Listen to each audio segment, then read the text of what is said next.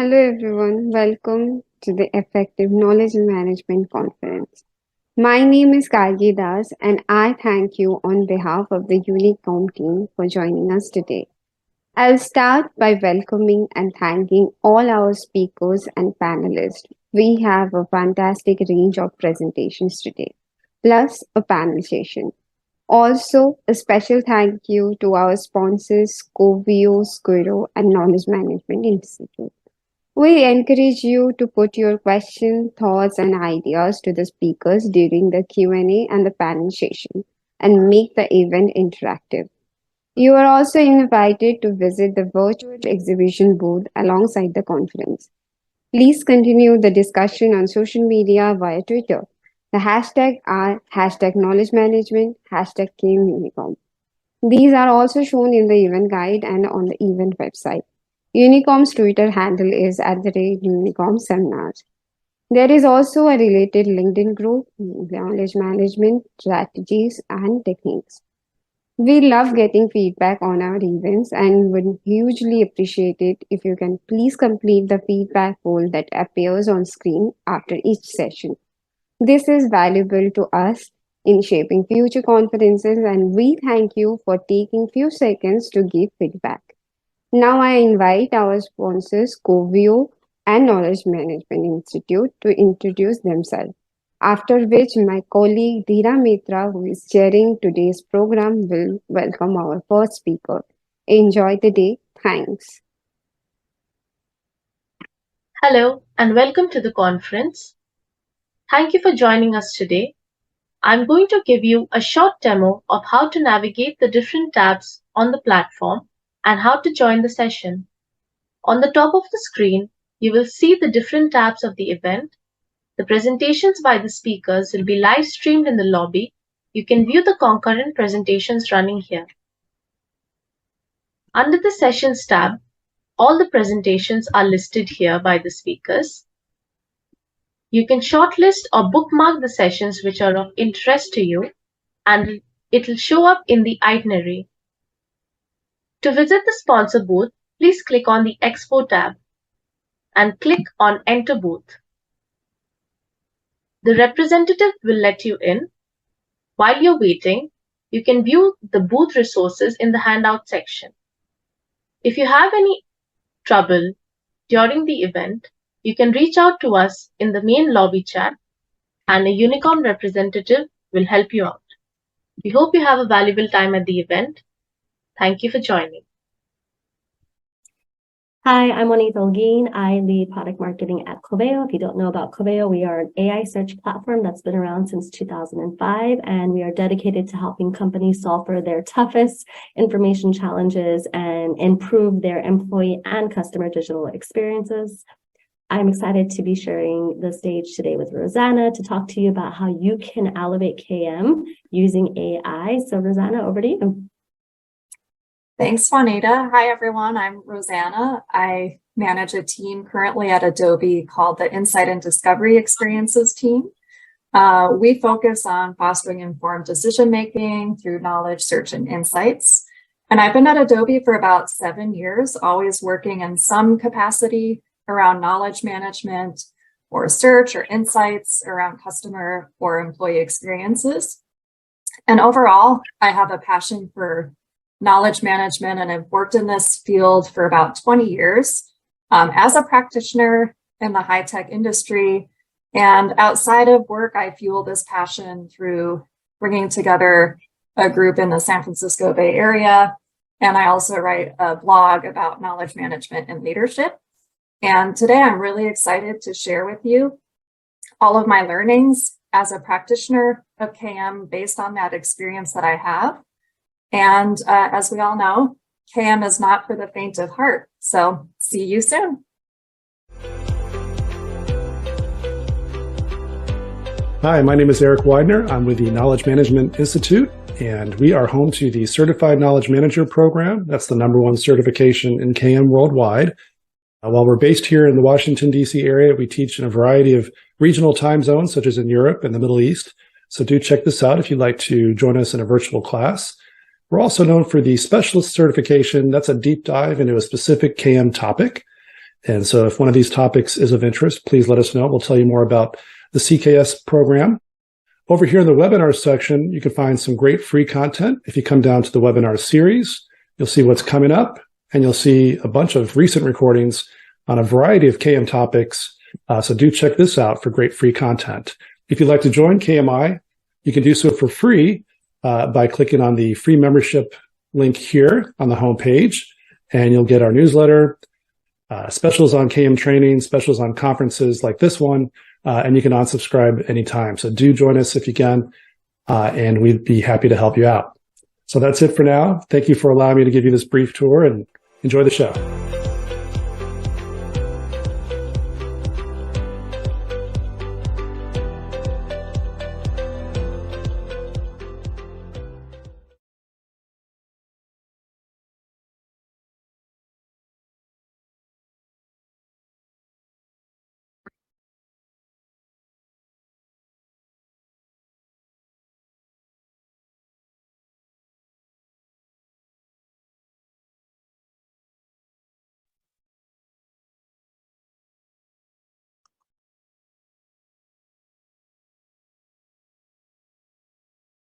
Okay. Welcome, everybody. Good morning. And we are now about to start a very interesting day of knowledge management. And to start us off is Stephanie Barnes from Entelechy, and she would tell us how KM is taking us to the new changes that that's happening in the KM world. So over to you, Stephanie. Great, thanks, Dira. Let me just share my screen here. Great, thank you. So, and good morning. Actually, just before we get started, if you have any questions, put them in the Q&A and I will deal with them at the end. I'll take a look at them at the end. So thank you for coming today. As Dira said, I'm going to talk about evolving knowledge for changing world and a challenging world. And I am in Berlin. And if you've been to one of my sessions before, you know I like to start off with a guided visualization just to get us calmed down and grounded and centered and all those kinds of things, because we're all jumping from one thing to another. And so hopefully everyone's somewhere that they are comfortable to close their eyes. If you're driving or walking around, don't try and do this, just listen. But hopefully everyone's in their home office or the office and can close your eyes and follow along and do the visualization with us. So get comfortable, take a slow, deep breath and close your eyes. Picture in your mind's eye a small and delicate flower floating gently inside your skull, just behind the bone of your forehead. Notice the flower's color, its shape, the pattern of its petals. Let the flower drift slowly downward, gliding gently down your throat into your rib cage, drifting down and down between your lungs, downward, gently downward.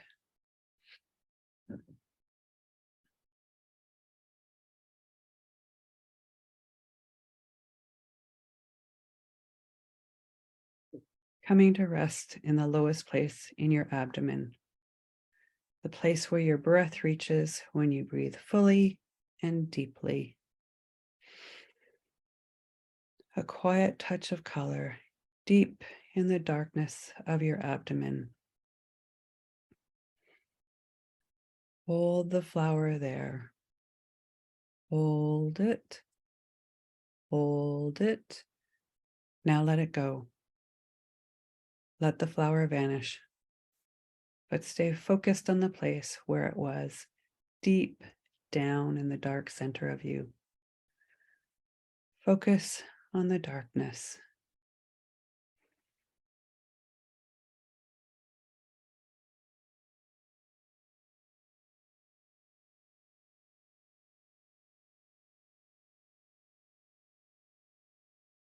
Now, when you're ready, and only when you're ready, open your eyes and come back into our virtual room.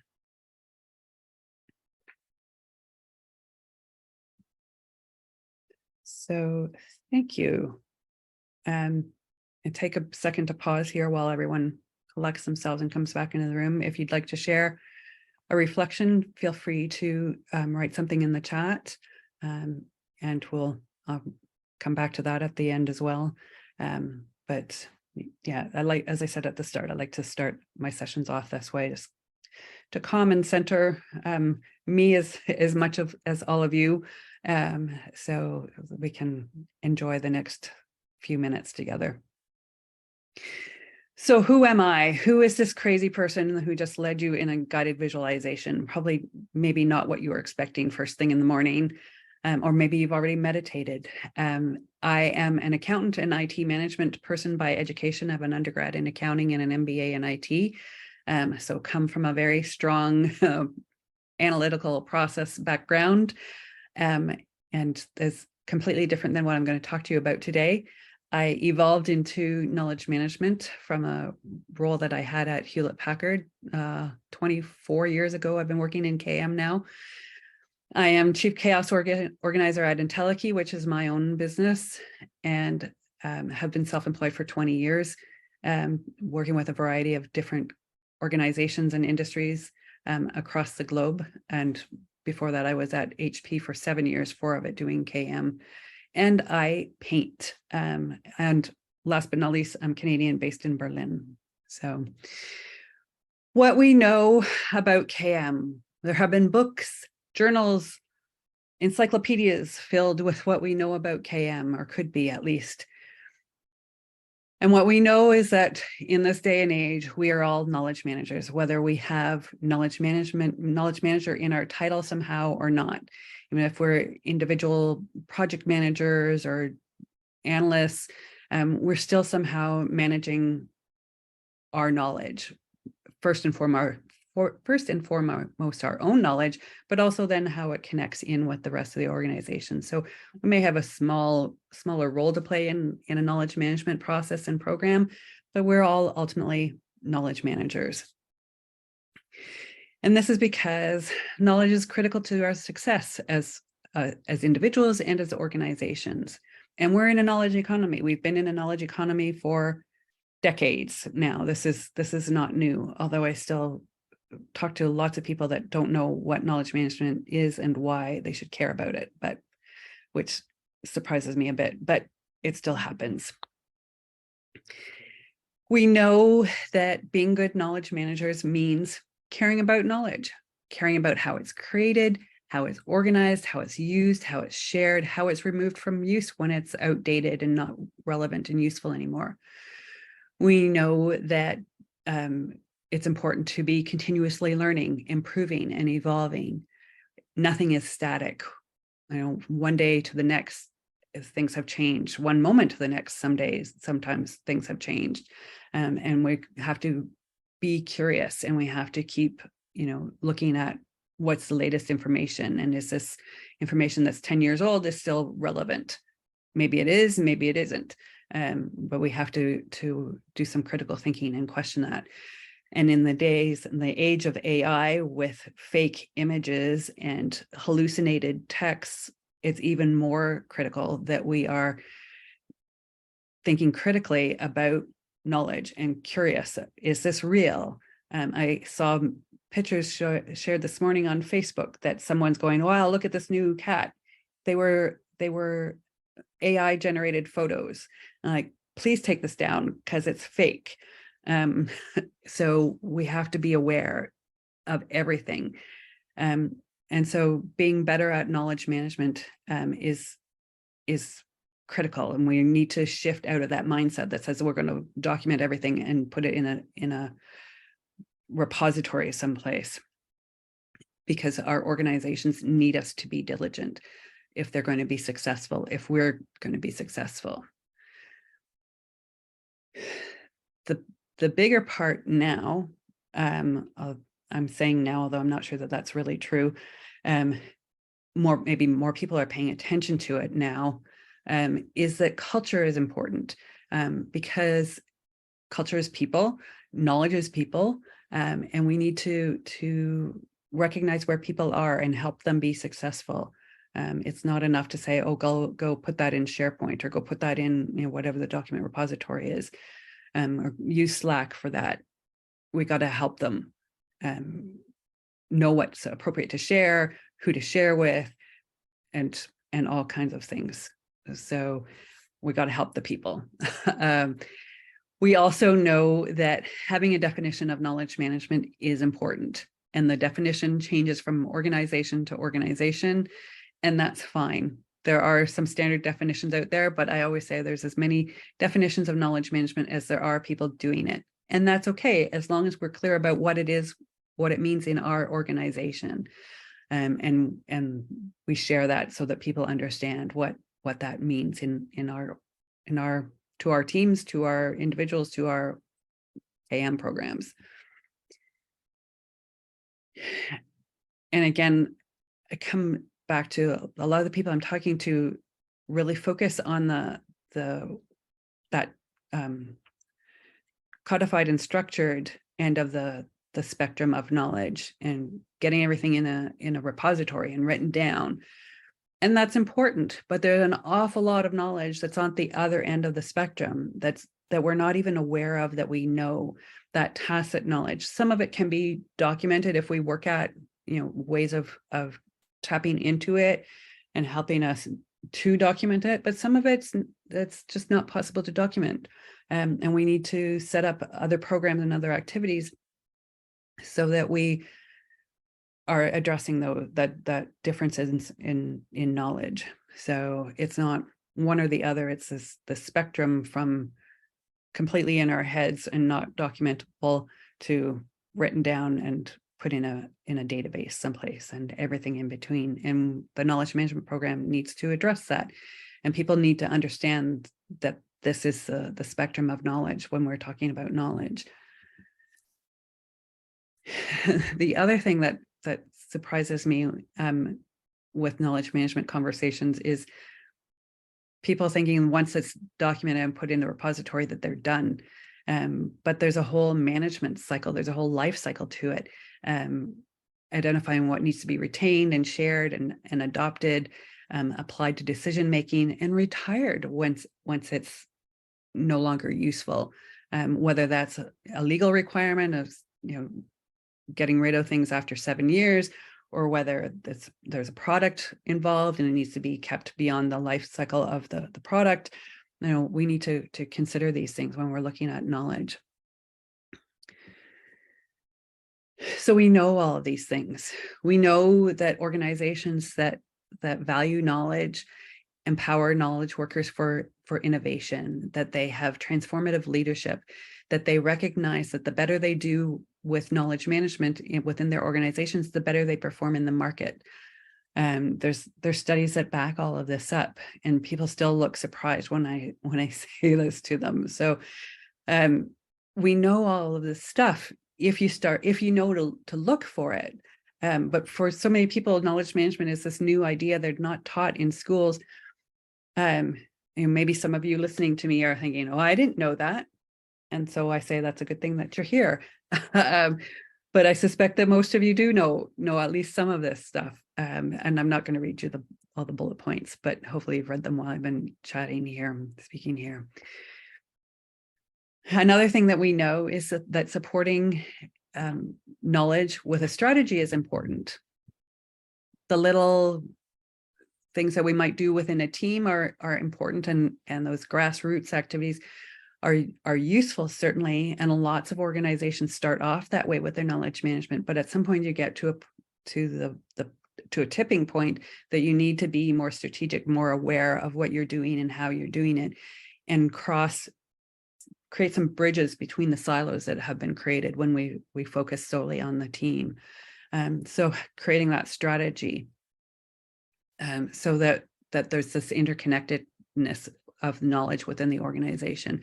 It helps us deal with the complexity of the world that we live in when we're connected to other parts of the organization and learning, and we don't have to do it all by ourselves. That VUCA world, that volatile, uncertain, complex, and ambiguous world, we need to be better with knowledge. And so we know this, we know all of these things. But, big but, the world has changed and is continuing to change, and it's not going back.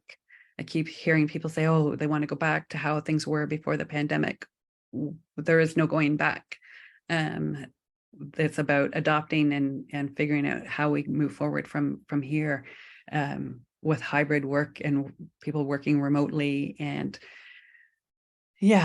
people not being 100% well because they've had multiple infections of COVID or whatever, they got long COVID.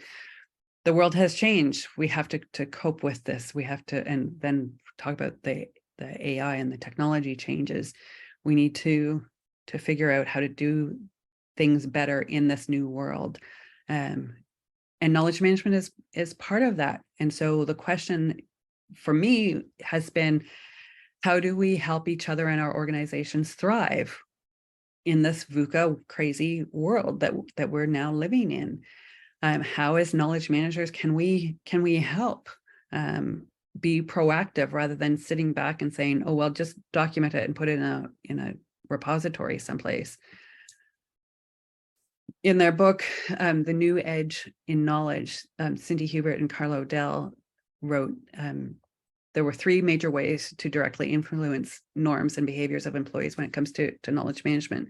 And they wrote this book in 2011 or 2012. So it's old, but still relevant, especially I think as things change and evolve today.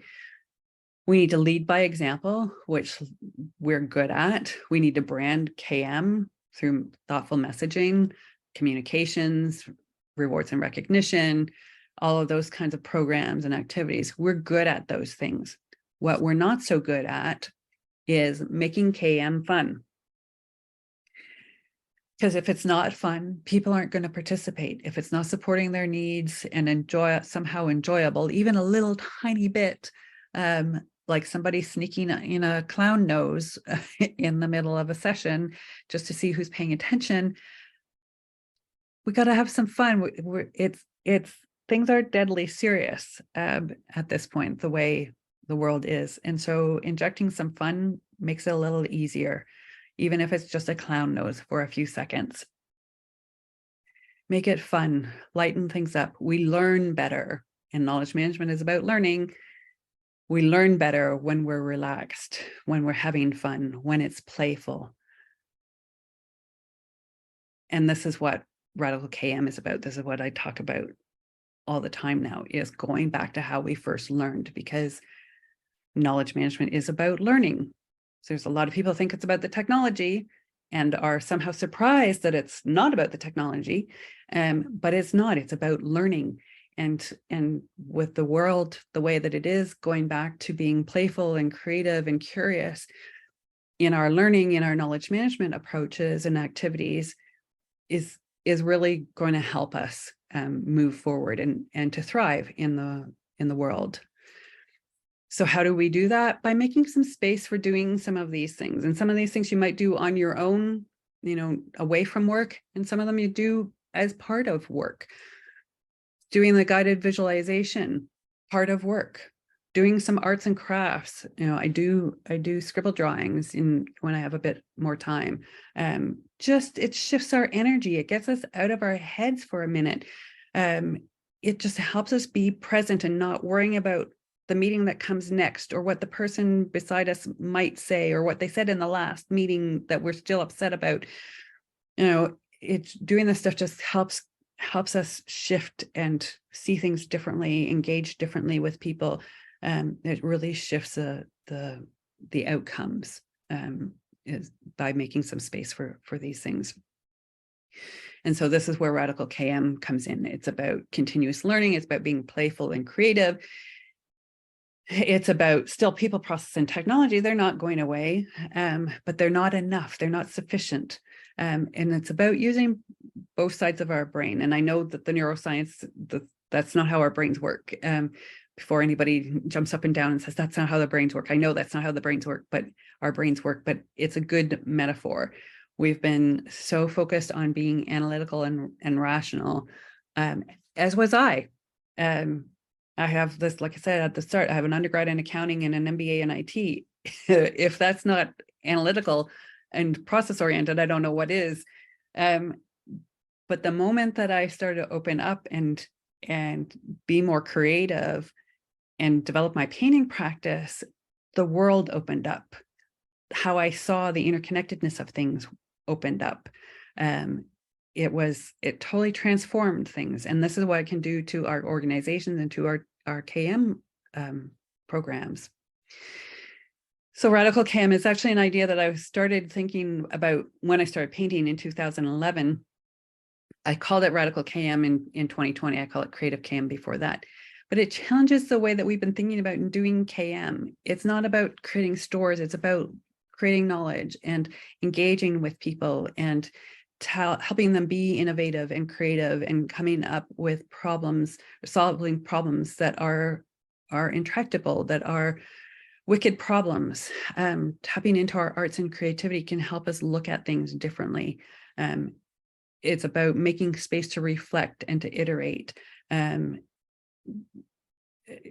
most importantly, I think when I started really digging into this and looking at it, it taps into all the sustainability mindset behaviors and sustainable leadership behaviors. And I thought, we have gotten into this space, this place, because we focused on what's in the little box and lost sight of the interconnectedness of things. And adding creativity and the arts back in helps us see that again, helps us see the bigger picture and recognize that we need to pay more attention to things like the circular economy and the sustainable development goals, and how to move towards those. So Radical KM combines the analytical, things that you're used to, as well as the creative. And of course, as with the yin and yang symbol, there's some creativity in the analytical and some analytical in the creative. So this is, it's not an either or, it's a both and. And there's lots and lots of reasons to add creativity into ABIs. ABIs are arts-based interventions to knowledge management. It's about being more innovative and creative, improving employee engagement, improving collaboration and communication, developing and supporting our knowledge management culture, improving resilience. So this is a personal thing, but it improves our continuous learning and our curiosity and our critical thinking. Because when you see pictures of weird looking cats on the internet, you don't just go, oh, wow, those are really cool.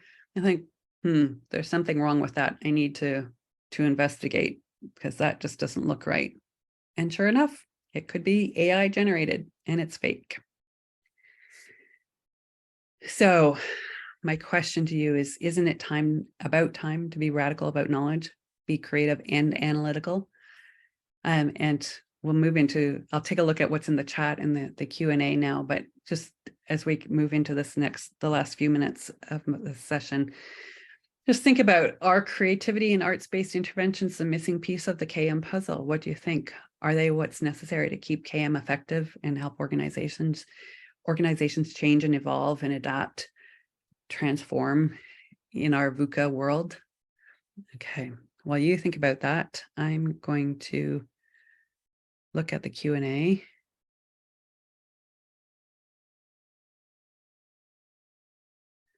So I have a question here from Brett. knowledge strategy without leader buy-in is just a concept. KM strategy is really just how KM supports the organization strategy. Yes, it is. And yes, you're right. Without a leader, it's just a concept. KM is just a concept without a leader when there's no leader. So absolutely. Thank you, Brett. Let's look at the Q&A, or sorry, the what's in the chat. Yes, thank you, Virginia. Adults should never be afraid to have fun in learning. Yeah, absolutely. I put my clown nose back on for this part. Yeah, the brain works so much better. Good, thank you. I'm going to just close this for a second.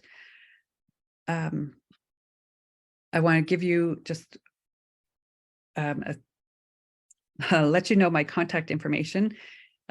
Feel free to reach out to me on LinkedIn or my email address, phone number there.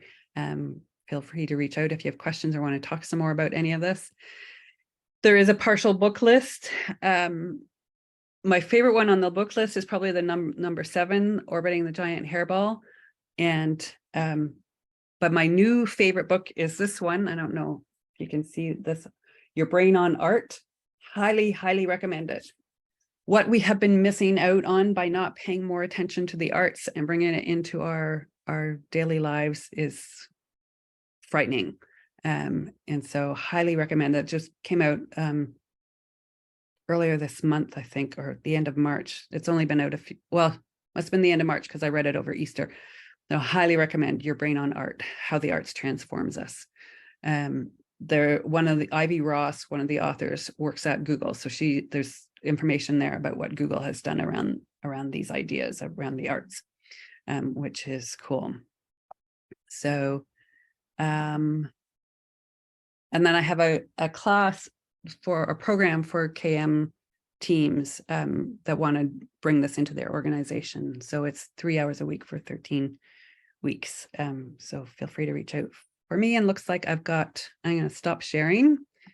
Looks like there's some more questions here. So let me see what we got here.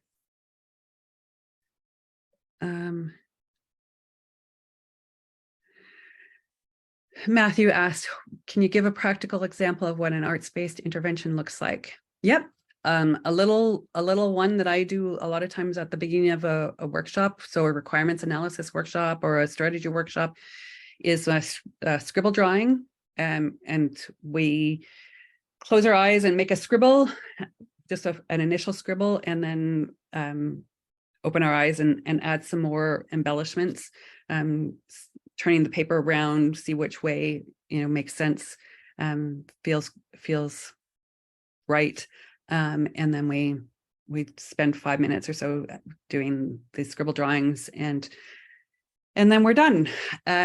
It's fun to do them if you're co-located, if you're in the room together, because you can pass the paper to the person beside you and do 5 or 6 passes around the room. If you do it that way, which is a lot of fun and brings up a whole lot of stuff around letting go of ideas and things.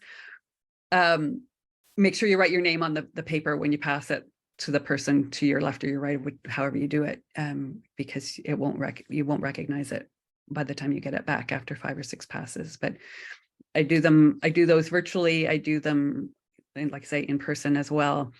It's a little different experience virtually, but it still works. It still gets people out of their heads and having a little bit of fun.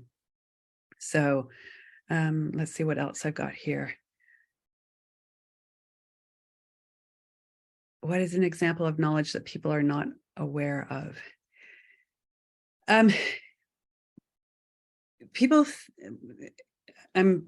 think that everything can be written down, but that's just not true. There's stuff that's in our head that we've learned, and I often use the example of tying your shoes.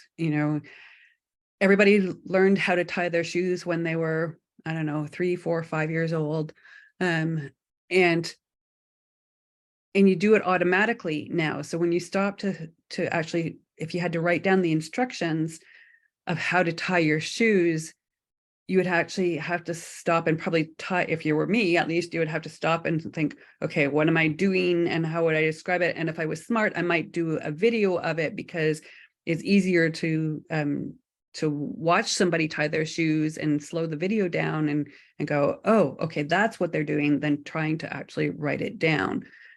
But there's lots of stuff that I've learned someplace along the line that I don't remember until I'm doing something that wakes me up at 3 o'clock in the morning and go, oh, that's the answer. That's the word I was trying to think of, or I need to connect that person with this person because they're interested in the same thing, and they would be beneficial for them to connect. So there's stuff, and I find when I do a lot of the bigger interventions of painting and things, where people are trying to solve some problems, that it takes a bit of time. It's not automatic, but it bubbles up out of their heads. And am I out of time now? Is that why you're back? No, I've got a little time, just one more minute, Stephanie, and then we go to the next session. But do finish this. Okay. I just was going to look for another question quickly. Yes, very quickly. Be good. This is a good one, Sarah's. How would you recommend introducing creativity in a science-based organization? Very small. I actually have a book on my longer book list. I don't think it was on the one that I posted. That's improv for science and engineers. And so improv is a good way, it's a theater-based way, arts activity, and it's a good way to get the science people involved. But at the end of the way, the science people, the analytical people are humans too, and this is a human way of learning and knowing, and so they might appreciate it more than you think, or more than you're afraid of. Okay. Okay, there's just one comment there if you want to, but maybe we just stop here for a minute right now, Stephanie. Okay. We'll have you again in both the panels. So I'm sure more questions and more comments will come along then. Yep. And thank you for starting off us very well. There were lots of comments on how this was the best way to start the day. Oh, so after my scrappy introduction, I think that got us off, and comments throughout the day, throughout your presentations, showed that you really touched their way of thinking too. So thank you. We'll see you in both the panels, and I'll hope people will have more questions for you. Great. So, thanks. Thank you. And we'll go to the next session. Okay. Bye. Bye. Bye.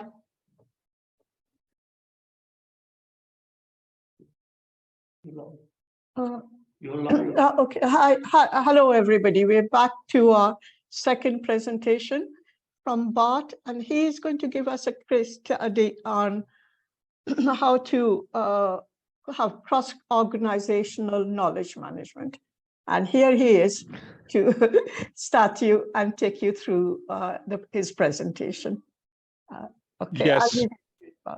Well, welcome everyone. Well, good morning from Amsterdam. One of the things that I forgot when I signed up for this conference is that it's actually a national holiday today. So it's King's Day here.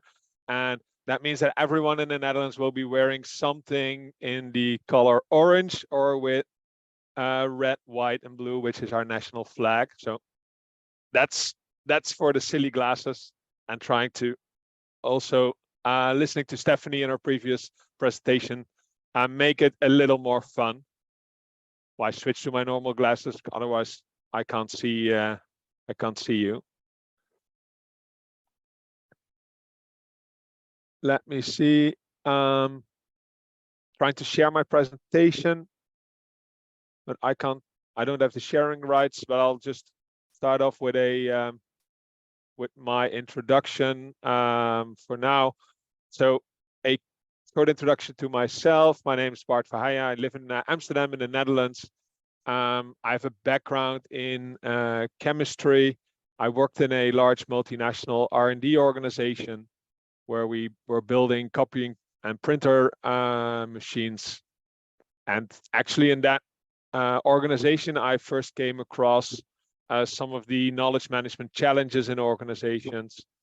The most prominent challenge that I saw right there was, as an employee, it's sometimes the knowledge that it should be available in an organization, but it is really hard to find the specific expert that has that knowledge. So you know what the organization is about, but it's really hard to find the specific expert who has that knowledge. Well, I can now share my presentation, so let's go. If all works out, you should be able to see my presentation as well. So I'll be presenting for about 20 minutes, and I'm happy to take questions in the Q&A in the call. I'll take some time in the end to answer the questions, and if there are no additional questions, I can always give more examples of this specific case. Well, I did already a short introduction to myself. So from OSE, that's actually when we came up with an idea to change that knowledge mapping and knowledge management problem into a solution where we were working with the basic key principles that are still the same as today.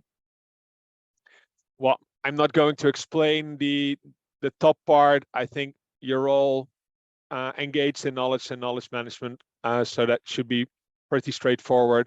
Knowledge is a very important production factor. Most of the knowledge resides in people and is mostly tacit in nature. Therefore, it is basically invisible. You cannot see if you walk around in an organization, or if you meet someone, you cannot see on the outside what knowledge that person has. And informal leadership, and especially network connectivity and network connection roles, are very underestimated. Therefore, we came up with a solution that is a bottom-up knowledge management solution, and it's driven by social recommendations of people in the organization, with the objective to connect the right person to the right knowledge at the right time. And actually, we did that first in teams. So we made team inventories, and gradually over time, we automated the process. So put that into a software solution. And about 2 years ago, we released our first integrated software solution where you can do the team inventories and asynchronous inventories and some network mapping in the same application. I will be presenting a case today. And what I like about this case is that it is not a team that is contained into one organization, but it's cross-organizational, which makes it really challenging to do, but also really rewarding to see, especially what these people got from having the insight in each other's knowledge. In this case, what they were trying to do is to deal with problems resulting from waste dumping of illegal drug production. Especially in the south of the Netherlands, there's quite a big problem with illegal drug production. And of course, these criminals, they produce waste, and that waste needs to they need to get rid of it. And then what they generally do is they dump that in places either in nature, because it's away from a lot of people and they will not be seen there, or they dump it in empty garages and so on. Let me see if I can play this movie.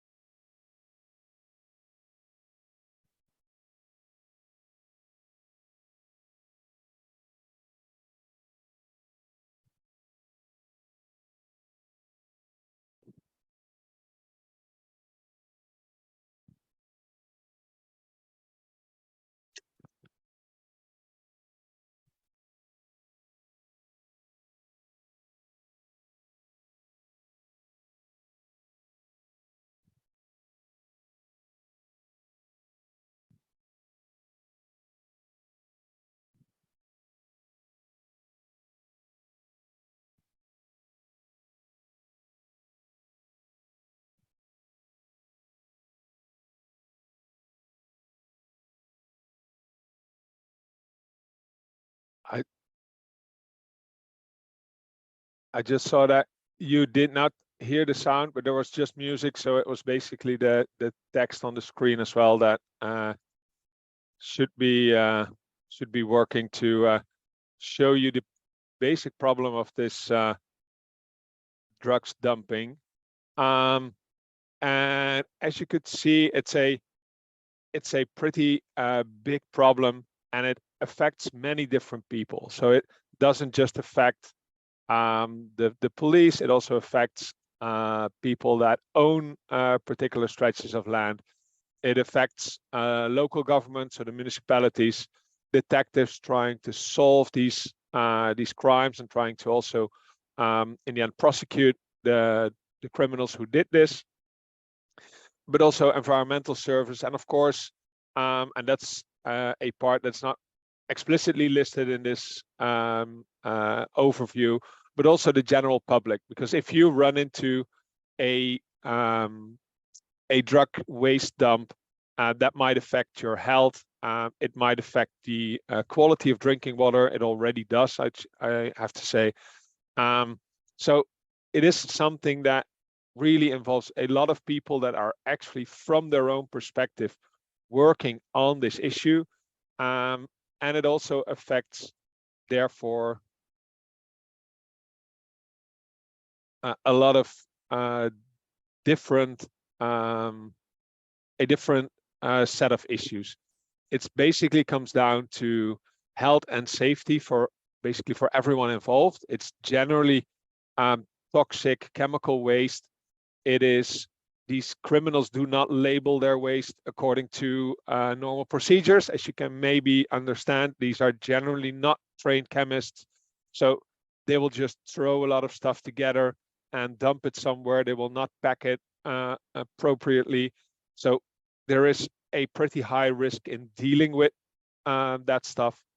Of course, what everyone would really want to do is, if you detect something, you want to make sure that you be able to prosecute the perpetrators, so prosecute the people who did it. And in the end, you want to also minimize the damage to the environment. And that environment can be different. So if it's a waste dump in nature, of course, that's the natural environment that you're trying to protect, the ecosystem, the plants, the animals, and so on. But if that environment is a built-up environment, and there were also cases of drug dumps in, for instance, people rent a big van, stuff it full with illegal waste, and then just leave it somewhere. And then, of course, the rental company who's coming to claim back that van will find a van that's completely filled to the max with illegal waste. And of course, that has a big risk to it as well. And of course, you want those people to be able to dispose of that waste safely and without compromising their health, but of course also try and maximize the chances of finding the people who actually did that. So in order to do so, what we did was we actually came in from one of these participants in the group. So the police force are responsible for of course finding and searching and researching these drug dumps, and also are the key in connecting the different stakeholders together. And what we did with them was we connected experts and their collective knowledge network. In this case, we chose to do a two-step approach, where the first one was a knowledge booster session, which is a mediated workshop of 1 hour with all parties involved in this, so all the different stakeholders, to ensure that there were no holding back or hiding of knowledge or hiding of knowledge connections. It was chosen to not involve any commercial parties, so only government or non-commercial, so NGOs were involved. So that meant that in the end, the people that are actually cleaning up these wastes were not involved, but all the other people were. So there were people from the water company, from the local government, from the province, from a couple of cities, from police, from the from fire department, from landowners, so also from a couple of nature organizations that own big stretches of land, and they all got into this knowledge boosting workshop to start with, and then because they were sort of primed to think along these collaborative lines, they were allowed to do some asynchronous follow-up, which means that they could just, whenever they sort of felt like, hey, I missed something in that workshop we did the other day, they could still add that for a short period of time. In this case, we took about 2 weeks for that asynchronous follow-up, and then finalized the entire inventory. But to give you a little idea of what that looked like in this case, so in this case, it's a screenshot. Layout is a little bit old. It looks slightly different now, but it's basically in that workshop, we take 3 steps with people. In this case, we had about 19 people together. We did this during COVID. So when I say together, I mean together in an online fashion. If that's possible, it's very valuable to have people together in the same room, because there can be some immediate follow-up and knowledge sharing and connecting going on around this inventory. But it works for the inventory part, it works just as fine in an online fashion as well. So we did a knowledge inventory. So that's round 1. It's coming up with relevant knowledge topics.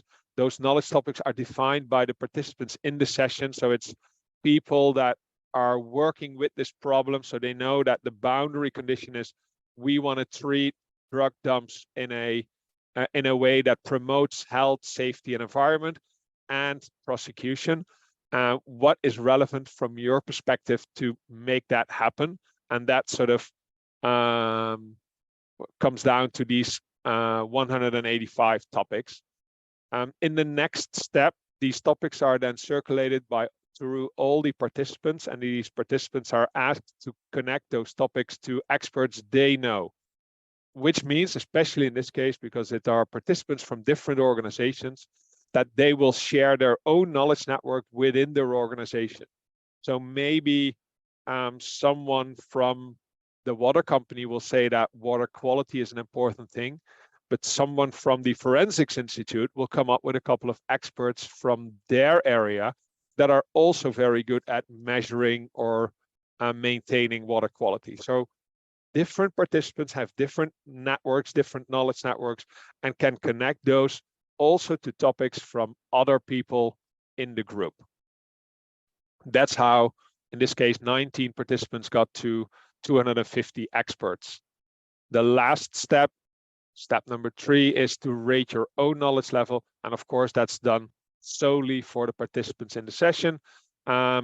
Basically the same way of working. So you get these 180 topics and you're asked to identify your own knowledge level, ranging from 0 to 5, from no knowledge at all to an expert. In this case, we didn't specify that any further than just this basic list, because there was no joint knowledge solution already in place, because these were just stakeholders that were working together on the same problem and never had really done anything to formalize that collaboration before. What does it look like? And again, this is just an example.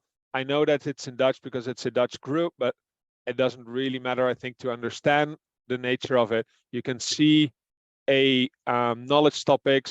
In this case, it's trends in the drug world. There's a little description there, and you can basically see, and of course I anonymize these names, so you can only see their first name. You can see the organization where they work. So it's the police, it's the Forensics Institute, it's the National Forensics Organization. And you can see the number of recommendations. So in this case, represented with a thumbs up that they got. And if they were there, you can also see their own knowledge level. So in this case, the person at the top of the list he was there himself, so he gave himself an advanced level and he got 3 recommendations. But the person in second place who also got 3 recommendations probably wasn't there and therefore doesn't have his own knowledge level identified. That's basically the outcome as a knowledge guide. The second thing, because we connect things, it's connecting people to knowledge topics. You can also make a knowledge graph. In this case, I'm aware of the fact that you can see the contact information of this person. Maurice, he was the project leader there, and he agreed upon having that information shared, so that's no problem. But you can see that people and knowledge topics are connected into a network view where you can easily navigate both topics and people to find, for instance, peers, to find people who have similar knowledge, or to be finding knowledge that you weren't aware was available in that broader network. So even looking beyond a first contact in another organization. Well, there are a few examples of results that we got. One of the things is that this knowledge network has been used to draft a national protocol on how to deal with drug waste. Basically just getting the people, the knowledgeable people from this network, and then bringing them together to work on it. And the insights from the knowledge network really helped to make sure that all the relevant people were involved. The second is connect quicker in this network to newly arising issues. There was an issue of mercury. Mercury is a chemical used in some drug synthesis, so I've been told. So there was a problem with increased levels of mercury in the water intake, and it turned out to be very easy to find relevant experts in the network and then work on a solution. So it connected the Forensics Institute with the water company, and they were able to find a resolve for that. The last one was a discovery. I would say that's an part of an unknown known. The water company did do some testing at their water intakes, and they tested the quality of the water that was coming in. They did those tests to adjust their cleaning process to make safe and high quality drinking water, of course, because that's their job. But in the variation of their measurements, they could see whether there was a drug dump somewhere upstream. And after this knowledge inventory, they started sharing that information with local foresters who did inspection rounds, because now they had a guidance of going towards a certain place and being able to, with more likelihood, find an illegal drug dump and being able to clean that up earlier. So they had some sort of early warning signal like, hey, in this area, so upstream from this water intake, you are very likely to find an illegal drug dump, and therefore that should be your priority to go there and find that as soon as possible. Simply by sharing, in this case, information that was already available within these stakeholders, which they were perfectly fine to share with each other. They just didn't know that yet. Well, this is basically my last slide, and I'm thinking about in the last 5 to 7 minutes. So I'll check out the chat and the questions now to see if there are any additional questions. Otherwise, I can extend a little more on a few of these examples. Let me first go to the Q&A. How do you avoid those who are very knowledgeable getting overwhelmed by requests from people? In this case, it wasn't really finding the top expert. It was mainly about even just basically connecting these different organizations together, and even discovering the fact that they're not really the fact that there was knowledge, but making that very specific. In general, I would say how you avoid that, the people having a lot of knowledge getting overwhelmed, is that if there is knowledge available close by, generally people tend to use that first before they go to the top expert. So maybe if you look at the example that I gave, let's say you're working in the NFI, which is the National Forensics Institute, which is the person all the way down in the bottom of this list who has only got one recommendation. Still, if you would be working there, chances would be you would contact that person first, not because he's the biggest expert in this area, but because he's close by and therefore probably more approachable and better reachable for you. So one other thing is that by showing also the lesser experts and not just the top expert, that also helps in pulling away some of the overload or questions to the top experts. Let me see.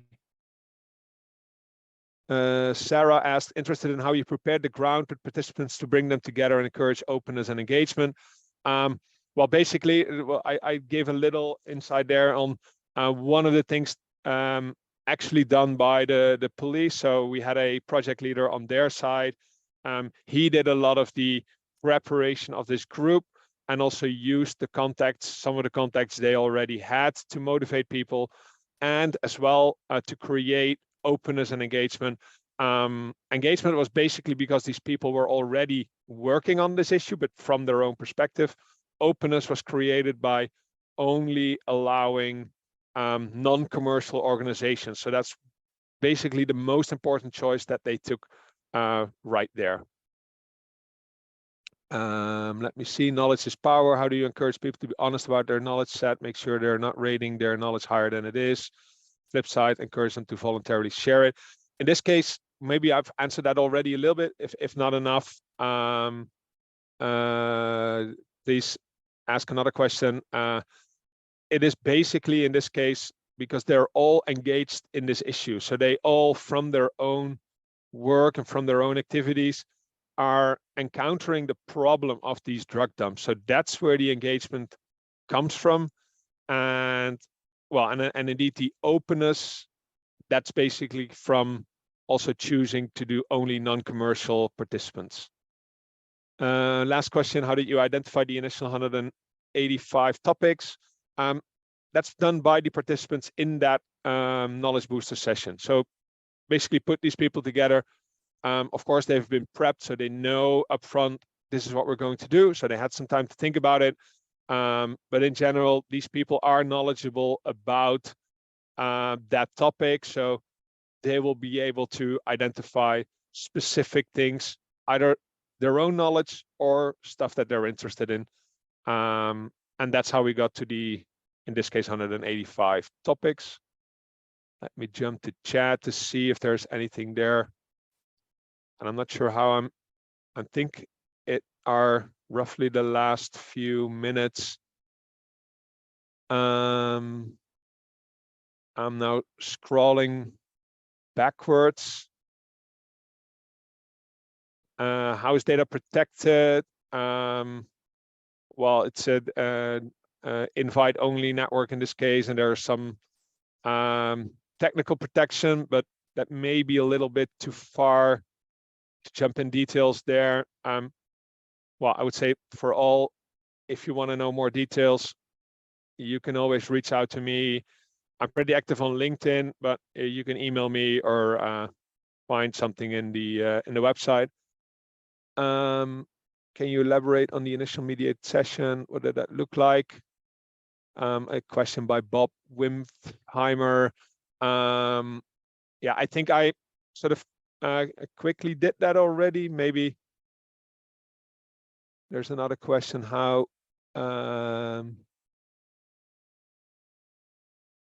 good way? So maybe to give a little more insight in the session. So as you can see here, so in this case, what we do in that initial session is literally taking those 3 steps. So these people are pulled together, they're invited, and they are there because they are part of the solution of this problem. And Why they're part of the solution? Because they are already working on this problem. They are already engaged in solving drug waste problems from their own perspective, from the water company, from the municipality, from a forester approach. That's why they're there. And then we just run through these 3 steps. So first step is a knowledge brainstorm. So everyone does that. And the forester has different knowledge topics he finds relevant than the water company. The Forensics Institute had different ones than the police. The fire brigade has different topics than the Natuurmonumenten. They own a lot of nature, so different topics come in. And then in the second and the third round, the topics are circulated. So you also connect your expert network to topics from other people. And that's basically where the shared learning comes up for these participants. They say, hey, I put up a topic that I find relevant, and now I see experts connected that are outside of my own network or outside of my own working environment. Well, I already saw Dietra coming up, so I think this is the end of. I don't want to steal too much time from. I think Dave Snowden is next in the program, so. I can't. Okay. So thanks a lot. I think my time's up. Feel free to reach out if you want to learn more or see more. Happy to explain a bit more if you want, but then take it outside of this session. Okay, thank you, Bart. That was very interesting, though we had some comments of it's a scary topic, but a very good case study. It is a very scary topic, and indeed, yes. Well, and maybe in the beginning in that little movie, you saw a couple of pictures, and I've heard stories from the people that are actually working on these things. It is really scary, especially in the built-up environments. If you see what people just literally dump in built-up environments in garages that are underneath like a big apartment building, that's that is scary. Yes, very scary. Also, that a van load of rubbish left like that, you don't know what to do with them. No. So there are lots of comments coming in saying they enjoyed it very much. It's a shame we won't have you in the panel session. I will be in the next panel. I think you will come in. Okay. Yes. So because of King's Day, I will be leaving after the panel, but in between I will join Dave Snowden. I think Hank Malik was somewhere in between, Ron Young, and then that panel, and then after that I'll be going. Okay, that will be lovely. So there'll be hopefully more questions then. Thank you. You're welcome. Thank you. Thank you very much. Bye. It does.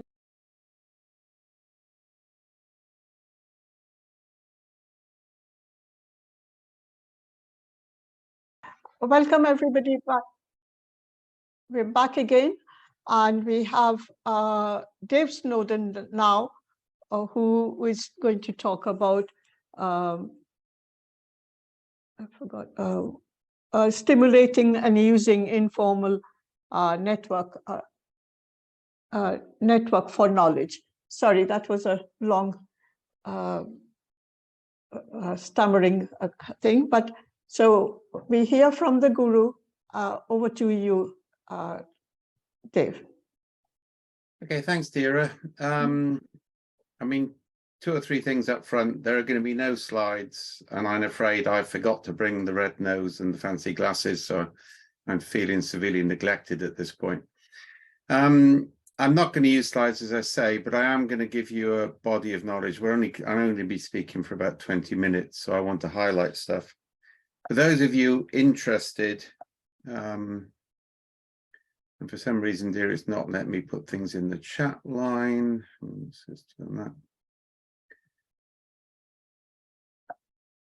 Okay. Sorry, just 2 seconds. I'm trying to get this together for you.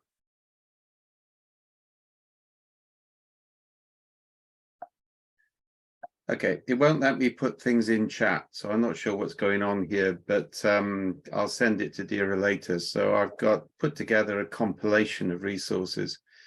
So things like the European Union Field Guide on Complexity, which originates in KM, and also a series of posts looking at things like informal management, certification, and such like that. So there's a fairly rich body of material there, which I hope will help you. The thing I want to focus on today is to look at how do you manage the informal aspects of an organization rather than the formal systems. And this actually goes back to a paper I wrote many years ago when I was working for IBM called Complex Acts of Knowing, to which there would be a reference in the chat if I could see them, which was based on work I did in IBM on the difference between formal and informal communities in knowledge management. And we found there was actually a ratio of 1 to 64. So for every formal community of practice, there were 64 informal communities, and those are only the ones using the technology. So actually it's probably a bigger grouping than that in reality. And that paper, Complex Acts of Knowing, I think it's now the 10th or the 11th most cited paper in knowledge management.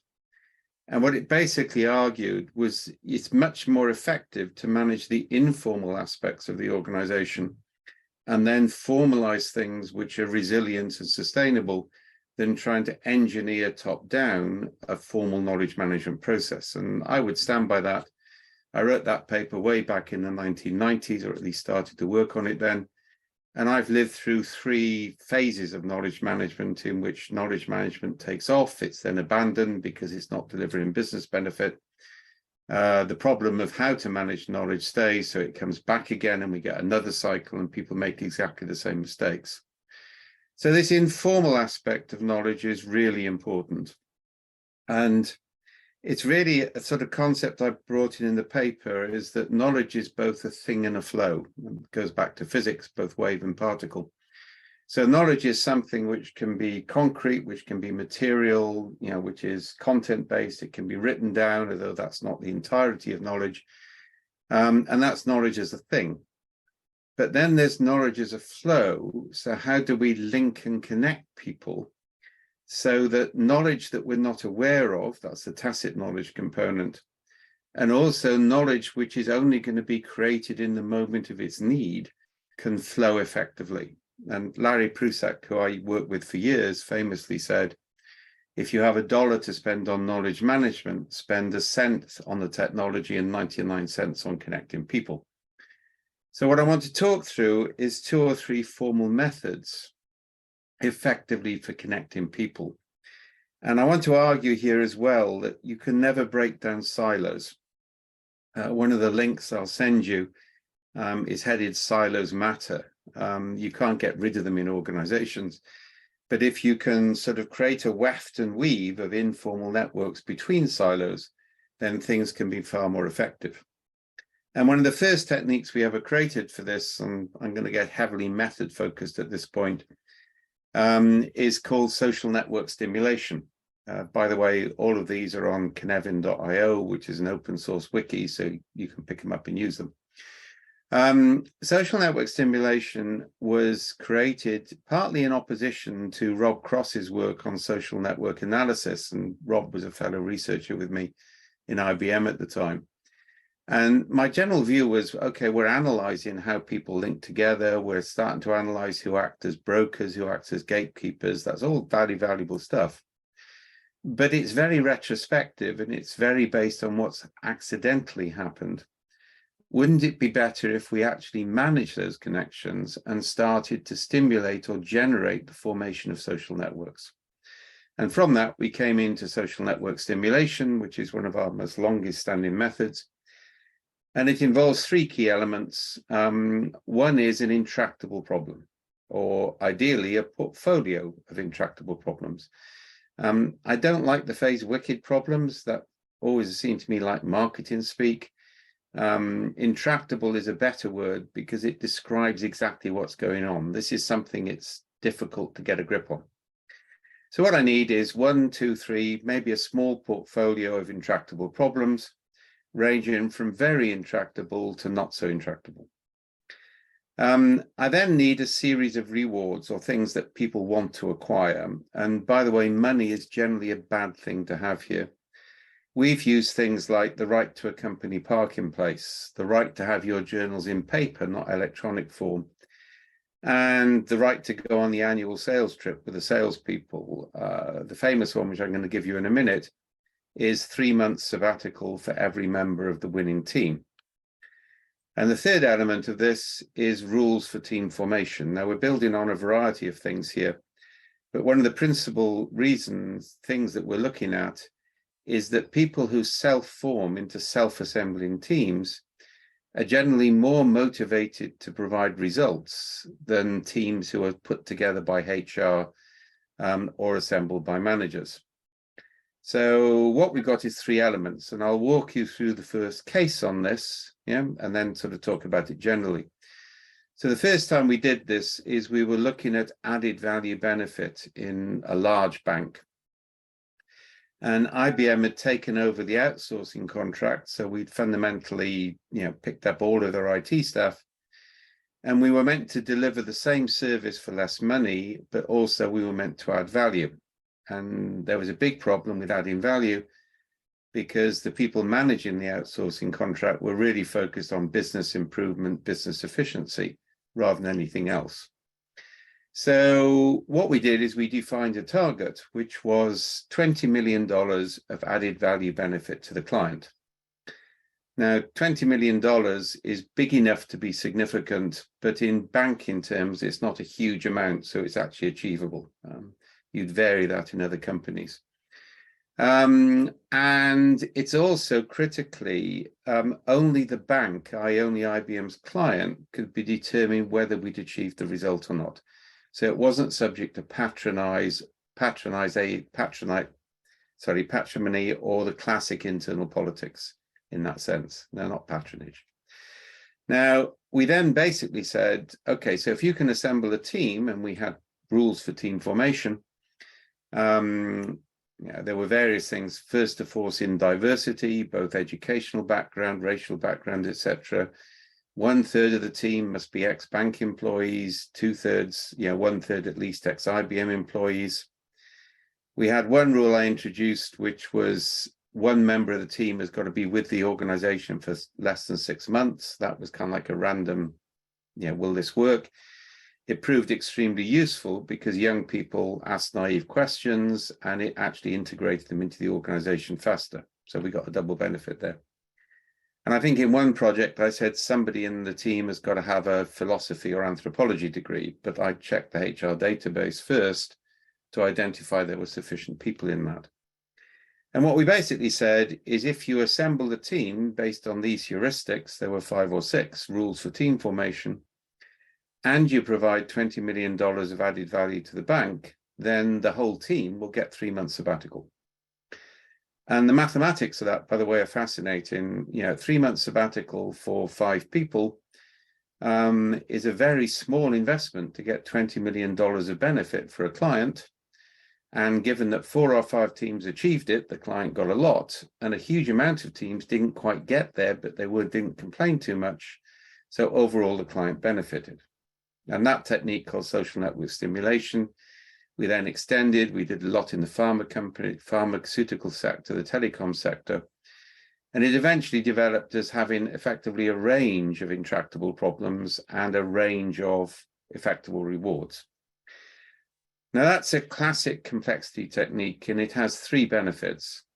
First of all, it's a great way of solving problems. So we're not codifying knowledge, we're deploying knowledge in multiple teams working in parallel, into the organization to get a benefit. So it's a problem-solving technique. Secondly, it's actually a fairer way of allocating effectively intangible rewards, or things like sabbaticals, the right to company-funded education, the right to journals in paper form. I keep giving you examples here. But its main objective is if you run SNS 2 or 3 times over a couple of years, then by the end of that period, everybody is within 3 phone calls of everybody else, having worked together on one of these small teams. It's the button threading problem in mathematics. So as things start to connect, they suddenly start to come together exponentially in terms of the way they do.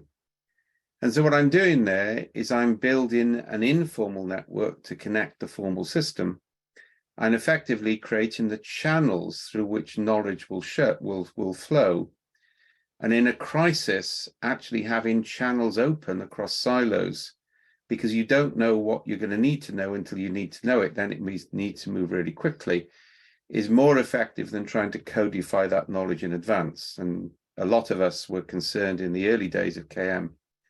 I still remember the CEO of Hewlett-Packard, and Hewlett-Packard spawned more knowledge management consultants than anybody else, I think, or possibly BP was the other one, who famously said that all of our knowledge walks out of the door every night, therefore we have to codify it. And several of us said, well, why don't you focus on getting it to walk back into the door next day, because that might be more effective. And we're still having that fight now. So that's kind of like one method or tool. The second one I want to go into is a variation of that. This is called entangled trios. And again, I'm giving you the approach to that. And what we do here is we define a series of roles in the organization, and people have to choose to work together in combinations of 3 roles, either as part of their regular work or to solve problems. So to give a couple of examples, one of the things we're doing for retention of key knowledge in an organization is you get people in their first 6 months of service in the organization. You basically, because they're in their first 6 months, they'll do lots of things they won't do when they're more older. To keep a daily journal of their learning experience, that's a valuable knowledge asset. But then you also pair them in multiple pairs, overlapping pairs over time, with people within 4 or 5 years of retirement. And this is called transgenerational pairing. And older people will share things with junior trainees that they will not share with consultants and middle managers, because it's a different type of relationship. It's what I famously call the grandparent syndrome, in that grandparents will share things with grandchildren that they won't share with their children and vice versa. And then we put them in a trio. That's where the trios come in, with somebody on the fast track program in middle management who wants to get novelty in order to do things. And so what you've got is this small group of 3, young and naive, old and experienced, sort of middle-aged and ambitious, and we have multiple versions of those trios working on problems. And again, it's a problem-solving technique, but it also builds that intergenerational network, and it builds the network into future decision makers of people they can call on later. Another example of that, and we've done this on social intervention, is teenagers with people from their grandparents' generation in the industrial area of South Wales, then linked in with somebody from local or national government who can make their innovation ideas work. In IT, we're now combining young, bright programmer with mature systems analyst, systems architect, and a user trained to talk to IT people.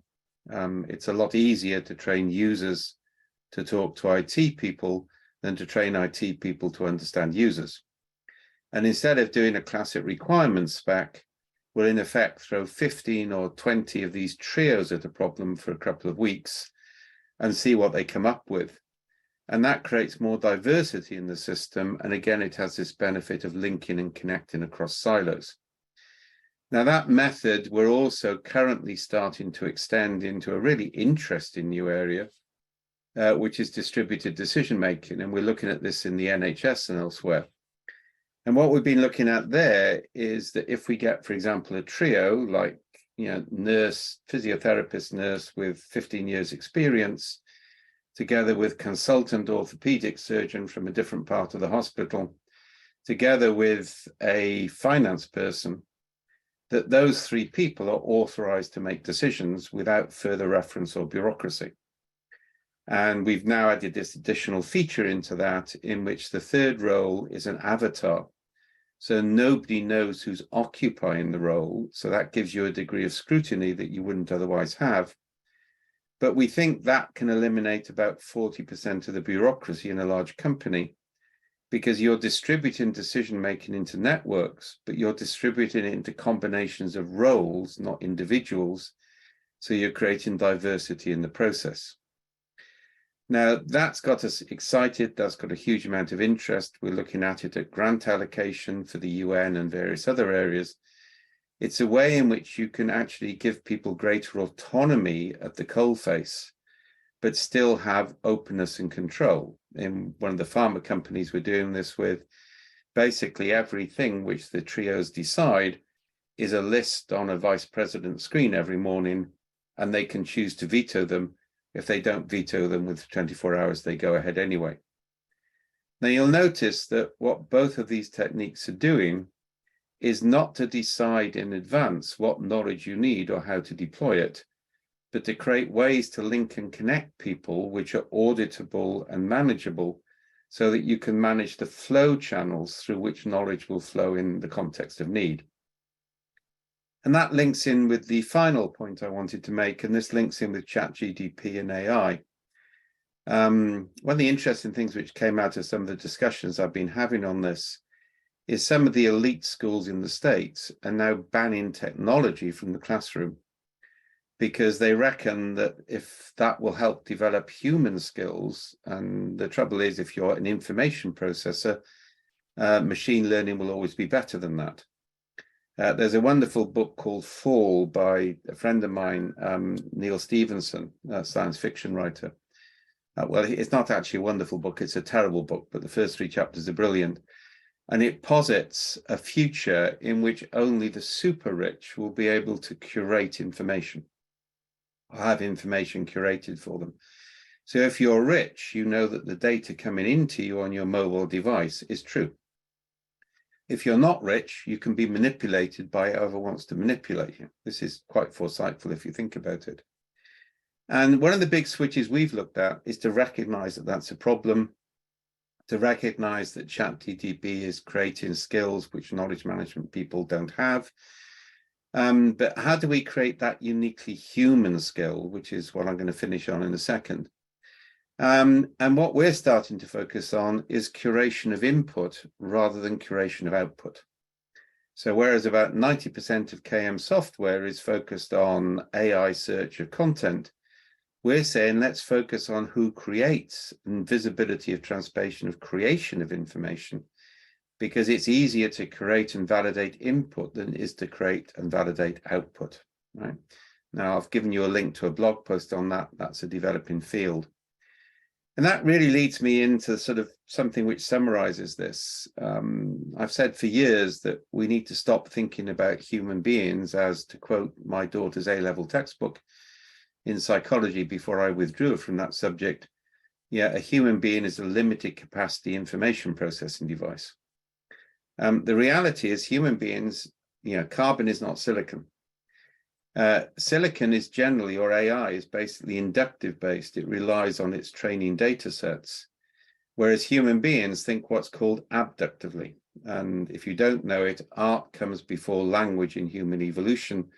Semiotics and symbols are actually more important than language constructs, something a lot of search engines just don't realize yet. And so human beings, and we think the role of art in evolution is to create this rapid, to narrow the gap between different bodies of knowledge. Because if you go into art, you suddenly start to see novel connections, and that's called abduction. And it's part of a body of work I've given you links to on how do you create what are called aporetic moments. Every Greek school child knows the word aporia, but it's not familiar in the West. An aporetic question is a question to which you can only discover an answer by thinking or acting differently. And creating aporetic moments in the company is key to knowledge generation, knowledge creation, and knowledge support. So this brief presentation, and say there's a huge body of material I'll link with you as soon as I can get it to you, has basically said, focus less on content and focus more on the mechanisms by which knowledge can flow and people can connect. And that will have multiple benefits. And also start to recognize and work with the unique human aspects of knowledge, which are based on abstraction, basically social association, what Andy Clark's called scaffolding. All of these sort of narrative-based approaches, these abstraction-based approaches, these connection-based approaches, really challenge conventional KM, but they come from a natural science background, not a social science background. And our really latest work, and again, I've given you a work to link on this, is actually coming from quantum mechanics, where we're starting to measure the energy gradients of change in organizations on the general principle that if the energy cost of sin is lower than the energy cost of virtue, then people will sin. And at the moment, the energy cost of codification for structured KM programs is lower than the energy cost of connecting people. So in effect, they're doing all the wrong things. So a plea for building formal networks, focus on connectivity, focus on apparetic moments, focus on abstraction, allow technology to do what technology does well, which is information management and information processing. But if you want to be a knowledge manager, focus on the uniquely human, cognitive, physical, and social aspects of decision making. And with that, I've left 5 minutes for questions. And I can't see the question and answer or the chat line, Dira, so.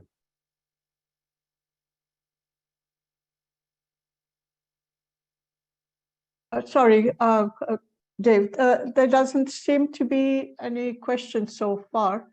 Can we just wait for a minute and see what comes along? Sorry. Oh, everybody said chat is disabled. Oh. You disabled chat.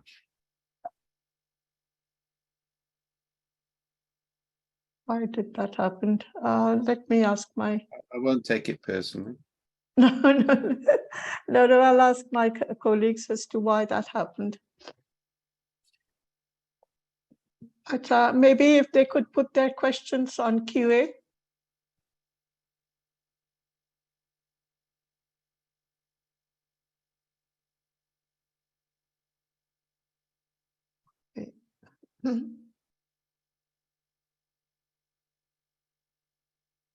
There are 6 questions.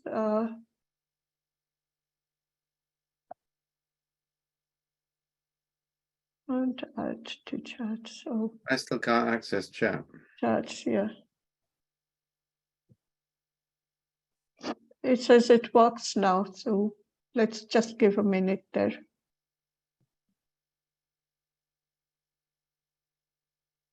Yeah, and I haven't been able to say the links because I can't cut and paste them. Yeah. Okay. You're still not letting me do that, dear. Okay, let me ask my colleagues as to why that is happening. Yeah. I'll pick up on some of the stuff. I actually think financial incentives they engender the wrong type of participation. One of the rules I created for knowledge management years ago is that knowledge is always volunteered, it can't be conscripted.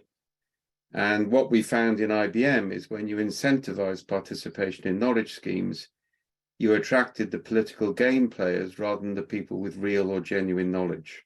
Yeah. And yeah, Navid's question is a good one. Actually, I shouldn't say that. I said that once in Australia and somebody said, I didn't ask you to rate my question. I asked you to answer it. So I just share that one. Trios is a very different concept from COPS. The problem with communities of practice, and when you get the links, you'll see my concerns about communities of practice, is they involve different groups of people with radically different knowledge bases or different levels of knowledge of the subject. So it's difficult to get participation. Whereas trios actually link and connect people without the need for formal codification. That's important. So you're focused on connecting people, you're focused on allowing knowledge to flow between trusted networks in the way it works. Yeah. So I wouldn't use financial incentives is one of the key things. Yeah.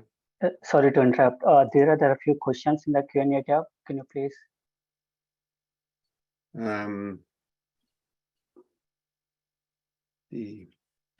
The point about formal networks, I would, again, if you read Complex Acts of Knowing, it says, yeah, you need formal systems, you need formal communities of practice, but you're much better taking something informal, which is working, and formalizing it. But the minute you formalize something, the energy cost of maintaining it goes through the roof. So your informal networks you get for free. Yeah, so it's kind of like a balance. Yeah. The stuff on redundancies, if somebody wants to talk to me about that separately, that's an area where we are significantly working. That concept of young people capturing knowledge from people who are about to retire is key. The other thing on this, and this is where we talk about Gemba, that Japanese concept of in the field, and it's why actually I've never liked lessons learned programs or sort of peer review programs, because we know from cognitive neuroscience that the way people remember things is radically different from the way they happened. So we focus on capturing lessons learned and knowledge in the field as it happens, not through retrospective processes. Yeah. The other problem, I think, and this is the point Bob's asked, all right, which is about knowledge sharing to performance ratings. I actually think performance ratings don't belong with knowledge management. I'm going to say it's a voluntary act. I've never met anybody, even with deep expertise, who wouldn't share their knowledge in response to a genuine question from somebody who needed it. But I've seen lots and lots of people refuse to codify their knowledge on a database to keep a knowledge manager happy. And again, that's that linking and connecting people. So people misquote knowledge is power. That's Francis Bacon, and he's talking about the role of education. He's not talking about people holding on to knowledge. Yeah, if people are holding on to knowledge, it's kind of like your problem. Yeah. In response to Virginia, we actually have a version of our narrative software called Gemba, which is what I was referencing to. And to give an illustration, what we're now doing is deploying that on apps so we can capture lessons learned. Yeah, as they happen, we can capture feedback on leaders. We can use it as a sensor network per the field guide. We've also just introduced microaggression reporting. So if something happens that you're uncomfortable with, so that could be inappropriate sexual behavior, it could be something which looks like fraud, it could be an engineering issue, you're concerned about something, but you don't want to cry wolf, then you can report that in the Gemba system. It's immediately encrypted, so nobody has access to it. But then we report back on a pattern of multiple micro such reports to indicate that people have got a problem. Now we're now doing that sort of approach in KM on massive public transport infrastructure projects, where we need to get weak signals of projects going wrong before a project manager would report it. But we're also using it to handle the increasing problem of misogyny and sexual aggression, which is taking place in companies. Yeah. So that's kind of like, you know, and I've given you again links to that sort of material, but I still can't put anything in the chat line now. It's still refusing me to put stuff up. Oh, I've asked them to.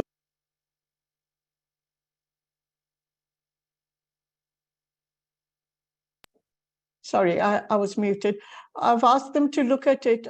Can we put them on later on? Dave, do you reckon? I've got them all, Dira. I'll email them to you and you can put them up. Yeah. Okay, well, we'll do that. And sorry, we seem to have run out of time now. That's okay.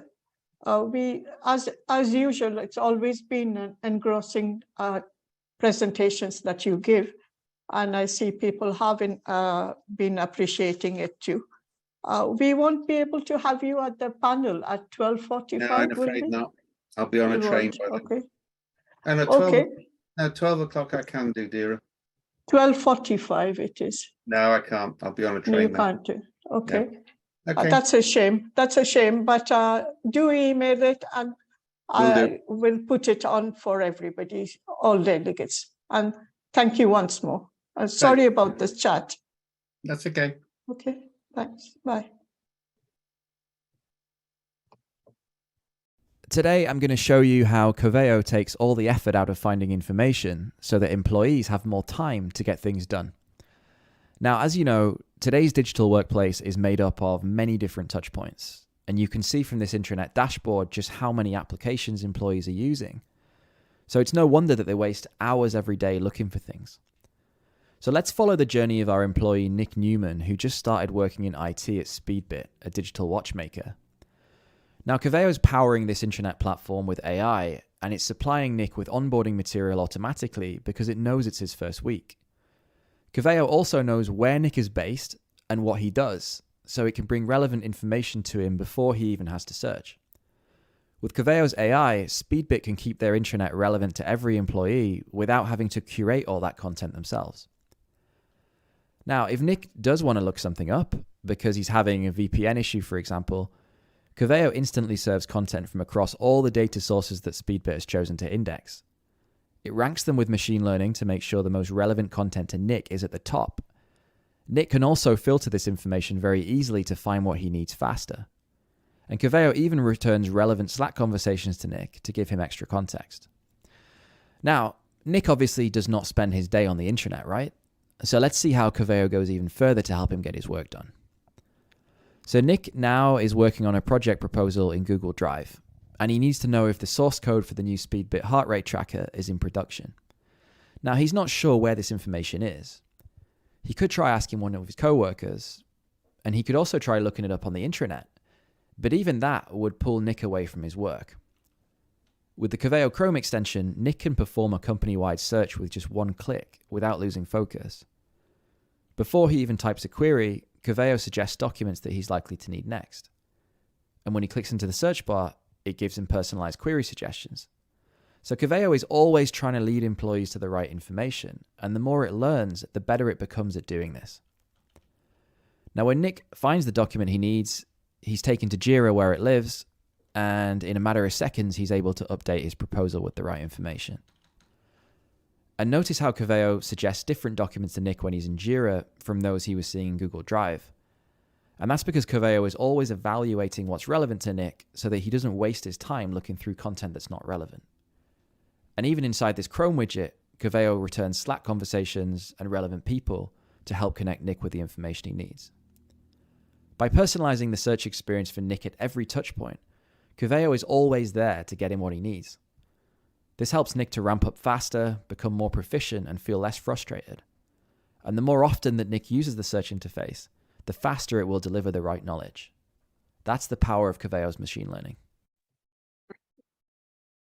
Okay, welcome back, everybody. Sorry for this little delay, but Ron is here now, and he'll take us through his presentation and about effective knowledge management that's working with humans and AI.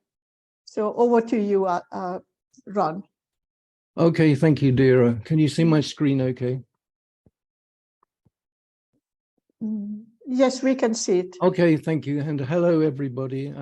I've had the privilege of working with Unicom for many years, actually, so I would really like to thank Unicom for inviting me to speak on effective knowledge working, the human and AI dimensions.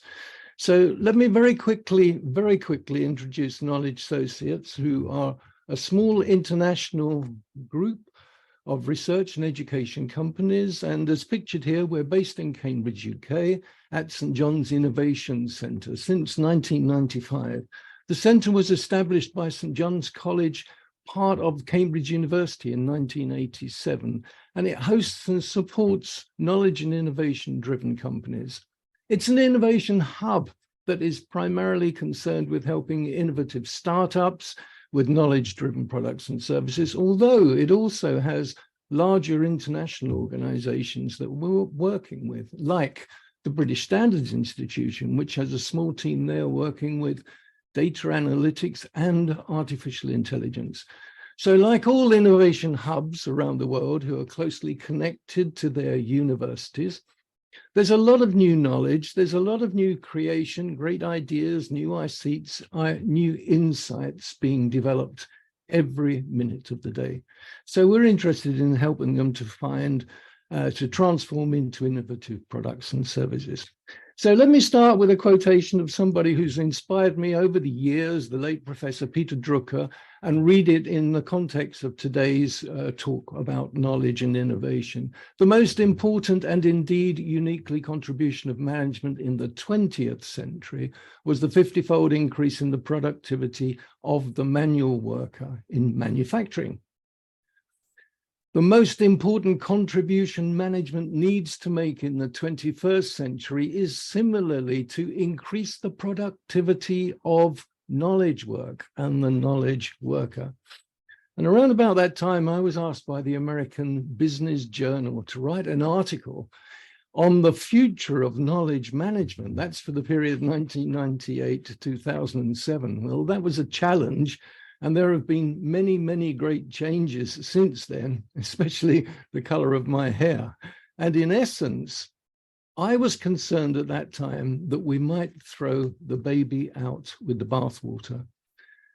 Because there was, in my opinion, too much what I call ordinary or operational KM at the time, which delivered some good results and some mediocre results, more incremental progress. But in my opinion, there was not enough extraordinary, or what I prefer to call strategic KM, which can transform organizations and deliver very high value.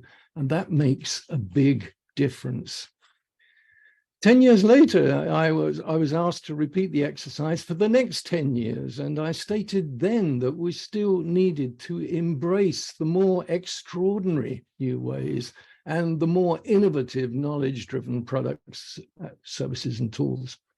I was also concerned about when to share knowledge and when to better protect knowledge and measure, and the need for more trusting cultures and principles. So I felt that KM was a bit of a label and that we needed to better integrate KM more naturally with other disciplines. So I turned my attention to work on the integration of all these disciplines and where standards underpin all of that. And I've been working on these 6 areas, these 6 key areas: knowledge management, communications, information management, quality management, collaborative partnerships, innovation management, asset management. And I've been looking at the integration through what's called the Common Management Systems Standard for ISO, or MSS as it's known. And then I developed a framework that helps organizations to turn these very high-level principles and standards into daily practice. It's an implementation framework for more effective knowledge working as individuals, teams, and entire organizations. If you're interested to know more about this framework, I'll give my contact details at the end of the presentation and we'll gladly send you a detailed paper. But let's now discuss AI and its meaning and some of the developments where it might impact knowledge management. I have 3 questions. How will AI impact knowledge management? What are the new dimensions for enhanced and more effective knowledge working? And look towards what KM might be in 2030. So I'll start with how it may well impact us. So first of all, I do briefly need to just say what we mean by KM and what we mean by AI. And at Knowledge Associates, we say that knowledge management is the discipline of enabling individuals, teams, and organizations to more collectively and more systematically create, share, retain, and apply knowledge. And the main reason, and the only reason, should be to better achieve their objectives. KM for us is about good governance, good strategy, good people, good innovative processes, good technologies. And for us, for the AI, I started off by asking ChatGPT, as we all do, to define AI. And if I read just the beginning part, artificial intelligence is a field of computer science that aims to create intelligent machines that can perform tasks that typically require human-like intelligence. Well, I think those definitions are okay for today to start the conversation. So what about AI, machine intelligence, and KM working together? Again, with ChatGPT, it came back with its definition of machine intelligence and its definition of knowledge management. And in particular, point 3, it said that effective knowledge management can help optimize AI systems by providing them with relevant and accurate information to improve their performance. Well, yeah, maybe. Again, it's okay to start the conversation, but Let's just share with you what others say, not me. I'll tell you what I think a little later in the presentation, what others are saying today, especially the notable leading brains, some thought leaders and politicians. Let's see what they are currently saying about this. First of all, Sundar Pichai, the CEO of Google, said very recently that knowledge workers will be the most disrupted. Writers, accountants, architects, software engineers, consultants, teachers.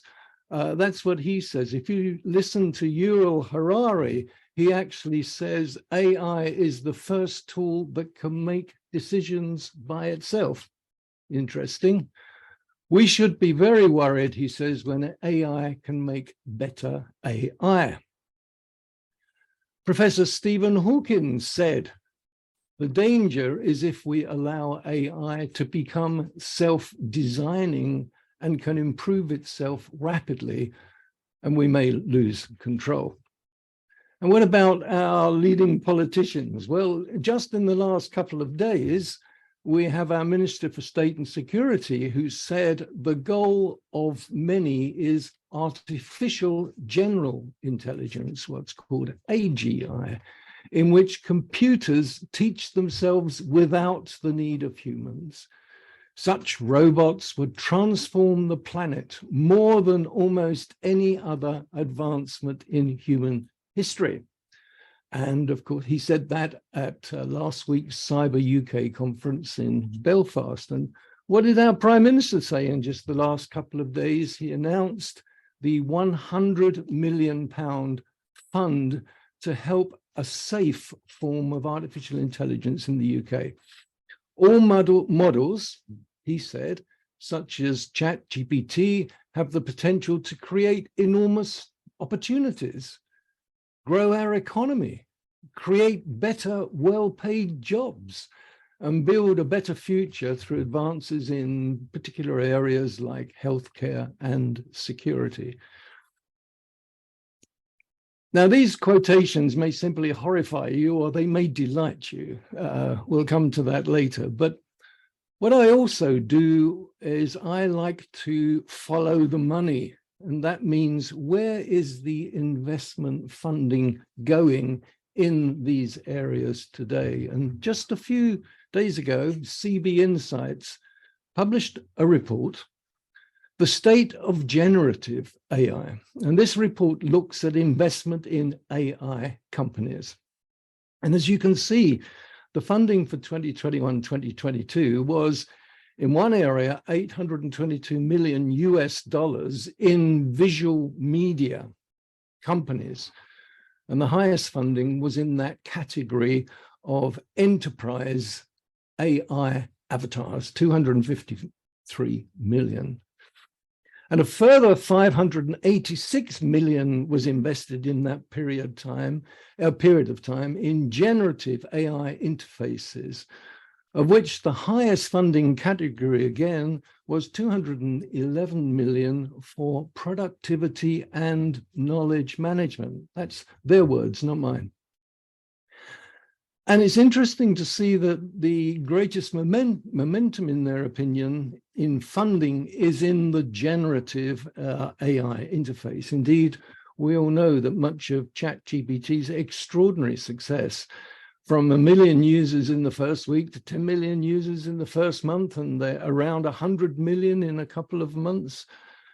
Some of that has been attributed very much to the very, very friendly user interface for all. So it's clear there's a lot of interest and in the future of AI, and the money is going into those areas. But what does this mean for humans and in particular knowledge workers? You may have read the Goldman Sachs report recently on how AI can actually affect or impact hundreds of millions of jobs at least. Well, I think we can briefly say, at least, I'm sure you will all agree, that it's already been shown well that AI can, at worst, replace and enhance, at best, our general human cognitive abilities, regardless of the jobs that we're doing. But even if we think a little more about the knowledge worker, we can see that the key disciplines or the key areas of knowledge workers also can at worst be replaced or at best significantly enhanced by AI. But there's nothing new about AI at all. Many of us have been using tools for years that have got embedded within them AI, you know, whether it's Alexia or Siri interfaces or language translations or natural language capture or reading and summarizing large documents, whatever it is, many applications of AI. What is new and what I suggest is creating the greatest impact by far, and where the investment funding is going, as I've just shown you, it's in the area of generative AI. And generative AI, well, if we train it with images, it generates images. If we train it with code, it gets code. If we train it with text, it generates text and spoken word, etc. But artificial general intelligence, as stated here, is a hypothetical intelligent agent which can learn to replicate any intellectual task that human beings or other animals can. That's a big take. It's a prediction, and some saying that it may be achieved in 50 years. Some AI scientists are saying it can be achieved within 10 years, and some even say less. Well, nobody can be certain, but this is a little scary, and it's caused a large number of leading AI scientists and practitioners, over 1,000, to request a halt beyond GPT-4 for 6 months to evaluate the impact. Will that make a difference at all? Just next month here in Cambridge University, there is a meeting of leading AI scientists to discuss some of the dangers of AI. Some see this as an arms race and the significant existential risk to humanity. And some see this just as old major resistance we've always had amongst people since the Industrial Revolution, and its claims are in many areas overhyped. What do you think? Well, what do I think are the new dimensions for enhanced and more effective knowledge working? There is a clear gulf of understanding at the moment, in my opinion. First of all, an effective knowledge worker for the future must have a more holistic view, a broader view of the entire organization. And what I referred to earlier as this knowledge cluster of the key disciplines and their relationship to knowledge management. There will certainly be a need for a greater understanding of ethical principles in the use of AI and knowledge work. And generally, effective knowledge working for the future will require us to work with higher orders of meaning and purpose and deeper knowledge. I repeat that because I think that's really key. It requires us to work with higher orders of meaning, purpose, and deeper knowledge. Inevitably, this will require us to understand the essence of at least the key global standards, and whether we like it or not, I'm convinced that there is and there needs to be some more regulation of AI in our personal and our work lives. This integration can be achieved through common standards that comply with management system standards protocol. But most importantly for me, effective knowledge working will be about ensuring a proper alignment between the use of AI tools KM and the good of humanity. Several of these KM and AI standards already exist and can be purchased, quite frankly, for not much more than the price of a couple of good books. For example, I mentioned earlier on the left-hand side, we have the ISO 30401 standard, which was published in November 2018. In November 2022, just below that, the BSI published BS 34401 as a good guide to the application of the standard. On the right-hand side, in 2019, ISO published the 56002 Innovation Management, Knowledge Creation and Innovation Management as a guide to innovation management. And the 56001, which is the requirement standard, is in its final stages of development. Even for AI standards, there are two standards here. There is the ISO 22989, which is primarily concerned with artificial intelligence concepts and terminology, and that's key. Otherwise, there's a lot of confusion. And there is the ISO DIS 42001. DIS means Draft International Standard. You can purchase it, but it's still in its final consultative stage. To help us with ethical standards and ethical principles, the IEEE Standards Association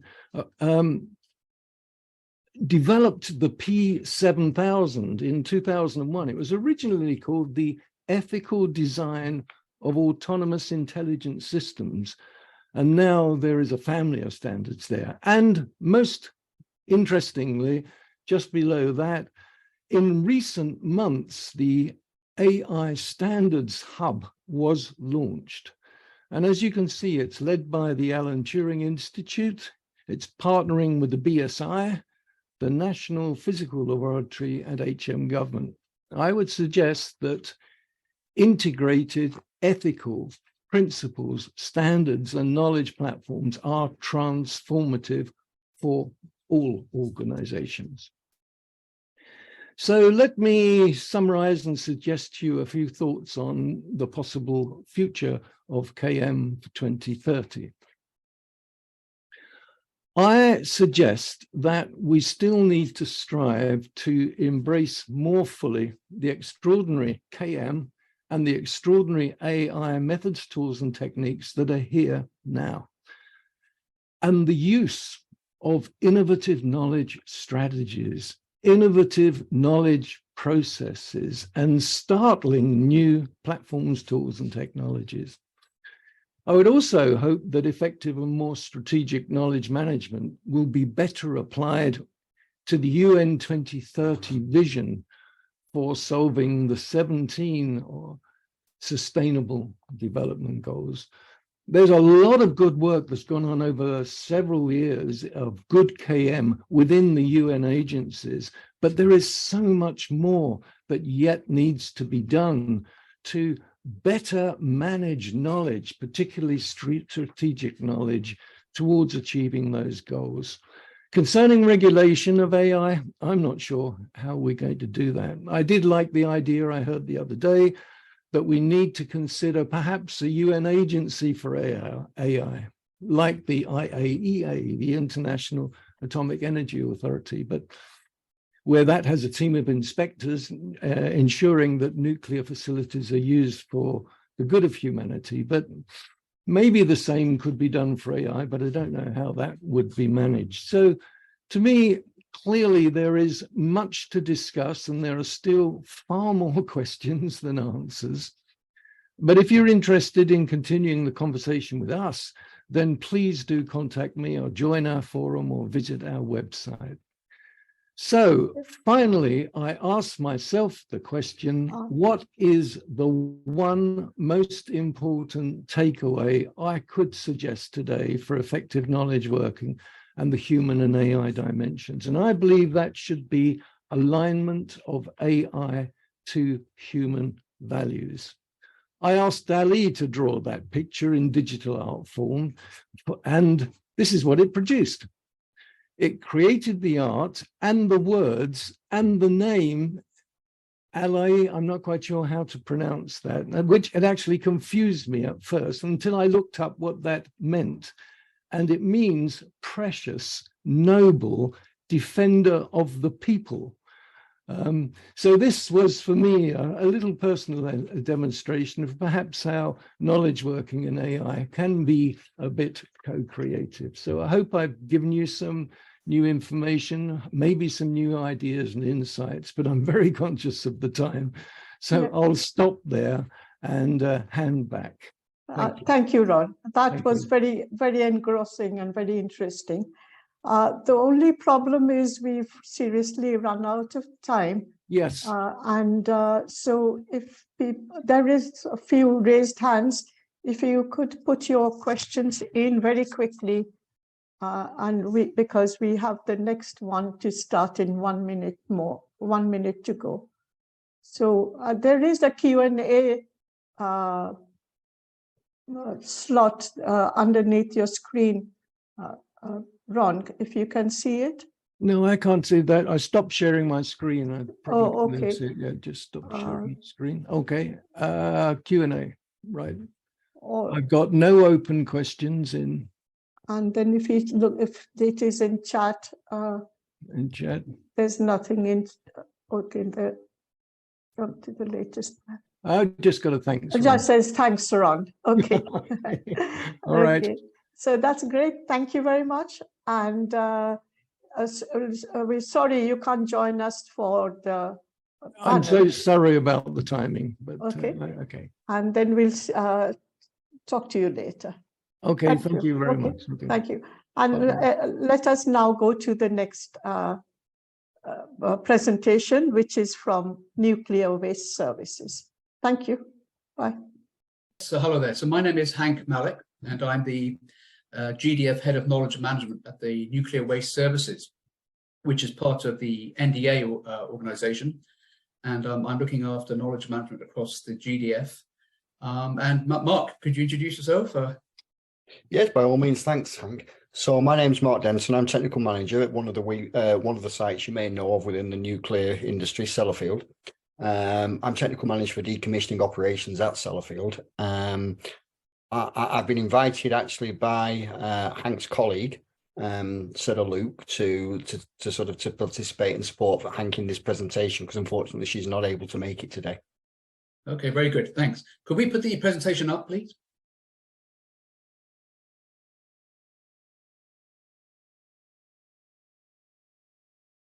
Hello.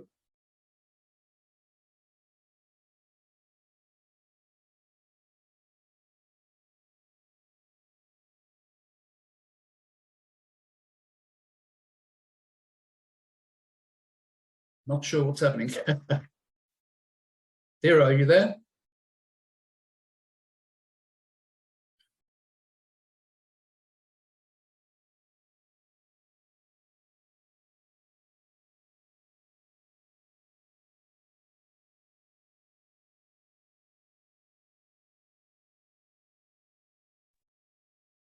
Yeah, with you, Hank.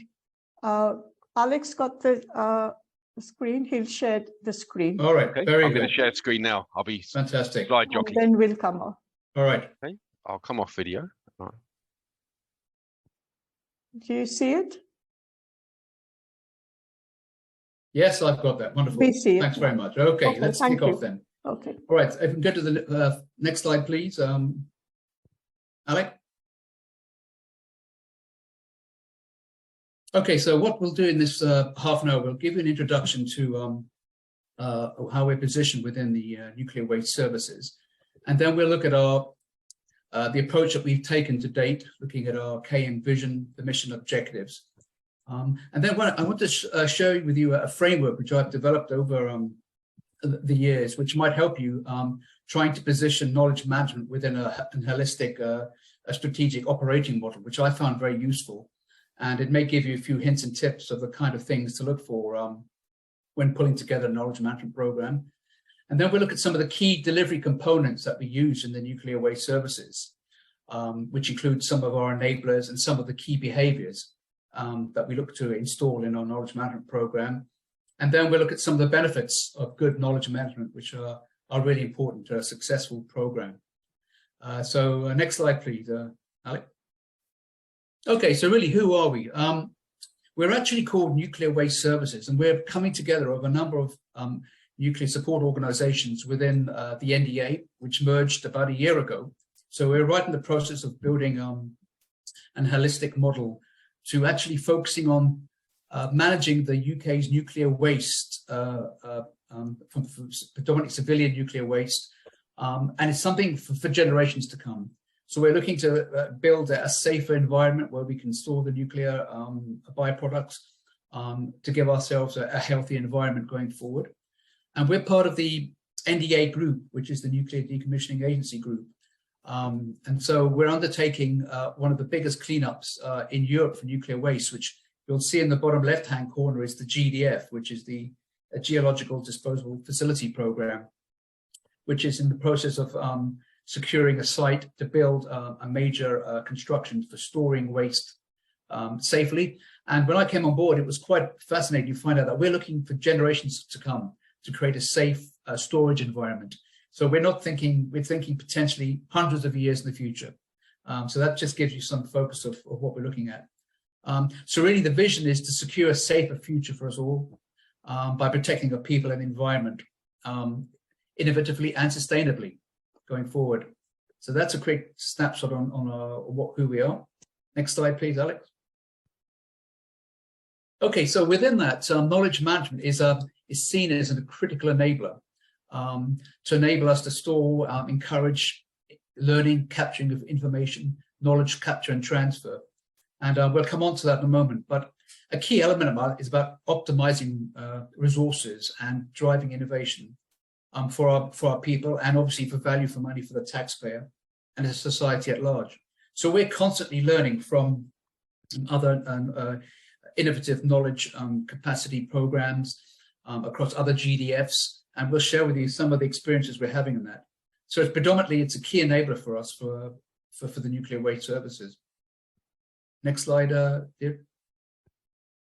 Okay, so within the vision, and we're right in the process of building up on the vision as we come together in a number of organizations. But I wanted to share with you. So at the very top of it, we have a mission, a vision and a mission. And the vision is absolutely critical. And as I show you in the framework, it's critical to have this for knowledge management before you even start developing a program.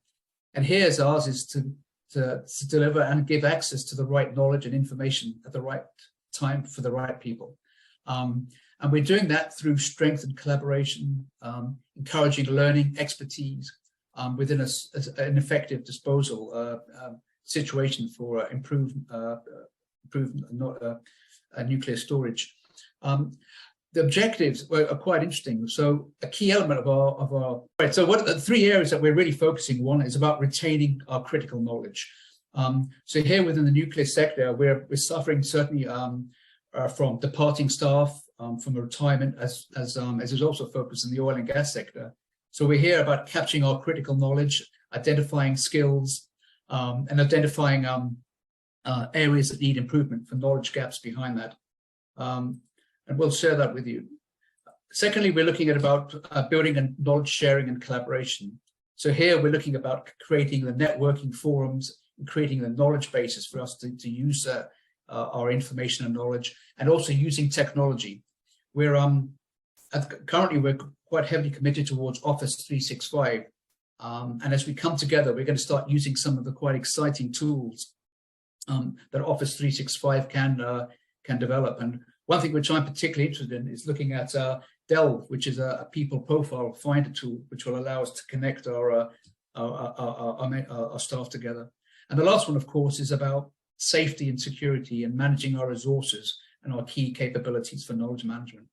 So that's a mission statement, and it's something I would certainly ask you to consider if you're building a KM strategy and program, is to have such an objective. And again, key to this, and maybe Mark, you want to come in here, but we're also closely aligned to ISO 3041, and I know Mark, you've been involved with that.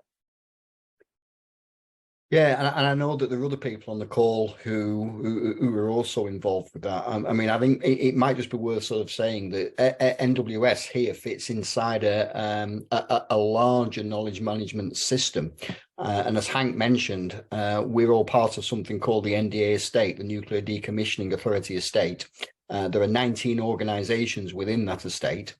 The objective is basically to get all of the legacy waste and any waste that's going to be produced from new build, to look after that safely, securely, and ultimately dispose of it. And that's something like a 500 years plus mission. And of course, just to set it in context, the GDF, the Geological Disposal Facility, is going to be the facility where a lot of that waste is headed for disposal. So you can see the importance of the work that Hank and his team are doing here and how it fits in to support the overall objectives of the estate. Sorry, Hank. That's it, oh, very good. Thank you, Mark. Next slide, please, Alec. Okay, so this is what something I wanted to share with you. So this is currently something which I'm positioning within the NDA group, and I've written a number of papers and policies around this in other organizations. But this is something around a knowledge management framework. And I think it's so important when you're looking to build your program, or whether you're looking to just review it, engage, is to have something behind this. So very much it looks at everything needs to be led by the strategy and vision of the organization. And then I think one or two of our earlier presenters said it's really important to have a knowledge management strategy. It's got to be something workable. It's got to be a policy, code of practice. And I do know in ISO 3041, it's compliant to have a KM policy, something which we all support and adhere to. And then within that, we have 4 components. So information and document management is absolutely a key component. I'm quite active on some of the social media platforms, and there's always a very healthy discussion around knowledge management and information management. And I think certainly they both are very close partners that have to integrate together. And I think sometimes we have battles between both, but we are very much integrated in a holistic approach. And certainly in NWS, we place a lot of emphasis on information, governance, document management, because we have to comply to nuclear safety standards, regulations about the way we protect and manage our documents. We safeguard them for future generations. The second one is around collaboration and communities, and that's something we're looking to develop around communities of practices. And I know that within the NDA, they've been quite supportive of communities of practices, and they've produced some really interesting concepts around sharing informal and formal networks. The third area is around expertise and skills. A number of years ago, I used to work with IBM, and they claimed that their #1 application on their portal was something called Blue Pages. And I know, I'm not sure whether David is with us anymore, but we just interlinked. I was at the IBM when David was just leaving. But Blue Pages, expertise and skills, was a #1 application for connecting people, resources, capabilities. So that's something we're looking to introduce across the NWS and NDA, allowing us to find the right skills and right expertise quicker, faster. And then the fourth area, which again I think is intrinsically linked to knowledge management, is learnings and best practices. The whole concept about lessons learned. And again, a lot of major organizations have now combined their knowledge and learning capabilities together, because we're very much closely linked. So learnings from lessons learned, I see that very much as the informal learnings and best practices. And then we have training, development, coaching, which is the formal learning behind that. And then all of these components are underlined by key enablers, which I'll come on to give you examples within NWS. So we have processes, we have methods, which should be managed by the knowledge team. There's operational support. So that's the role of the knowledge management teams. They need to be trained, nurtured. We need skilled pathways, coaching, mentoring. So that becomes it becomes a registered discipline. We have governance, and then certainly the behaviors are critical. And that's all underlined now by data management and technology and digital. I see a real close alignment now with digital transformation and knowledge management. And Ron's discussion just now on innovation, and AI and ChatGPT absolutely falls into this line here. So that's just something to share with you on a framework, which might give you a few ideas within the knowledge management program. Okay, next question. Sorry, next slide, please. All right, so now I'm going to actually share with you some of the examples, and Mark, please feel free to chip in. But some of the key components we're delivering within NWS, and where we've had particular success. One is a retention of critical knowledge, or the ROC process, whereby we capture departing knowledge, departing capabilities, and we create this, and we're quite active in this area where we create we capture a number of departures with Teams calls, Teams capture, and audio. And we have a small team that's doing a great job in NWS on this side. And then we're tracking those. So we track the videos, and then they're shareable across the organization. And we're looking to develop that for skills. The next area, which I'll come on to briefly, is about knowledge health checks. And that's where we identify the capability, we identify the knowledge gaps, and then we create a knowledge health check report, and then output actions against that. And then communities of practices, where we're now focusing on both formal and informal networks, particularly around lessons learned. So let's maybe drill into a little bit more depth into each one then. Next slide, please. Yeah, Hank, it might just be worth saying, and I just noticed that there's a question in the chat to say how big is the organization. It might just be worth saying that NWS itself is about 500 people, but we mentioned it's part of the bigger NDA estate, and the NDA estate has about 18,000 people at the moment, I think. Yeah, so, indeed. So that I think sort of just maybe gives the scope of the challenge that we face. And it's actually, that's a very good point, because they have a very mature KM operation, and we actually, both Mark and I sit on a KM steering group at the NDA level, which brings together our partnering companies, and then that reports to, I think it's the head of information and knowledge management.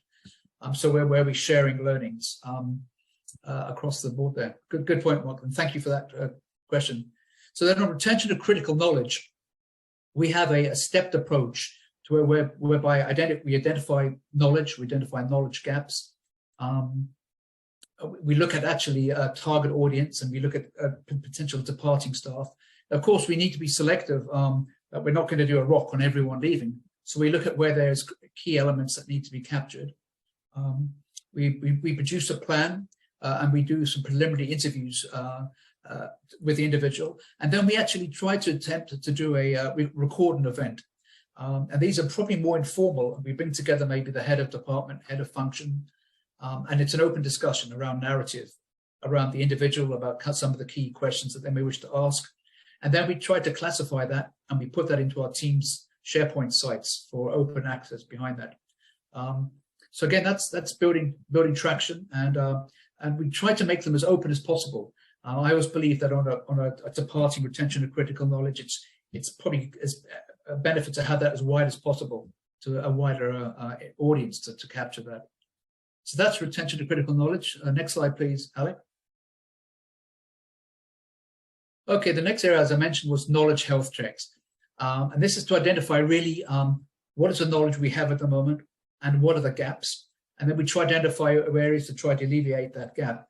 And we take this by doing a knowledge health check or a self-assessment knowledge audit. We identify critical questions that need to be captured. And then we pull together a plan of remedial action, of how we need to fill that gap. And we're doing that across the whole of the organization. And we try to do that on an individual basis. And that then feeds into a knowledge registry, so that we try to capture our key skills and knowledge. And I'd like to think we could then develop that into building that into the Delve solution to identifying skills that we may need. Okay, that's health check. Next slide, please, Alex.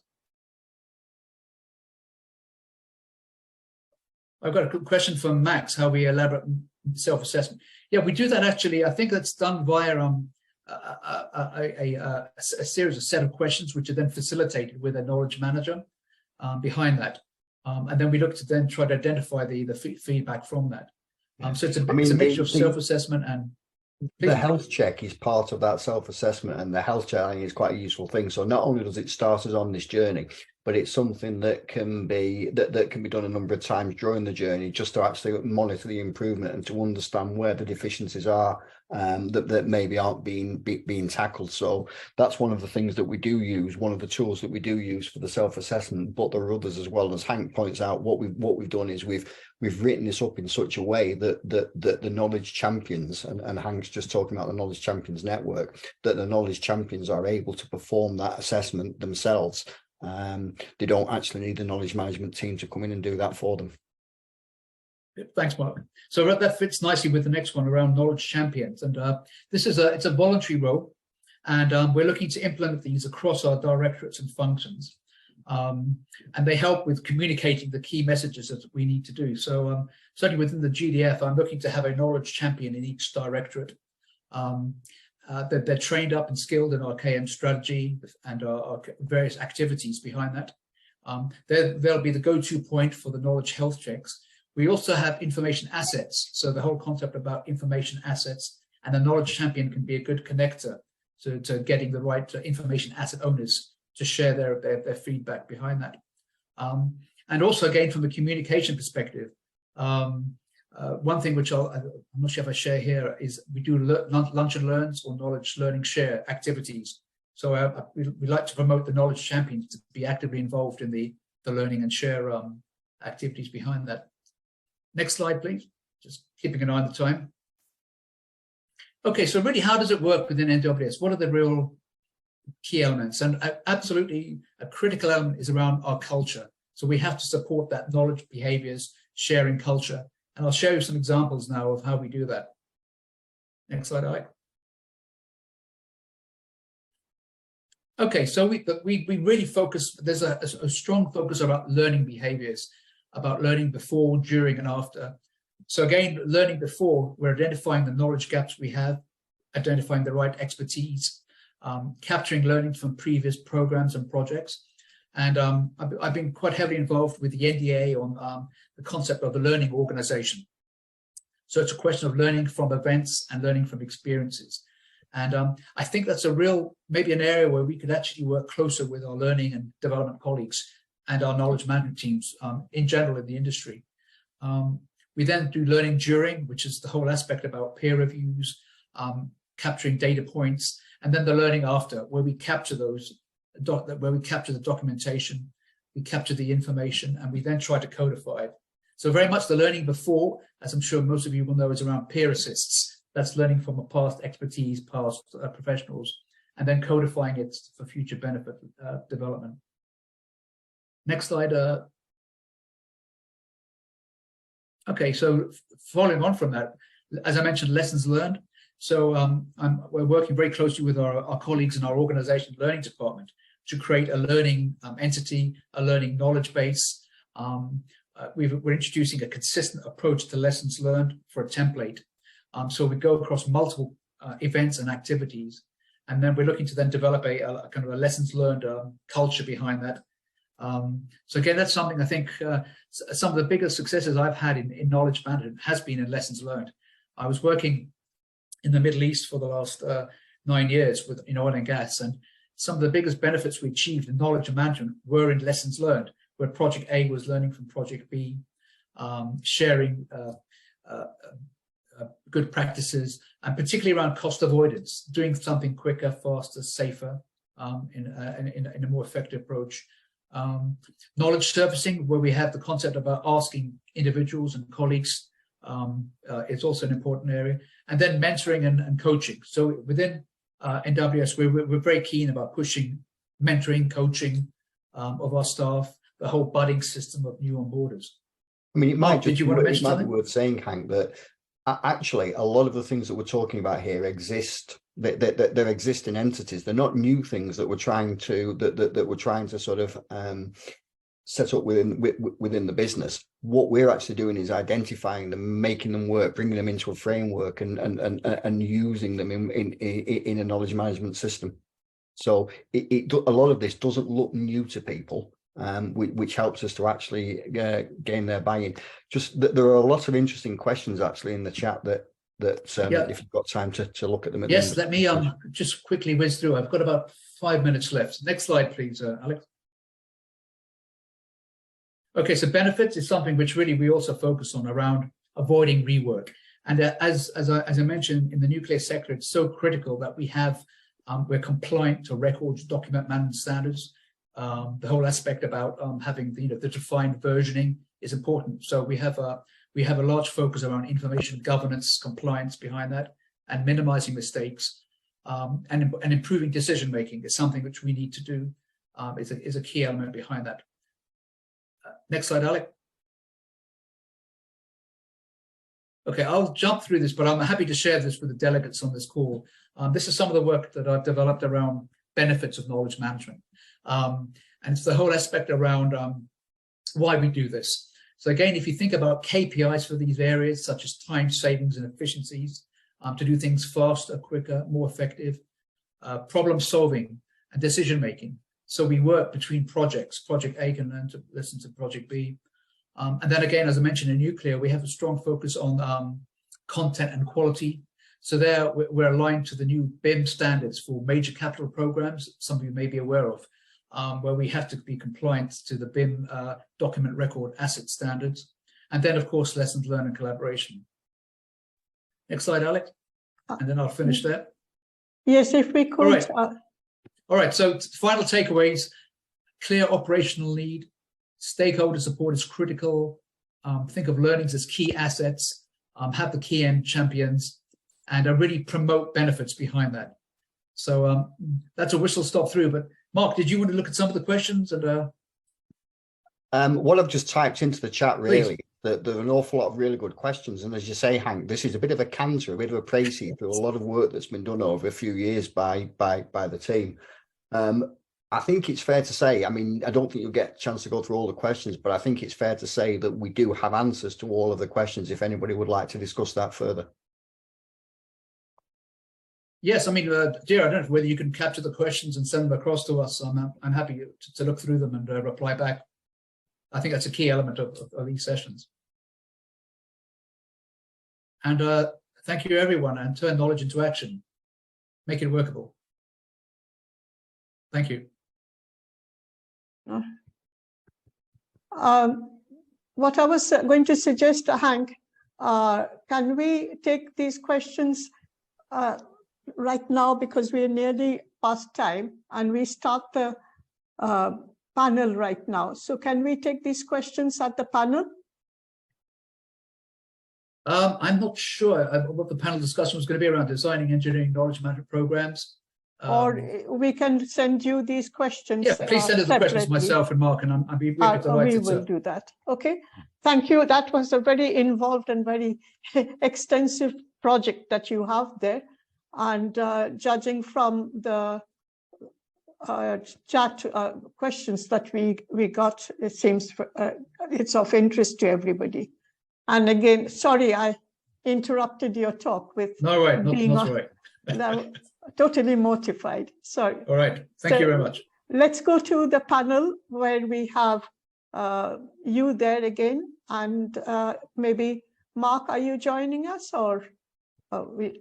I certainly can do, maybe for about 15 minutes. Unfortunately, I've got a Sellafield meeting I've got to attend. No, we can't keep you from that. No, I'll take that. Thank you. Let's join the panel. Thank you. Bye. Thank you. Bye.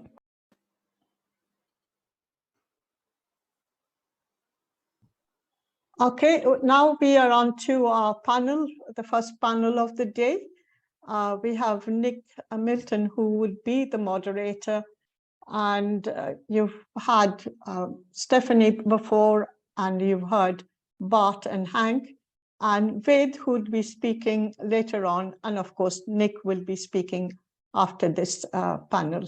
So I'll leave it to you, Nick. Over to you. Thank you very much. Now, I've got a bit of an echo, so I'm going to see how I can switch that off.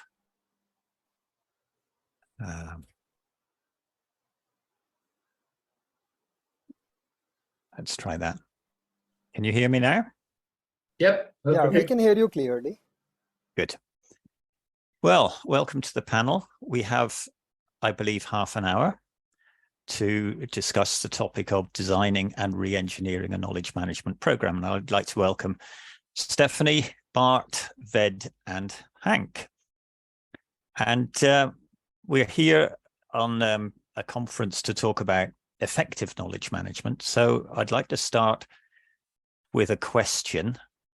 As we talk, do please, ladies and gentlemen, add your questions into the Q&A and or the chat. But I'd just like to start us off. And I'll start with you, Stephanie, as you're the top left of my screen. Designing and re-engineering an effective knowledge management program. What's the key to being effective in knowledge management?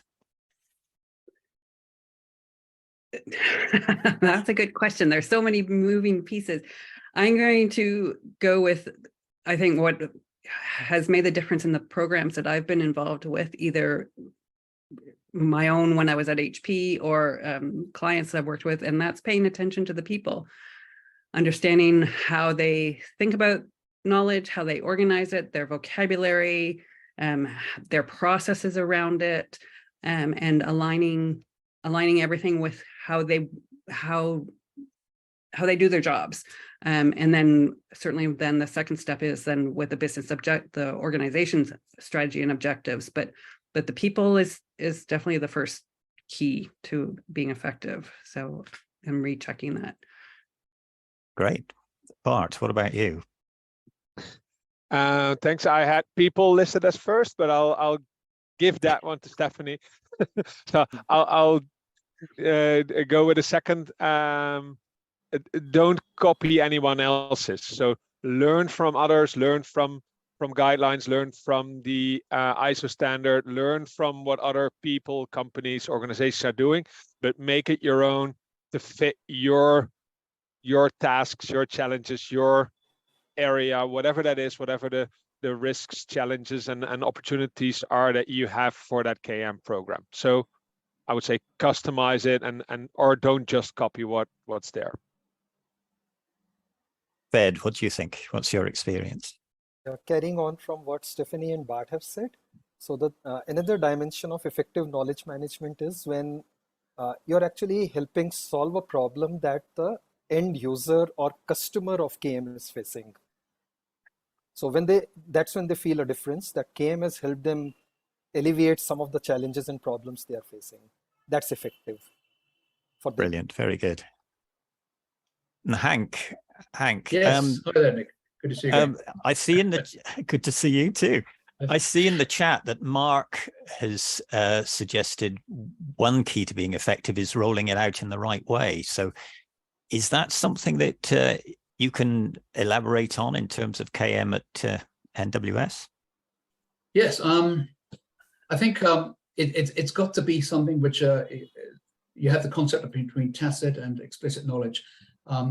We actually have a big focus on the more explicit knowledge. So it's being able to search.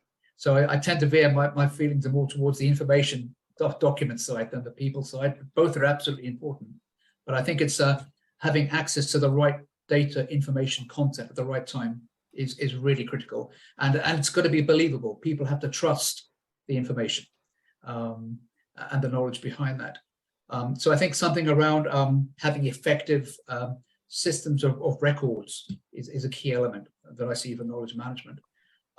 Another thing is actually demonstrating return on investment. It's absolutely critical. I have been caught into programs before where KM is actually suffering. We've had to turn it around.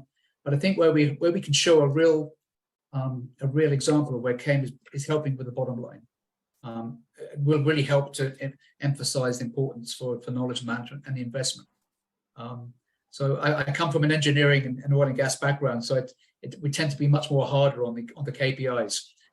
You know, wells being safer, efficient, more effective. But that's my tangle. Yeah. I think that would be my approach as well. Knowledge management is effective when it does what it's supposed to do. And the KPIs are how you measure that. The ROI might be how you measure that if you're in a financial organization. But that does mean that you've got to have some clear view. And Hank, you talked about vision and mission, some clear view of what KM is going to do. And you have to have a clear view of who are the stakeholders both management stakeholders, the knowledge workers, maybe your customers, and also what they want out of the program. So I think that would be my view. Now, Brett has raised a comment. Hi, Brett. Interesting, nobody's mentioned leadership. Leadership as being key to effective KM. What's your, I mean, Ved, what's your take on the role of leadership? Oh, it plays a really critical role. I mean, from the beginning of a KM program to its sustenance in the longer run. So in the beginning, you do need to, especially when you're in the phase of strategizing for KM for the organization, and you come up with the vision mission statement, that's where you involve the leadership, which includes the leadership of all the stakeholders that you have, right? They play a very, very critical role. And then when you are actually implementing it first as a pilot and then the larger rollout that happens, there again, leaders play a critical role in terms of leading by example. So for example, when you want to, the customer set, the end user set to exhibit certain knowledge behaviors, it's the leaders who have to do it first. And the whole thing percolates down. And that's part of culture building too. Someone mentioned about culture in the comments. Stephanie, from your point of view, from your more radical point of view, where do you see the role of leadership? I think leadership's important, but and I'm assuming here we mean leadership as in some place up the hierarchy, management. Yeah, the C-suite. Yeah. C-suite. Yeah. So, and that's important that they're visible, that they're involved. Absolutely. No question. But to be successful, to be effective, it's got to be top down and bottom up. So it's not enough to have management standing out there saying, you shall do this, you shall document and put this in the repository, you shall, whatever. It's that there's got to be the grassroots, which is where the people comes in, which is where the culture comes in. So if you're not meeting their needs, they're not going to do it. And so, yeah, we can get radical. It's got to be fun, right? I said that this morning in my presentation. It's got to be fun because people will not do it. They will do, a lot of times they can do their jobs or think they can do their jobs without participating in knowledge management activities. And so they will. And so you gotta be a little bit more radical, a little bit more fun and make sure people are getting involved, that it's meeting their needs. Do you ever get the leaders wearing the red noses?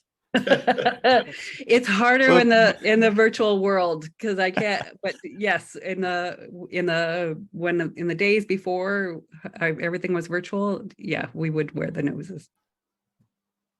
Okay, I'm going to move on a little bit because I'm going to go back to you, Hank, because we've had a question from Jeff Denano.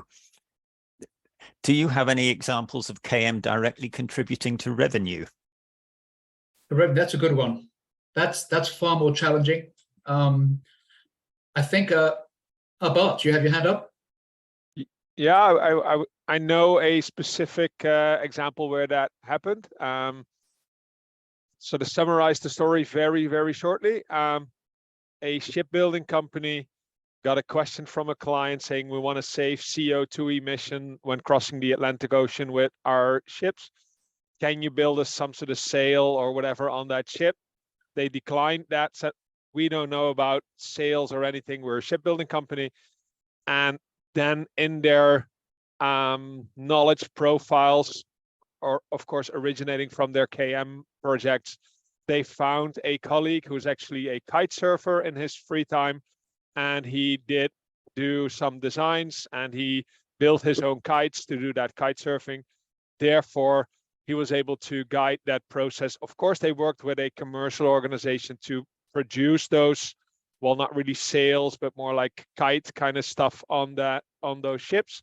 But then they had the person who knew what kind of questions to ask, like cable tension, like predominant winds and so on, and what kind of materials to even consider. So that's a very straightforward example of how KM can directly impact or contribute to revenue. Revenue, great. Yeah. No, I think my examples have come more on the cost avoidance side of it, doing things faster, cheaper, quicker than knowledge generation.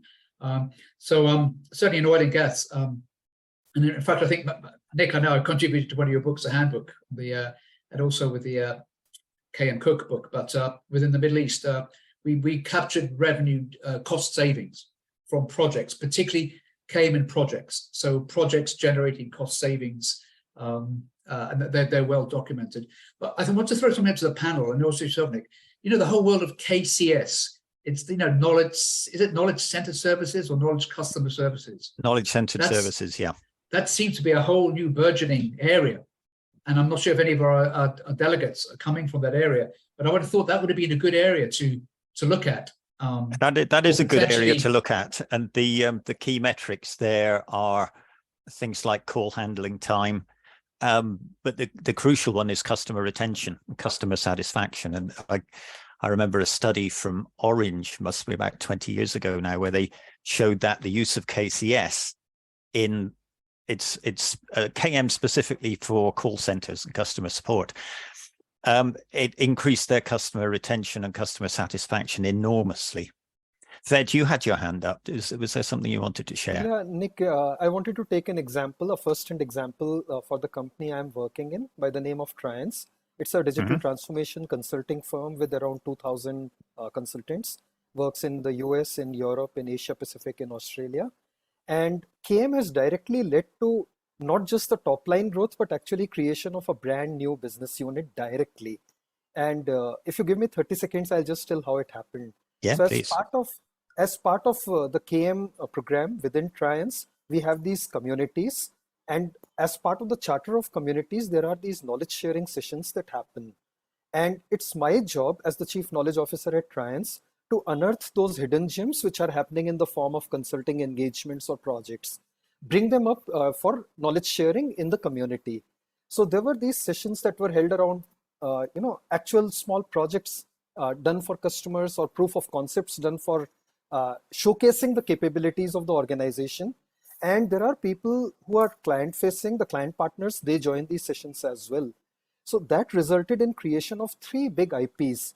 And while Triance was into consulting and services related business, now they've created a business unit for IPs and platforms as well. And these directly came out of KM. And they are the future growth drivers of the company.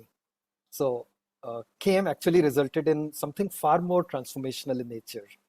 That's a really good example.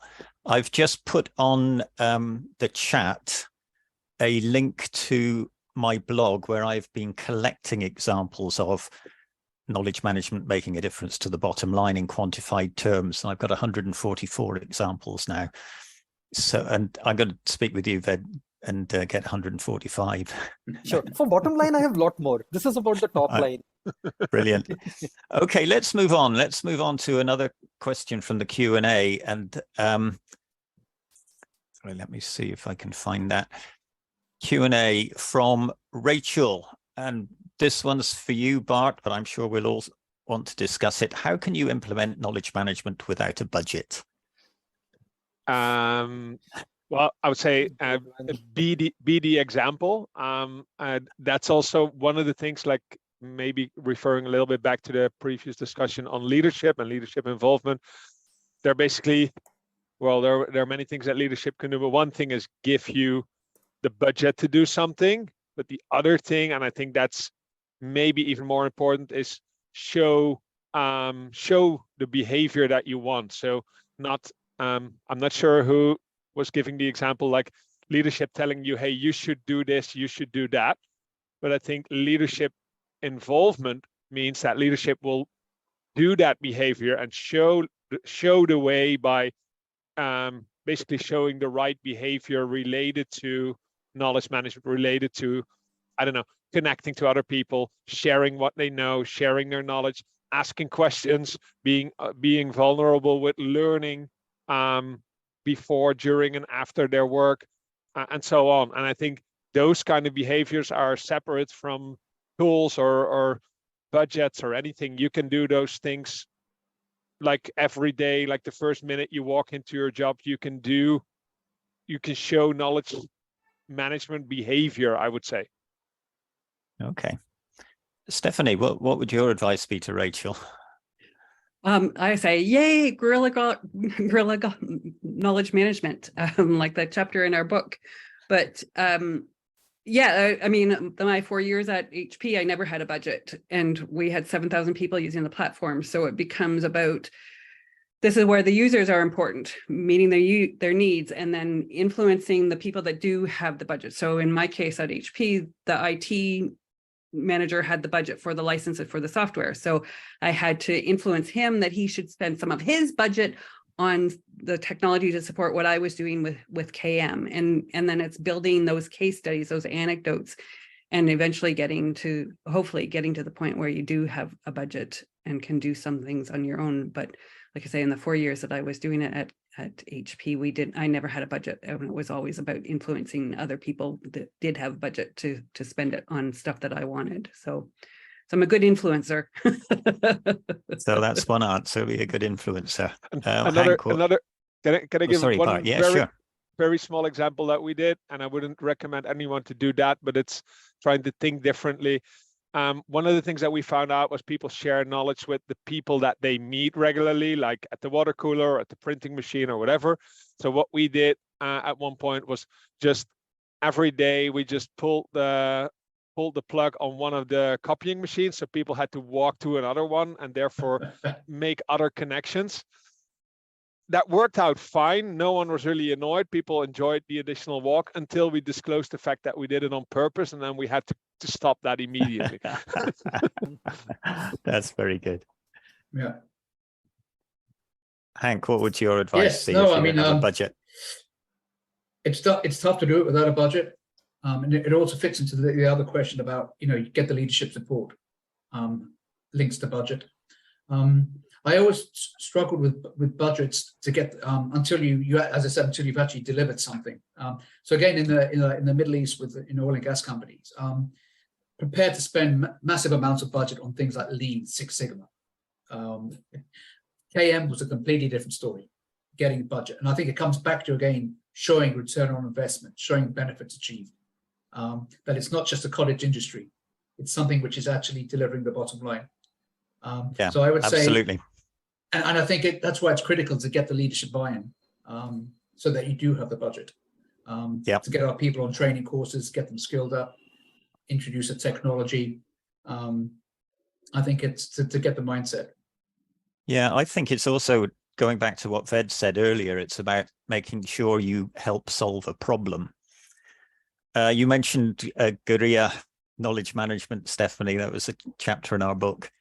And if you are a guerrilla fighter somewhere in the jungle, your objective is not to stay below the radar. Your objective is to get people's attention. So if you have no KM budget, then you need to do what you can to get somebody's attention that KM is a valuable thing. You need to solve a problem. You need to, as you say, Hank, demonstrate value, and then you can barter that into getting a budget. You go to your boss or your boss's boss and say, look, we saved X $1,000 here just through a little simple procedure. You give me a budget and we can make that X $1 million. And I think that's what you need to do, Rachel, if you really don't have a budget. Here's another one. This is a good one from Rose, I think. If you are in an organization whose knowledge journey has really only just begun and you have limited resources, what 3 items would be at the top of your to-do list and why? So the 3 first things that you would do. I'm going to pick on you, Ved, first of all, because I haven't picked on you for a while. What would your top 3 must-do items be for Rose? Sure. So this is about the initial stages of a KM program, limited budget, limited resources. Yeah. So I guess one would be to really find an executive sponsor, somebody who has really bought into the whole concept. Probably that's the reason why that program has started in the first place. So make sure that they are on your side all the time. That's very, very important to have that blessing from someone in the CSOT. That's one. The second is pick up a area where you feel that there are minimum amount of barriers in showcasing a success out of a small pilot. So it could be in the area of managing content, it could be in the area of creating a community, it could be in the area of implementing a KCS, it could be anything. Identify that quite fast with the help of the executive sponsor and talking to some of the stakeholders who are there. Identify that, showcase that, and the third part would be socialize that. Start socializing small successes with multiple stakeholders, going beyond the executive sponsor. Right. Don't speak yourself as the KM champion. Let the executive sponsor or the person who was leading that pilot, or the stakeholder for whom you did the pilot, let that person socialize it for you. Credibility will be far more when they speak, the people who have benefited, rather than you who have the mantle of carrying out a KM program. So socialization and communication. Excellent. Anything to build on that, Hank? Yeah, I've been in there on a number of occasions. Are we saying start the 3 initiatives with no budget, or I couldn't remember the question. Rose says limited resources. Limited, right. Okay. What are your top 3 to-do items? This is from real experience. The first one was to actually set up a learn and share session. In the good days when it was lunch and learn, when companies paid for the lunch, now learn and share. Started it up in a public sector organization, and I think it was on a Monday morning, and bring in a speaker, maybe somebody within the organization or somebody from another government department, and have it quite informal, bring your own coffee and sandwiches or cakes. And that started to build traction. So it became like the lunch or the learn session, the Monday morning learning session. So that's one thing, and that's low cost. Get people in the canteen. I did, and maybe try to go buy cookies and cakes and do the tractor piece. Second one was around a community of practice. Certainly identify a low-hanging fruit, which could be a community which is already there. Don't go out and generate one, but maybe there's a community that already just meets, goes to Starbucks. Let's bring them together, give them a little bit more formalization. There's plenty of almost free of charge community tools out there, where you can set up a community for some space. And the third one would be around lessons learned. Let's capture a learning event or activity, and then just try to capture some of the outputs that were created, some of the recommendations as an example of how we take that. And those are pretty low cost things, but it can generate that aha moment. Okay, so yeah, like Ved, find that pilot, that small pilot, low hanging fruit. Yeah. Bart, anything that you would add? Yeah, my first thoughts were, I think in the question also had we're just beginning knowledge management. So my first take would be look in the organization for initiatives that are already going. I think Hank also mentioned that maybe there is already a community going on. Maybe those people don't even call it a community. They call it the social get together, or they call it the coffee club, or whatever they call it. Doesn't really matter.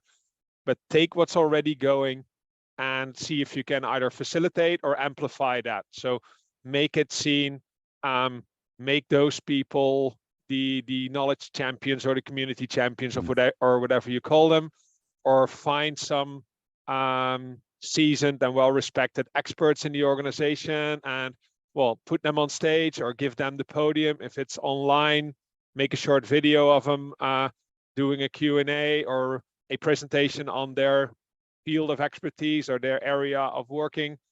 Just take what's there and basically sort of amplify that and make those people visible in the organization, make those activities visible, and other people will come up to you, say, hey, I also would want to have such a community, or could I be on stage, or I know someone else who should be on stage. And that's, I think, something that you could easily do with either available or free tools that are available online already. Okay, very good. Stephanie, anything to add? No, I think everybody's done a good job saying all the things I would say. Yeah, the only thing maybe I would add is that it's iterative. Start small. It's going to be small. It's iterative, and don't get frustrated and disappointed, and just one step at a time and keep iterating, and got to have a lot of passion. Yeah, iterative is great. I mean, my advice would be think like a startup. because you are a startup. You're starting up with limited resources, so deliver the minimum viable product, some simple pilot, learn from that, publicize that, take the next step, and keep using the success of those products to get more money, to get more resources. Yeah, and vice versa. Don't dwell on stuff that doesn't pick up. Exactly. Yeah. Learn as you go. Iterative, learn, and get your resources as you go. I think that's all we've got time for. Thank you, everybody. That's been a really powerful discussion, I think. So so did we think also. Thank you, Nick. Thank you. Thank you. Thanks everyone. Thanks for moderating, Nick. Bye-bye. Thank you. Bye. Sorry. Oh, we come back.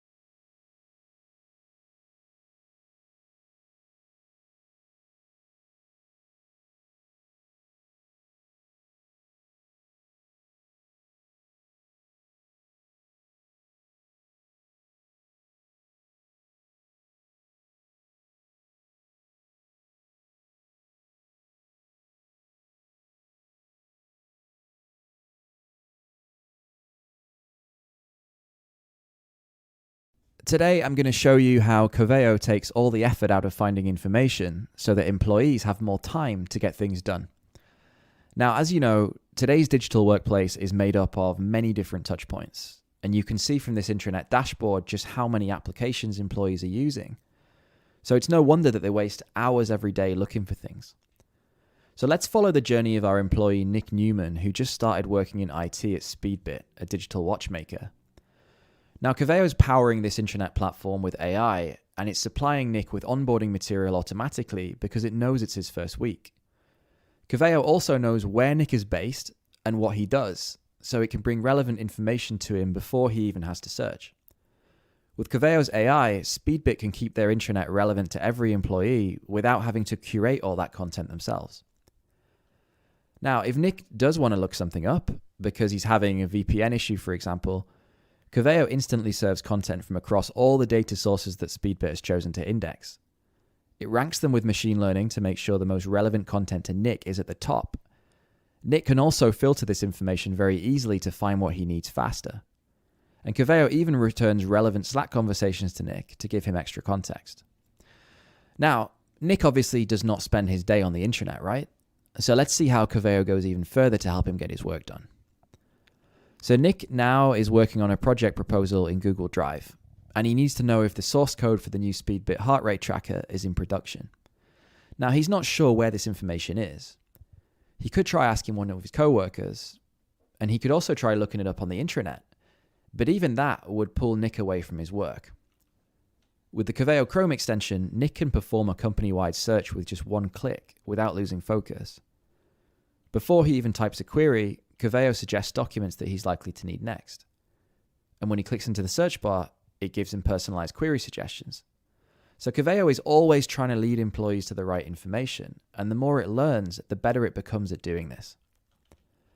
Now, when Nick finds the document he needs, he's taken to Jira where it lives, and in a matter of seconds, he's able to update his proposal with the right information.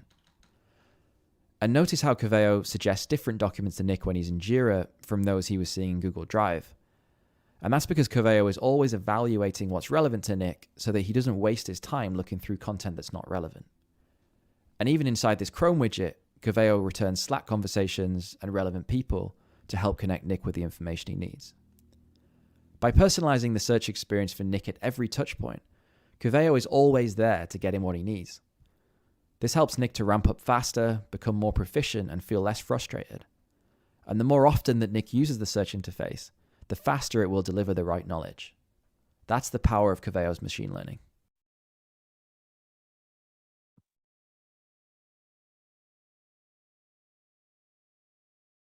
Welcome back, everybody. We are now after this break, so we now have a very important topic that we need to cover, and Nick Milton from Conoco is going to talk about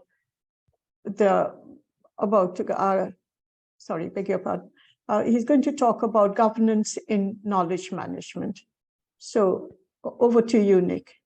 Thank you very much, Dira. Can you see my slides? Are they shared successfully? Yes, I can see it. Okay, very good. Yes, welcome back, everybody. I want to talk about knowledge management governance, which is not a sexy topic, but it's an important topic. I haven't got any beautiful pictures. I haven't got any videos, but what I have, I think, is a clear message for you, which is governance. If you want your KM program to stick for the long term, you can't neglect it. Now, most of you know me, I think. My name is Nick Milton. I came into knowledge management in 1992. So that's over 30 years ago now. I'm based in the UK. I'm the author of many books on the topic, and I was involved in the ISO standard and the BSI guide. So what I'm going to share with you now, I think, is something that became clear to me in, I think, my first 10 years in KM. And that is that, let me just go up. People, process, and technology are not enough. Now, in the early days in KM, we thought the people, process, technology was the triad, the key enablers in knowledge management. And we've heard quite a lot, particularly about process and technology so far. We've heard about, the arts-based interventions that Stephanie does, the knowledge guides that Bart talked about. David talked about social network stimulation, all really good, powerful processes. Hank and Mark talked about roles as well. They talked about the knowledge champion roles. But it became clear to me, the more I worked with clients, that you can have the roles in place, you can have the technology in place, you can have the processes in place, but that doesn't mean people are going to use them. You will find the technology is unused, the processes are not applied, the people are neglecting their role, unless you have the crucial fourth element, which is governance. With no roles, nobody knows what their KM job is, with no processes. Nobody knows how to deliver KM. With no technology, you can't share or seek or find the knowledge you need. But with no governance, nobody sees the point. Knowledge management without governance is an optional thing, an optional extra. And in our work nowadays, we have no time for optional extras. We need to make knowledge management non-optional. Okay, so what I would like to do is talk about what governance looks like in knowledge management. I'm going to talk about 3 elements to governance. There is the leadership expectation, there is the support, and there is the performance management. With leadership expectation, people know what is expected of them in KM terms. With support, they can do that. They can perform that role. And with performance management, they know that role will be noticed. And if they do it well, it's for their own benefit as well as for the organization. So I'd like to break these 3 down a little bit and look at each of those components and the sort of ways in which these components can be applied. Now, all of these components are present in ISO 30401 because ISO 30401 majors in governance. It's got far more in it about governance than it has about, for example, roles or processes. It's got almost nothing in it about technology. So ISO 30401, I think, is a necessary corrective that focuses on this 4th component of knowledge management, this 4th leg on the KM table. So let's take that leg and let's look at it in detail. Let's look at leadership expectation, how leaderships might make perfectly clear that knowledge management is expected. Now, David Snowden reminded us of his dictum that knowledge can only be volunteered. It cannot be conscripted, but it can be expected. You can't force people to share knowledge, but it can be an expected thing. How would leaders codify that expectation? Well, one way to do it would be in a policy. We heard already from the nuclear people, Hank and Mark, and there is a knowledge management policy that the Nuclear Decommissioning Agency have put together. But my favorite knowledge policy is this one on the right, the NASA policy. And one of the things I particularly like about it is this blue text at the top: compliance is mandatory. Now, you can't make KM mandatory until you've proven that it works, until you have selected those processes, roles, technologies that actually do work. But there then comes a time where you have proven it, you have proven the value, and you can start to make this not only expected, but even in NASA's case, mandatory. Why do they make it mandatory? Because the risks involved with not learning are so great. Risks of loss of spacecraft, loss of astronauts. Why a policy? Well, I think there's a number of reasons for a policy. Sorry, I'm trying to scroll on my other screen without clicking it. There comes a time when your knowledge management strategy is done its job. You've done the implementation stage. The policy is what comes after strategy. The policy is a statement of intent. It sets clear expectations and accountabilities for all staff. Creating a policy is a conversation between the KM team and senior leadership. So this is the way that you can negotiate their support. The policy gives direction without being prescriptive. And as Brett says in the comments, NASA takes KM very seriously, but has many different ways of getting there. The KM policy can resolve tensions between opposing forces like knowledge sharing and information security. And the final argument is that ISO 30401 requires you to have a policy. Now, you may say that's not an argument at all, really, but it is in a way, because ISO believes that is good practice. Now, there are other ways to show that expectation. Continental Tires, for example, used to have knowledge management. You can see it at the bottom of the page here, actually in their expected cultures. They've taken it away now. It'll be interesting to see what effect that has on KM at Continental. But the policy and the cultural statement are worth having, but they are not enough.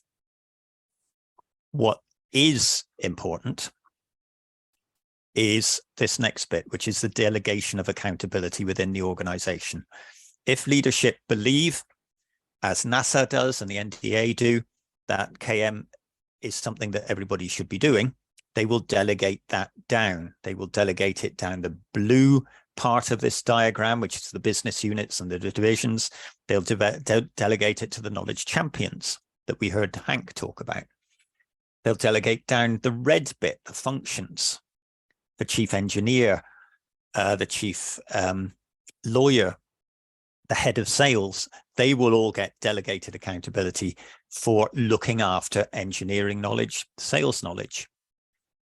And then there's the green delegation, which is to the KM team itself.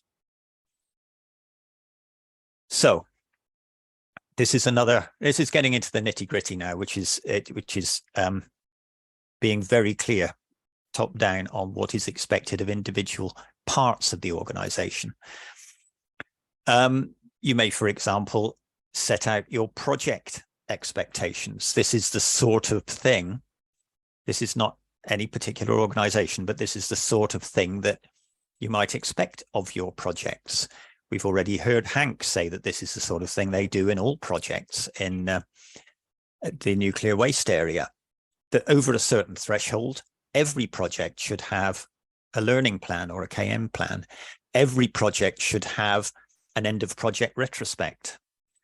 Every project should collect knowledge along the way. As David said, collect your lessons as you go.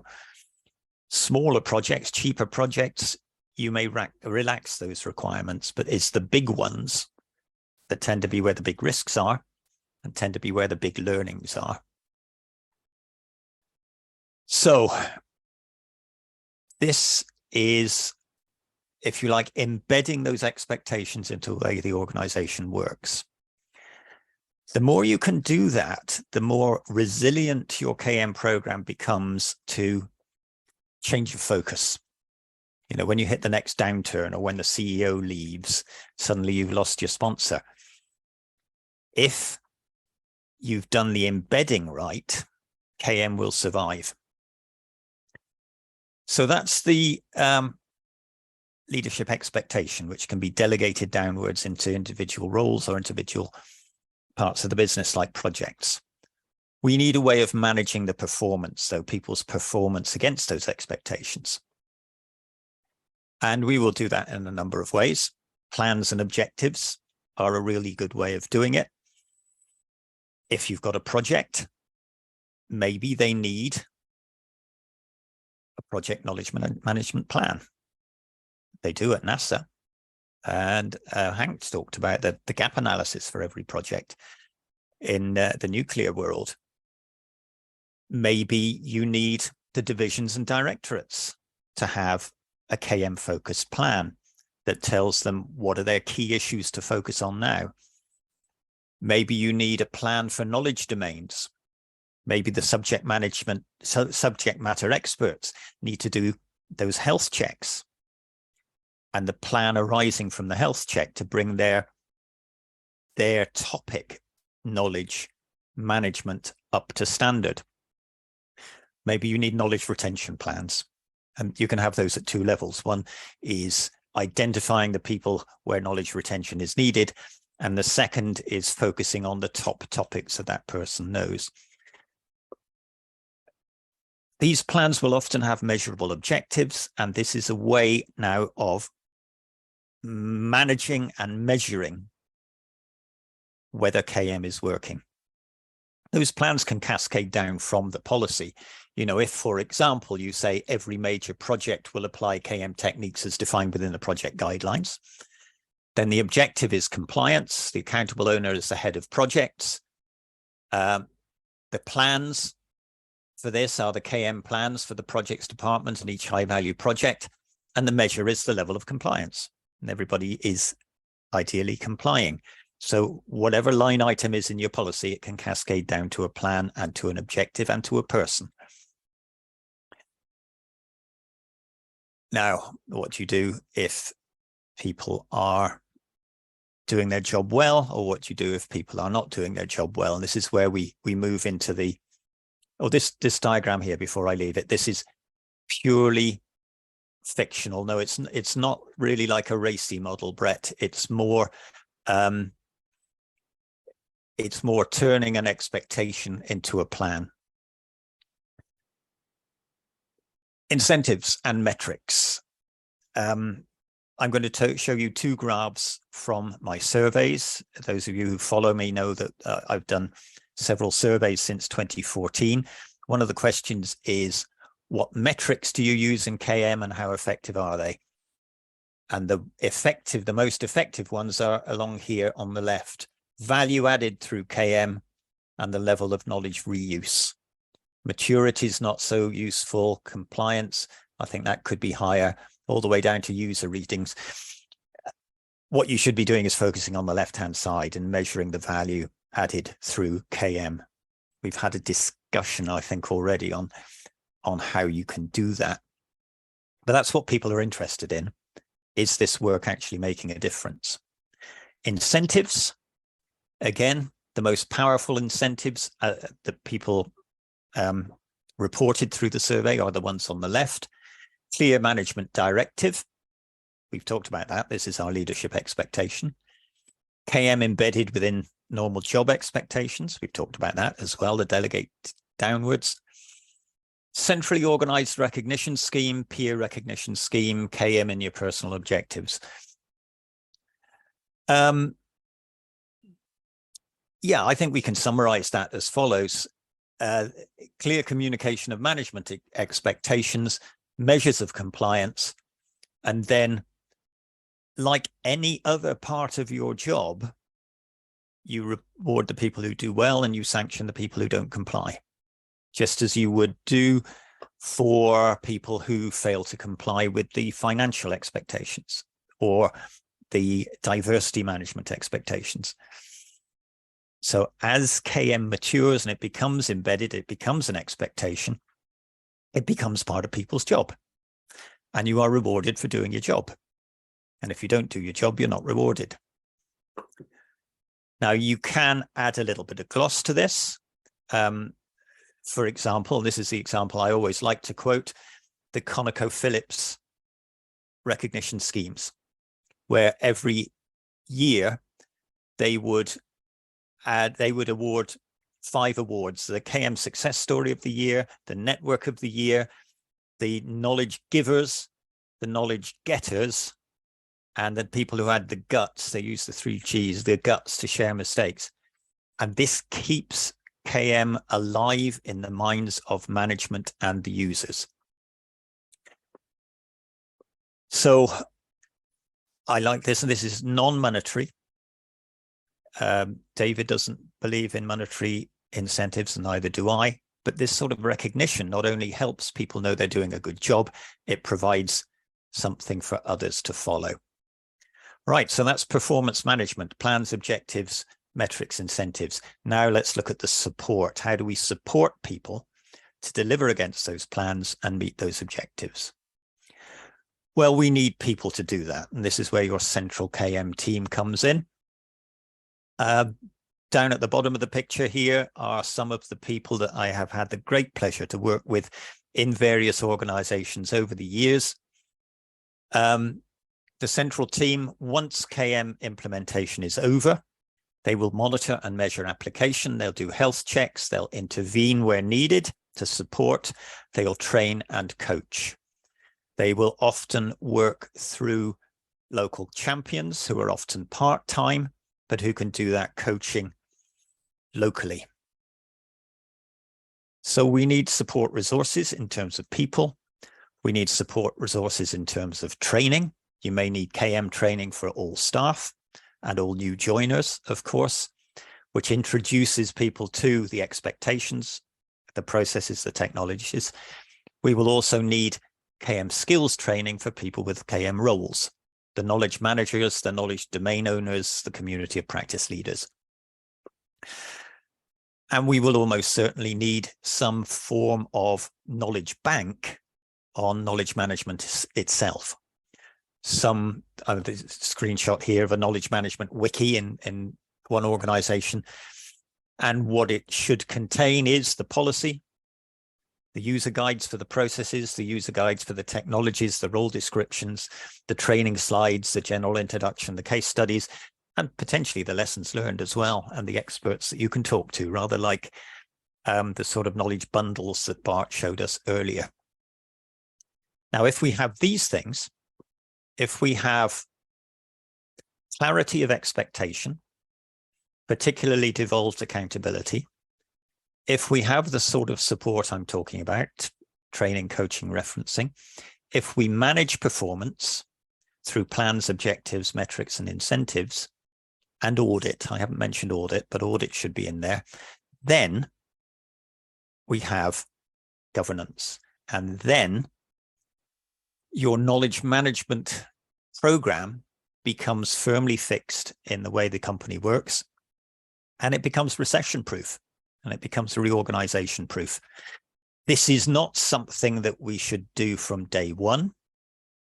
This is something that comes in as your KM program progresses. So I'm up for questions and comments, and I can see some questions already. There's one here from Payal, question from Bob. Do we need a KM policy if we have a KM strategy? Mark's already answered that. Yes, you do. And I agree with that. Yes, you do. A strategy is different. A strategy is a set of frameworks and directions for achieving something. A policy is a framework for sustaining something. So you need your strategy in the early days, tells you where to start, how to build up, where to focus. But there comes a time when you then move into a policy that says, now this is the way we're going to work in future. And as Mark said, it shows commitment, establishes the requirements. And the strategy really should reflect, yes, you will have a policy. Strategy comes first, policy comes second. Now, Brett says, what I don't see in governance, how do you get policy and resources decisions nominated and made? I think you do that through your senior sponsors. And I always recommend to my clients that you don't just have one sponsor, you have a sponsorship group. You set up a steering committee for KM. Once you've got once you've proven the worth, you get that steering committee, and they will advise you on policy. They will agree on resource decisions, and they will support you where you need support. Also, if you have a steering team, then you lose one or two of them, the steering team still continues. The biggest killer of KM programs is high-level reorganization. So you need to be reorganizational proof, and that steering committee really works. We got a question here from ADM May. How does KM work with artificial intelligence, and where most answers to questions about the firm are now available via a simple search engine? Well, no, most answers to questions about the firm, provided they're written. I think the vast majority of useful knowledge in any organization is tacit, and what's written tends to be superficial and old. So I think we've got to be a little bit careful with artificial intelligence, that all you're doing is mining what's written and you're not keeping up with what's in the heads. So KM has a role to play for sure.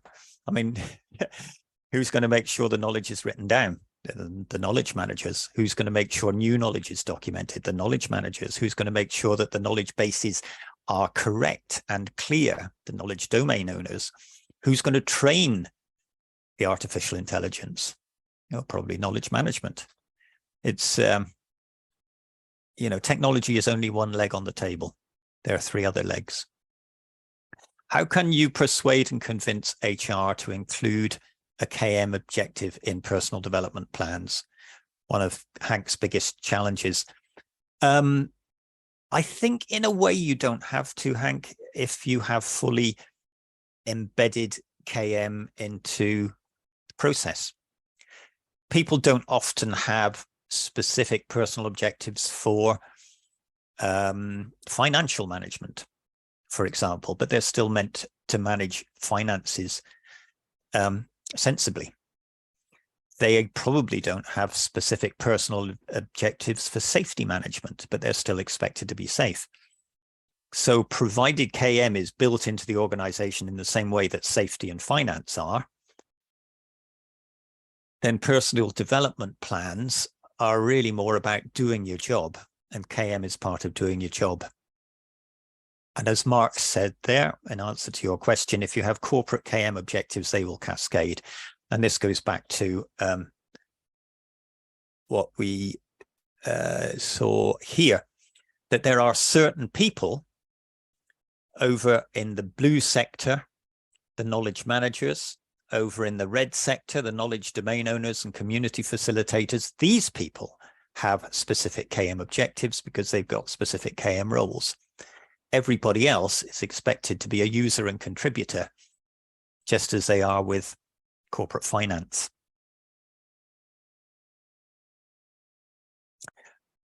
All right, Monica says, is this for small or big organizations or both? Well, it's certainly for big ones, and where you see KM governance best developed nowadays is in pretty big organizations. The military, for example, it's incredibly well embedded. NASA, it's well embedded. The oil companies, it's well embedded. The smaller organizations, I think you can do it more simply. Your policy could be a one-pager. Your KM plans, there could be 1 or 2 KM plans for a tiny, tiny organization. But I think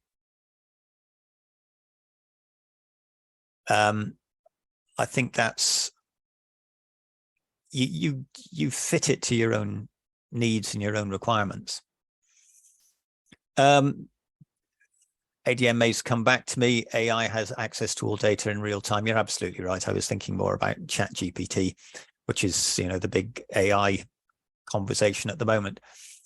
AI has access to all data. It's not only searching historical data, yes, but the vast majority of what it gets back will be historical because there's more history than there is present. But what happens in any evolving field is that new knowledge comes in and should overwrite the old knowledge, which should be removed. And the search engine doesn't do that. It requires humans to do that. Do you agree that KM can guide the AI models? Yes, I do. I think AI, it's like, it's the advent of power tools for carpenters. It makes sawing a plank so much easier, but you still need a carpenter to hold the saw. Right. What are your thoughts on AI content generation? Now we're talking about ChatGPT, I guess. Claire, is that right? AI writing content? Well, I go back to what I said. ChatGPT, it's a large language model. It writes answers based on the probability of the next word given the context and what's already been written. So it's like an ultra sophisticated autofill. It will give you the most commonly written answer, or its version of the most commonly written answer. And the commonly written answer is not necessarily the up-to-date knowledge. So yeah, it's good for a quick trawl through to see what people have generally written about a topic, but it needs human overview. It doesn't understand the sense of what it writes, so you need to check for the inaccuracies and the hallucinations. And you also have to double check that you're not just reproducing something that's out of date.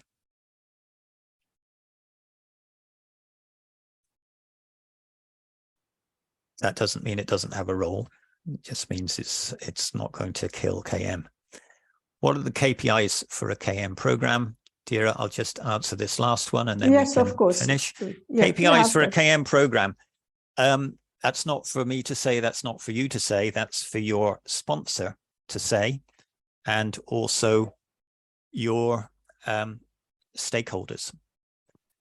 If you follow ISO 30401, then the first two clauses require you to say, what are you trying to achieve through KM? What issues are you trying to solve? And the second one is, who are your stakeholders and what do they need? And use the feedback from that analysis to say what your KPIs are. When I worked for BP back in the 90s, the KPI that we had for our KM program in 1997 was to deliver $200 million in value through knowledge management interventions. That was a tough KPI. It was a hard number. We easily met it though, because knowledge management is generally more powerful than any of us think. So that was the KPI that was set by our steering committee. And if you want to know what your KPIs are, ask your steering committee. Okay, I think we've covered all that, all the questions, and thank you, Nick. That was a very important topic, and you gave us very good insights into it and advice. So thank you for your talk. And you're not going to be in the second panel, so. No, so I'll say bye-bye, everybody. I may dip in and out for the rest of the afternoon, but. Yes, do stay with us. I'm just going to go and finish my lunch first. Okay, yes. Sorry about lunch timing. That wasn't very good. All right. Okay, thank you, Okay, everybody. thanks, everybody. Goodbye. Thank you. And we'll go.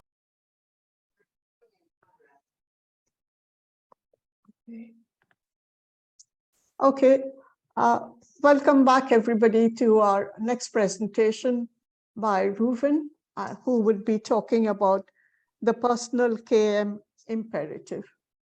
Reuven, I'll leave it to you, and please keep putting your questions in, and we'll read out your questions for Reuven when the time comes. Okay, over to you, Reuven. Just checking you can hear me all right, Dira, and see my We screen. can hear you, and we see your slide. Perfect, perfect. Good afternoon or good morning or whatever time zone you're in. Welcome, everybody. Yeah, my name is Reuven Pikiri. I'm a knowledge management consultant. I work with KMI, and I just wanted, before we start, just quickly introduce a little bit about me and my style. So, because I think it kind of influences the kind of consultancy that I deliver. So I started, well, I got a law degree and didn't want to practice law. So I started my career in the City of London in corporate finance. And then where I worked for 7 years and worked my way up to a position of, I would guess you would call it middle management. And then one day this happened, and I'm giving my age away a little bit here. I got sent a thing about a one-day training course, everything you need to know about this new exciting technology called the internet. So I told my colleagues I'm going to go along to this, and many of them said, oh no, we're too busy. Corporate banking is a pretty pressurized environment. But I said, I know, but I just have a good feeling about this. I don't know why. So I went along to this course. It was the time of the dot-com revolution here in London and, well, around the world. The guy was a guy with a jeans, t-shirt, ponytail, the whole typical dot-com look. And it was a life-transforming moment for me. I had a law degree and I'd been working in corporate banking and I was doing well, but I hadn't had any kind of fire in my life. Then along came this course and he showed us, you know, this was before Google, you've got to remember. So this is Lycos, AOL, the beginnings of the internet. And it was just one of those moments where, you know, your job, your vocation, your passion, everything just ignites. And all the way home, I kept thinking of all the different businesses, because I come from a business family, that would be changed by this technology. By the time I got home, I said to my wife, I know this is going to sound strange, but I need to leave corporate banking and go into this new world. And from that day, which is, gosh, going on for 20 years now, to this day, it has never failed to thrill, excite, sometimes worry, but always entertain me and give great meaning to my life. So you can look me up on the internet. I'm a published author on Amazon. I write and speak about technology, well, really where technology, business, and society intersect and the changes that occur. And of course, because of my background in corporate world, I'm very much focused on practical things. So throughout this presentation, I'll jump between theory and practice, always supporting theoretical claims with practical examples to show what's really happening in this world today. And I'm going to take you on a bit of a wild, magical mystery tour today, but hold on to your seats, and the internet will not fail to let us down yet again. Okay, here we go. So I'm going to talk about a new trend, or a reinvention of an old trend called personal knowledge management, that is suddenly becoming quite fashionable amongst the core. I tend to work with corporate clients, so large pharmaceutical companies, big global consultancies, etc. I guess that fits with my background. I'm good at explaining how knowledge management plays out in a corporate environment. So I tend to inevitably get work from those clients. And I deliver a course for the Knowledge Management Institute pretty much on a monthly basis on the basis of modern knowledge management. So this new trend, it's around this idea of personal knowledge management. Now, personal knowledge management has been around for a while with the famous Harold, however you say it, Jarkey or Jash, whichever way you prefer to say it. His seek, sense, share model has always been in play for a while, but it's now got a new twist, which I think you'll find quite interesting. And I'm working with clients to deliver what we call PKM programs within organizations today. And there's a real reason. I'm going to explain, first of all, the problem that a PKM program seeks to address and why it is actually around this concept of future-proofing yourself as an employee, but also future-proofing your employer. So that's kind of the context of what we're going to work with. This is a very busy slide, and I apologize in advance. I don't do many slides with a lot of text, but this kind of summarizes where we're at. So let's just take a little time to unpack it for you, and so you can get your head around what the problem is. So I think you'd have to be living somewhere in a dark cave not to know that we're living in a unique time in history of what we call exponential change. Technology changes coming up at us from all different sides. The pandemic hit the reset button for many of us, both in terms of our lives as citizens, as well as our lives as employees, as well as the environmental issues that we face today and the workforce challenges, which range from anything from how do I dance with the robots now that are increasingly prevalent in the workplace, to well-being and all those other issues. So we're in this kind of smorgasbord or maelstrom of change that we've never seen before in history, what I like to call the perfect storm, if you like. And those can be crudely categorized into three groups, okay? First of all, with all this change, and it's why we call it exponential change, it's the speed of change that is causing the greatest disruption for people. We simply can't keep up. And I'm going to give you practical examples of what I mean by that in a minute. But because we've got this speed of change, this exponential change that we're living through right now, it's almost impossible for employers and for leadership in organizations to keep ahead of the curve, to be able to skill their workforce up ahead of the curve. They're almost inevitably reactive and on the back foot, and that can be lethal. We can only pause for a minute and think about great brands that have come and gone, not in our lifetime, but in our working lifetime. So think of, does anyone still remember BlackBerry or Nokia or Blockbuster. You know, you can, the list goes on. This is the world in which we live in which there is an existential threat for organizations to their future. So the first thing is they can't keep up with the skills required to remain viable. The second thing is the rise of unstructured data. Okay, so again, people say, I struggle to get my head around that. Well, I don't mean just social media. Just think about all the chats. There'll be a chat going on throughout this conference, all the chats that occur in organizations all the time. No one, until very recently, and I'll come on to that, has been able to manage that unstructured data. And what we've seen is the proportion of unstructured data to structured data, it dwarfs the structured data exponentially.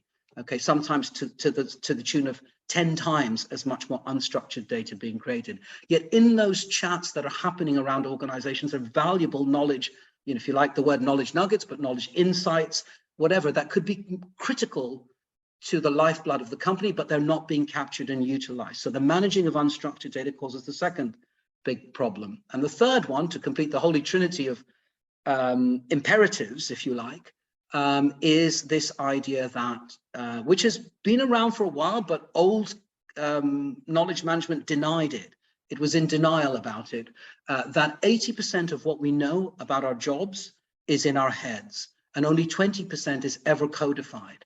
So the whole challenge, and definitely the challenge of modern knowledge management, shifting tacit knowledge to explicit, is now a business imperative, because that knowledge leaves your office every day and could keep on walking from there.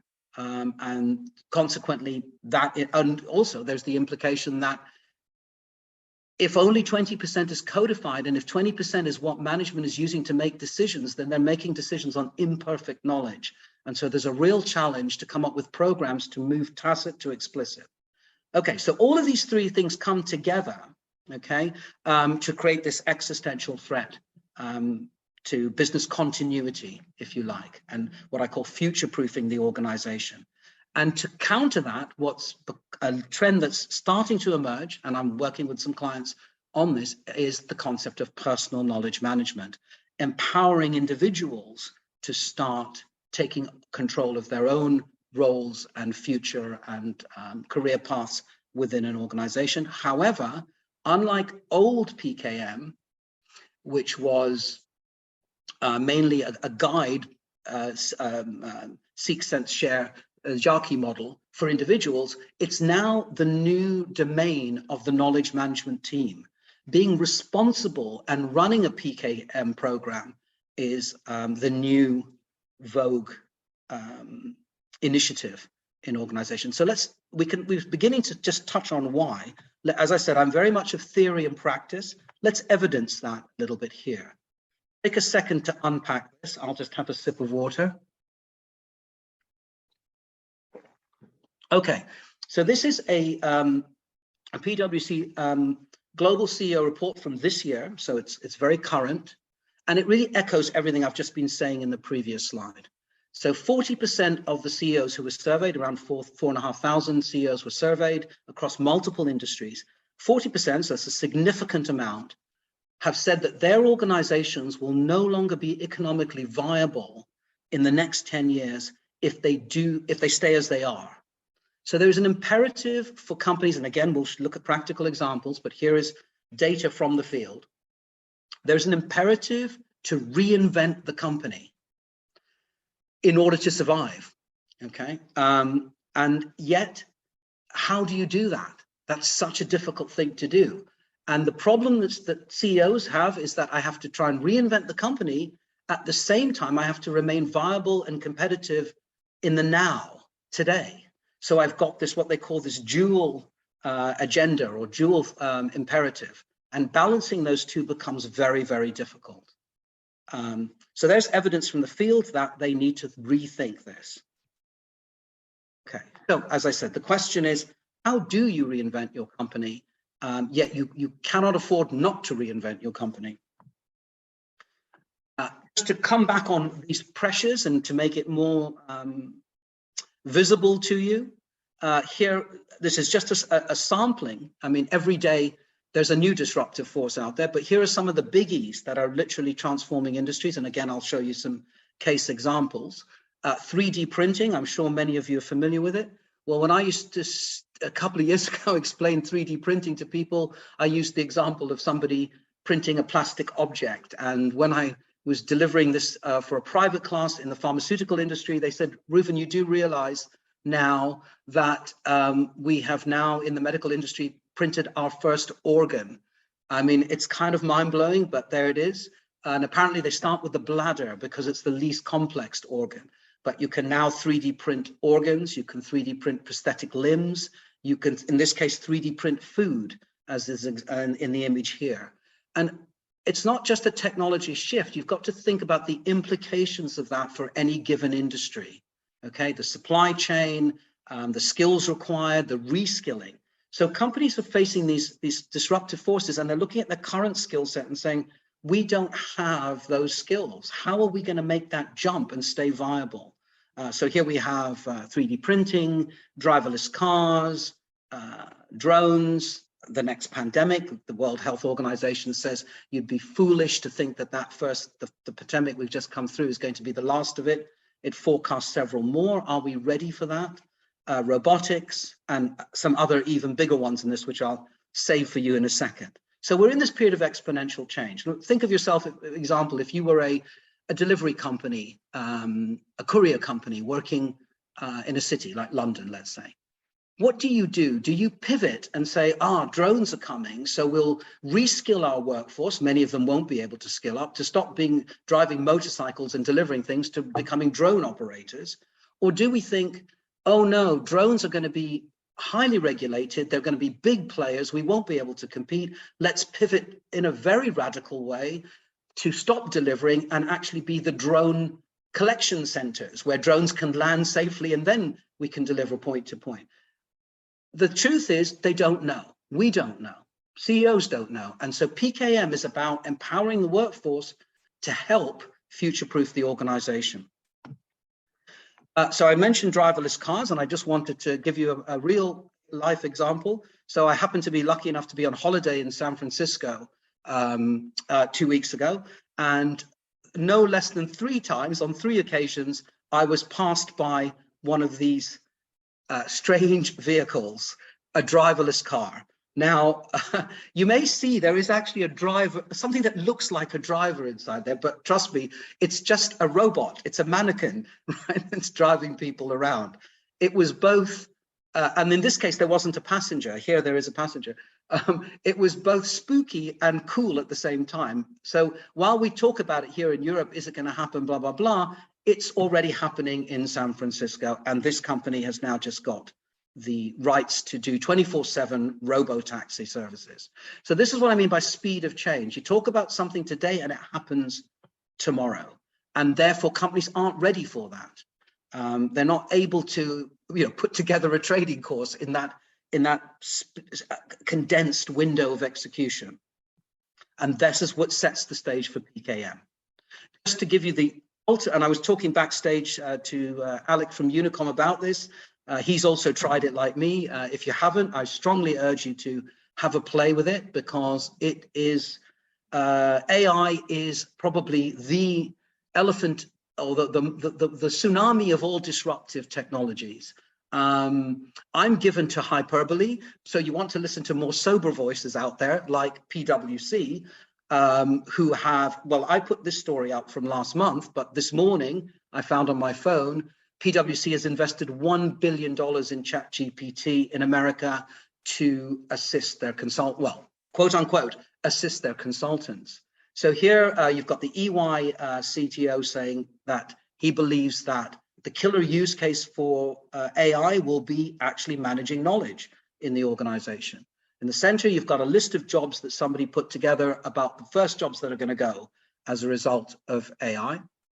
And as I said, PwC. So these are all conservative, the small c organizations that are giving you this quite dramatic view of disruption. The catchphrase that's doing the rounds now is, your job will not be taken by AI. Your job will be taken by somebody who knows how to use AI. And that's why I strongly urge you, if you haven't done so already, have a play with AI. Dira, I see there's a point in the chat. Do you want to take it now, or I don't mind? Can I have a look? Okay, great question. I'm going to come on to that in a second. I'll come to that in a minute. So the question, by the way, was how do you ensure that PKM objectives are aligned with business objectives? So all of this leads to PKM. So without PKM being actively promoted by CEOs, and that is what's happening today, this reinventing the company will not happen. So again, a great practical example of that is the CEO of Novartis. If you go and check him out on YouTube, he is trying to deliver what he calls the unbossed culture. The idea that all employees are empowered to make at least one decision on their own, do one initiative on their own, fail small, fail fast, but try and fix one thing immediately. Okay, there's another question. It says, it's from Heath, who says, who owns PKM and how do you measure it? Okay, so you're great. You're preempting me a little bit, but I'll try to take them in context. So the individual owns PKM, but this is the finesse that I'm talking about. The knowledge management team manages the PKM program. Okay, so it's empowering employees. I think if I go to the next one, this will help us here. Okay, it's empowering employees to be the captains of their own ships. So manage your own. Where do you see yourself 6 months, a year, 18 months from now? Where would you like to be? Where do you want to be? You own that, but the KM team works with you, okay, to give you the time, to give you the tools to advance yourself in any of those areas. The quid pro quo is that you must share what it is that you have been working on or doing. Now, some of you, this may sound eerily familiar. This is something, of course, Google, being ahead of most companies most of the time, has been doing for some time with their 20% rule, which I'll come on to in a second. So that's the twist here, okay? Traditional PKM, Seek, Sense, Share, modern PKM, it's owned by the individual, their individual PKM program, but it's visible and, if I wouldn't say managed, but supported. That's the word I'm looking for. It's supported by the KM team. And in supporting that, it allows management to see where the next good ideas are coming from, where the talent in the company is, etc. Okay. Hopefully that answers your question, but just jump in if I haven't.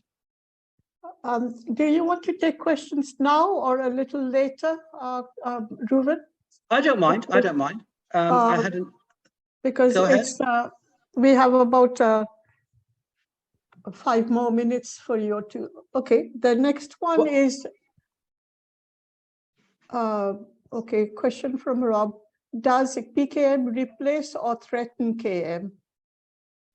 Great question. Great question. I mean, I have my view on it. I think that it's the evolution of KM. That's why I wanted to share these insights with you. I think this is where modern KM teams have to go, because this is the business imperative, as we've seen, right? You have to pivot very quickly, and the traditional functions within an organization, think of L&D department, HR department, internal comms, they're just not set up to pivot at this speed. They're not agile enough. So empower the individuals, give them the tools and support, give them the access to the internal systems, but the quid pro quo is they have to share what they're doing with you in exchange for the time that you're giving them to do this. Okay. Okay, and before that, there was a comment from Brett. He says, Katerina Otto is PwC Switzerland's tax and legal, yeah. Yes, okay. Yeah, and she's just announcing on, I think it was on LinkedIn, that PwC is getting involved in AI. Okay. Okay, there was another question. What are the common challenges people might face when implementing PKM, and how can they overcome? How can they be overcome? The biggest challenge you're going to face is getting people to share their insights and what they're working on. Because think of the word P, personal knowledge management. Somebody might say, I currently work in this department, but I'm really interested in green technology or a green agenda for my company that I work at. And so some of those issues are a little bit sensitive, etc. So trust is really, really key here. And therefore you need a KM team that is very much people-centric, not technology-centric, that can really establish that lines, and it needs to be supported to cover that challenge question from top down. Again, look at the videos on YouTube from the CEO of Novartis talking about the unbossed culture. When the CEO is empowering everybody to do that, that's when you can make that change. That culture shift has to come. KM can be the midwife to it, but they need the buy-in from senior management, from the top, to say, we want to empower our staff to take some time to work on their personal knowledge management. Okay. And there's another one here. If I codify knowledge for my own use, I can do it in 15 minutes. If I need it to be understandable for others, even my own team, it'll take over an hour. I'm not sure if my personal knowledge management is useful for others or the company as a whole. Great question. And the last thing we want to do is give you extra work. So if you codify it for yourself in 15 minutes and that works for you, and there are many different tools for codifying your knowledge, as I'm sure you know, that's all you need to do. It's up to the knowledge management team to give you the spaces in which you simply share what it is that you're working on, whatever interests you. And people ask you in the Socratic method questions. And when they ask you questions, you can release your knowledge as opposed to reworking it for another hour into another format that people can read. That's not what it's about. It's much more about conversations. It's much more about storytelling. It's much more about, if you told me you're working on this, somebody else has another idea that spawns off that and they have another question for you. And this is very much the Google 20% rule that they use in their organization. Okay, cool. Mark Denton has a comment. So does it not depend on who you want to benefit from that knowledge? Well, this is where it's really important that the KM team oversees this. It's about, if there's things you're working on that are not germane to the business objectives of the company, that's not our issue. Go ahead and do that in your own time. However, if you want the support of the company, and most people want the support in a certain generation of the workforce, they want the visibility. They want the acknowledgement that, hey, I was the first person in the company to think of this idea and take it in this direction, or at least offer that as a new direction, and then we built off it and other people gathered around my movement. If it's absolutely critical that you align it, this is the KM team's role. This is why I say it's a new form of PKM. It's a PKM program, that they align their those individual PKM initiatives, captains of their own ship, with the general direction and objectives of the organization. Like I said, with the delivery company, do we pivot to drones or do we pivot to drone collection centers? And so there becomes a discussion on that, and people with ideas begin to work on things and share ideas on how that might work. Okay. So Mark says, so it needs to be put into a structure to ensure the benefit is maximized. Spot on, Mark. And who creates that structure? Not the individuals, the KM team. That's why I wanted to say this is a great opportunity for a progressive, visionary KM team to actually own it and become incredibly valuable to the company, future-proofing the workforce and future-proofing the organization. Absolutely right. Has to be put into a structure, and that structure has to be managed by and created by the KM team. So this is a little bit of an example of one of the projects are working on, where they decided they were going to identify high flyers or high performers. Not the KM team, but managers would nominate people who would be there. We then put them into collaborative spaces where they would talk about these things that we're talking about, the challenges to the company, PKM, masters of their own destiny, very appealing to a certain generation, by the way. They love this kind of thing of being empowered, but then tease out their goals and their ambitions. This is kind of the beginnings of the structure that you talk about, Mark. Okay, then from their goals and ambitions, align them with company goals. And where they don't align, let them know that that's interesting, but not quite aligned. Or we need to check that out with management. Maybe you're telling us something that we should realign with.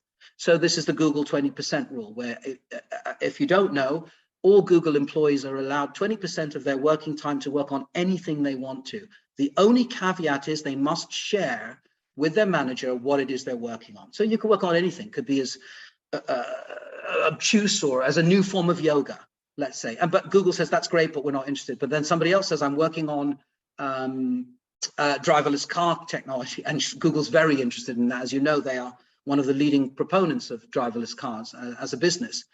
Or it could be Gmail, or it could have been Google Docs, whatever. And so they get their innovations out of that. That's future-proofing Google, but also empowering the individual. This is what I can develop further is what we call the Netflix effect, right? The idea that an actor unknown can be in a Netflix series and be a huge star the next day. Again, appeals to a certain generation in the workforce. And self-directed learning, which we all do in our lives as consumers and citizens, but somehow when we get into the workplace, we get hamstrung, we get constrained by the tools and the things around us. Those days are gone now. For companies to become competitive, they have to offer us the same freedoms that we get as citizens and consumers. We can go onto YouTube, figure out how to fix our fridge that broke down or whatever it might be, or learn a new skill or trick or whatever. We want that in the workplace now. And that's the shift that's happening. And PKM is the kind of Trojan horse to deliver it, if you like. Okay. Okay, Bas, thank you for the previous question answers. And actually, Reuven, you just got maybe half a minute to wrap up. Okay, good. Well, not good, but I'll have to go very quickly then. All right, so you'll get these slides anyway. This is just a little bit about how you might deliver a PKM program, things you need to think about. But here's the bit that I really get excited about every time. I'm sure all of you as KM practitioners are familiar with the ISO standard, which first happened in 2018. How many of you have picked out this phrase, which is at the bottom? Every time I read it, I get excited because ISO is a conservative organization, yet this is absolutely spot on for everything we've talked about. Organizations can no longer rely on the spontaneous diffusion of knowledge to keep up with the pace of change. Instead, knowledge must be deliberately created, consolidated, applied, reused faster than the rate of change. There is no way the current functions of any organization are set up for that. HR, L&D, risk management, they're just not ready to be faster than the rate of change. That's the siren call for modern PKM, and a great opportunity, as I say, for KM teams. Should I stop there, Dira? Or let's stop there, Reuven, because we are right out of time. Thank you for a very informative talk. And as you see, that people were very interested and involved. Thank you. Thank you. And let us go to our next presentation from Ved Prakash. Okay, thank you, Reuven. Thank you. Thank you, bye.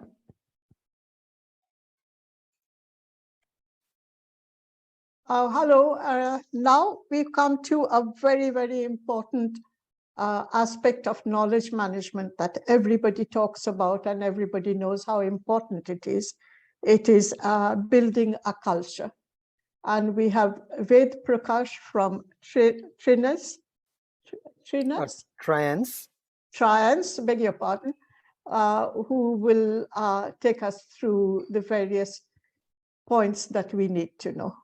Over to you, Ved, if you share your screen and we can go ahead. Sure, thank you, Dira. As I'm sharing the screen, just a bit about myself. So I'm the Chief Knowledge Officer at Triance, and I have a total of approximately 31 years. So out of which half of it has been in knowledge management. Are you able to see my screen? Yeah, is my screen visible? Dhira? Dhira, are you able to see the screen? I'm not getting any notification. Oh, thanks. It's there in the chat. Thanks. So I have a total of 31 years of experience, half of it in knowledge management as the Chief Knowledge Officer at Wipro. That's a $10 billion company into IT services. Then at CGI, which is a Canada-based company. There I was there for almost 5 years, and now at Triance. And prior to that, I was in various roles related to handling industry verticals and practices. So have an all-rounded experience in many different arenas of what a business does. So today I'll be talking about building the knowledge culture, talking you through some examples from Triance itself. Right? So when we talk of knowledge management, there are a few key elements, and over the course of today, we have seen some of them being mentioned, including by Nick in the couple of sessions before. So he talked about how the strategy, the leadership, his whole session was around governance. These are very key to knowledge management at various stages. And then we have the familiar triad of people, process, and technology, followed by the major elements of knowledge management, which are what I call the 4 C's. So content, connections, collaboration, and culture. Right. Now, when it comes to KM, obviously all of these elements are equally important in some way or the other. But then as Dave Snowden says that if you have to ask what is knowledge management, he'll say 1% of it is, say, content and technology, 99% of it is managing the flows of people, of knowledge, etc., etc. So it won't be wrong to really say that KM is nothing but a cultural change management program, end of the day, because you're trying to change the behaviors of people in a certain way so that they share the knowledge that they possess in a better way. They also develop these tendencies to learn from others. Easier said than done. Okay.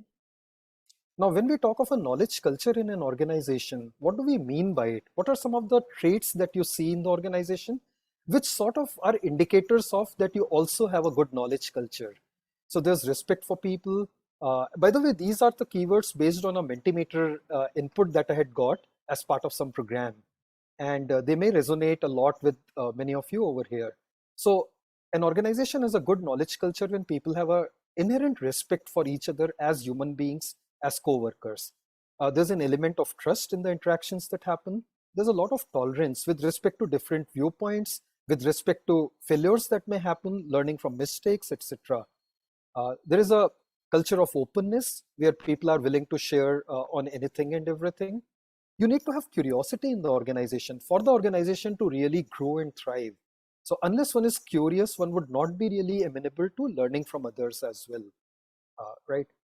A spirit of camaraderie, the togetherness that we talk about, a spirit of community, that is also equally important to have a good knowledge culture. One needs to find a lot of communication happening as well. It should not be that people are having, just point-to-point kind of very cut and dry communications. People need to be communicative. They should feel free to speak out their mind and exchange views with others. You need to have a safe environment where people actually feel safe about saying the good, bad, and the ugly about the kind of things that they are doing. And most importantly, you need to have an element of fun in whatever you are doing. That's when the knowledge culture really becomes strengthened and becomes a lot more visible and easier to carry out the change as well. So I'll straight away jump into some examples instead of talking about a framework for building a culture and all that, because that you may have listened to in various shapes and forms. Here I'll take a few examples to show how you can really develop that culture. There is no science to it. There's a lot of art to it. Of course, when I say no science to it, there are those frameworks, right? Like any other change management program for a knowledge culture change management as well. So what we do, for example, in Triance is we have these communities. We call them practice communities because Triance is an organization that is into digital transformation consulting, has 2,000 associates spread across the US, some in Europe, in India, in Asia Pacific, in Australia. So basically globally diversified in a lot of ways and providing services in the cutting edge technologies as well.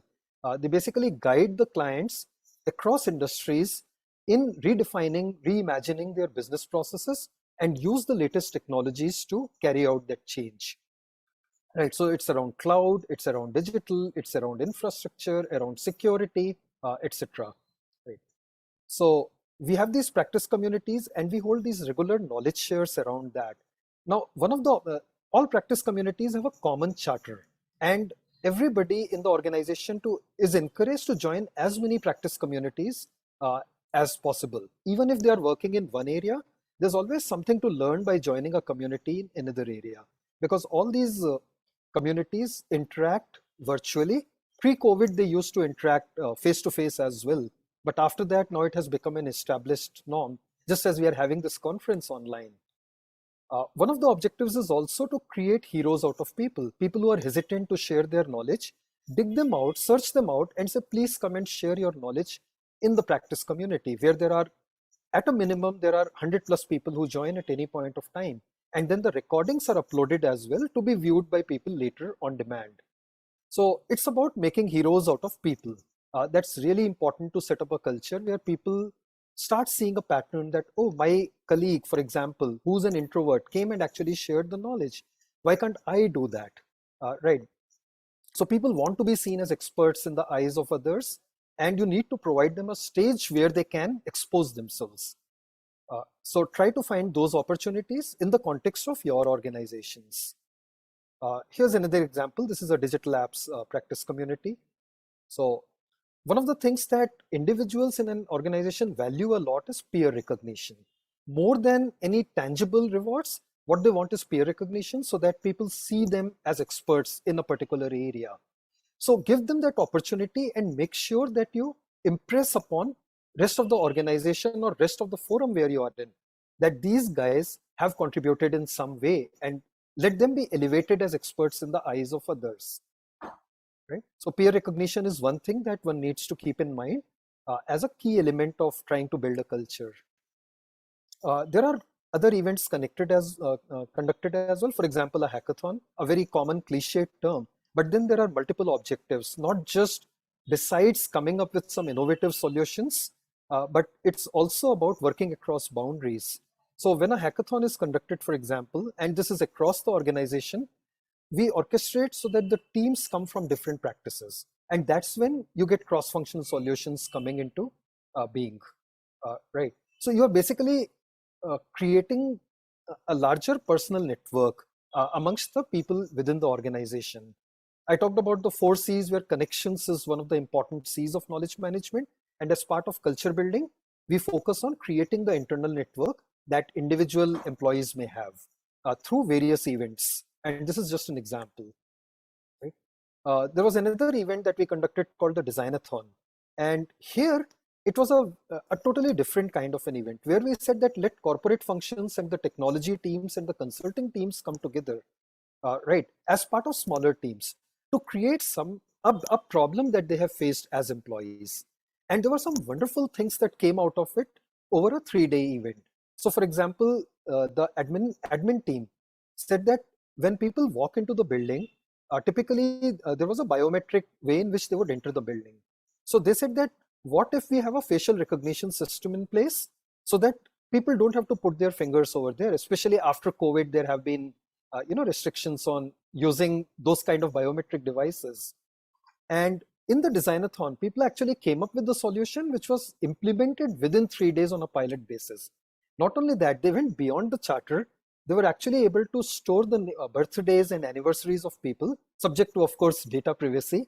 That's a big topic nowadays, where when you would walk into the office, it would not only recognize your face and open the door for you, it would also wish you a happy birthday, right? So of course, this was a pilot that was done on a mobile phone, but it was a working pilot achieved in just 3 days flat, where you had the admin team, you had a cluster of very junior employees, and you had a technology person, for example. So unleash the creativity of people. Think innovatively in how you can bring that creativity out. So Stephanie, for example, talks about Radical KM, which focuses on the creative aspect of it. And I fully agree that, it does help in building the knowledge culture. Another example of a knowledge share, this was, but why I wanted to highlight it's because this was taken by someone who heads the analytics practice. So he's heading a team of 500 plus people. He's the face of the company when it comes to interacting with clients on this particular topic. And this is something what we mean also by lead by example, right? That the leader has to be out in the forefront. So when the leader is addressing a practice community, then it also sort of percolates down that this is an acceptable behavior, just as I talked about others being made heroes out of. Another thing I wanted to talk about this particular example is what a good culture can lead to. So when you see Extrica Data Mesh, it may be, I mean, it's just a name, but actually this is a new offering from Triance, which was launched just a couple of months back in the Amazon Web Services, the AWS Cloud Sales Kickoff. Actually, it got a pride of place because this actually solves a huge number of problems in a particular area that clients of AWS are facing. The whole thing came around because of knowledge sharing in the community. So this was one good example of how community and a knowledge enabling culture can lead to innovation as well. We also conduct things called unconferences. So those of you who have been in unconferences would know that, I mean, basically there is no agenda. There are no defined speakers. You come in and you start framing the agenda and you start speaking. So we conduct in a slightly modified form. It's a 1 hour one. Here, the whole idea is behind promoting conversations. So it's like the Pareto principle of 20-80. In any gathering, 20% of people will probably speak 80% of the times or even 100% of the times. So when you promote conversations through these kind of mechanisms, people start opening up. So you actually ask for them to contribute to a conversation happening on a generic topic. So for example, there was remote working happening, or when the offices were opening up, the knowledge management team organized these kind of unconferences. And people really appreciate, including giving the same feedback that, look, I was very hesitant to speak up, but courtesy this, I have developed that confidence, right? So promote conversations in many different ways across the organizations. That really helps in building up the culture, because finally KM is about people. We also conduct mega events within knowledge management. There are smaller events as well, but these are the two big events. So one is called the Triance Knowledge League or TKL, which is focused on knowledge consumption. So there is a lot of organizational knowledge that gets generated. I'm not going to talk about any of that because we are just focusing on the culture aspect. What kind of avenues are available to people, or how do you showcase it to them that they can actually benefit from using it? So of course, it's a round the year activity. There's no doubt about that. But how do you re-emphasize that? And this whole event focuses on that. The second one, called Festival of Knowledge, focuses on the contribution aspect. That is, you have created a lot of knowledge through the year. You have processes in place where you're expected to contribute back to the organization. May or may not happen depending on bandwidth, depending on the individual inclinations of people, and of course, depending on the culture. But here we have a focused 1 month long thing around contribution, and some really good knowledge comes out of it, if it has not already come out as part of course of their day-to-day work. So I'll just expand a bit more on these. Right. So TKL, currently the season 7 is going on. As we speak this week, it is going on, and it's a very, very intense kind of a event that happens. So on a daily basis, we have a few challenges that are given to the employees, and they have to go through the various organizational knowledge resources to get to crack those challenges. So they have to connect various dots, they have to get into repositories, they have to get into the videos that are there, etc., etc. Right. Courtesy this, and the participation rates are really good. For 35 to 40% of the organization participates in this, which I would term it as a real good engagement with the particular event. But it also is an indicator of how engaged they are with KM in general, right? So it's also about making knowledge fun. So these challenges look like the kind of puzzles that you read, right? But these are all knowledge puzzles, and they relate back to some piece of knowledge somewhere within the organization. So it could, it could be like a treasure hunt, or it could have multiple themes there. But yeah, make it fun. If knowledge is looked at something very serious, then the culture that you develop is also very cut and dry kind of a thing. If it is fun, then people enjoy doing something where without realizing they're contributing to the overall KM agenda for the organization. So for example, this is from last year. So we had 679 people who actually played, and every day we gamified by having real-time leaderboards, all of that. Right, so people are really, really excited about participating in the whole thing. And we also work it in such a way that there's a healthy competition around it. So it's healthy competition is not just in these kind of events, but on an ongoing basis. So for example, Nick Milton in his session was talking about, the Konoko example, where you had the star awards for best knowledge contributor or best knowledge user or whatever. So there are separate kind of engagements where we look at, knowledge management practices in different engagements and projects. We ask them to come and present, then we shortlist some, and then they present before a jury and an audience. And so it's a pretty involved process. It's like a white paper contest, for example, where you then announce prizes for the first, second, third. But this is a more gamified way of doing things. It's very healthy in nature because people are challenging each other as well, that look, I cracked this challenge, have you done it? Right. And in the process, people become more and more aware of the richness of knowledge in the organization. Another example of how we popularize some of the things. So we publish the names, the daily leaderboards and the weekly leaderboards, and we also, in this particular case, because it's a week-long event, so we actually have a live event for a lucky draw, and we give some prizes to them. Right. So rewards do have a place. What we have seen is that there is always this debate between rewards and recognition. But what my experience has been over the last 17 years of being in knowledge management, that at certain periods of time or for specific kind of interventions, rewards do play a role. Right. It sort of creates even more excitement. Is it something that is sustainable? No. These are one-time kind of things that you can do. But recognitions are something that linger on. What we also do is that we take feedback from the participants, and this is just again an example because we have other kind of forums as well.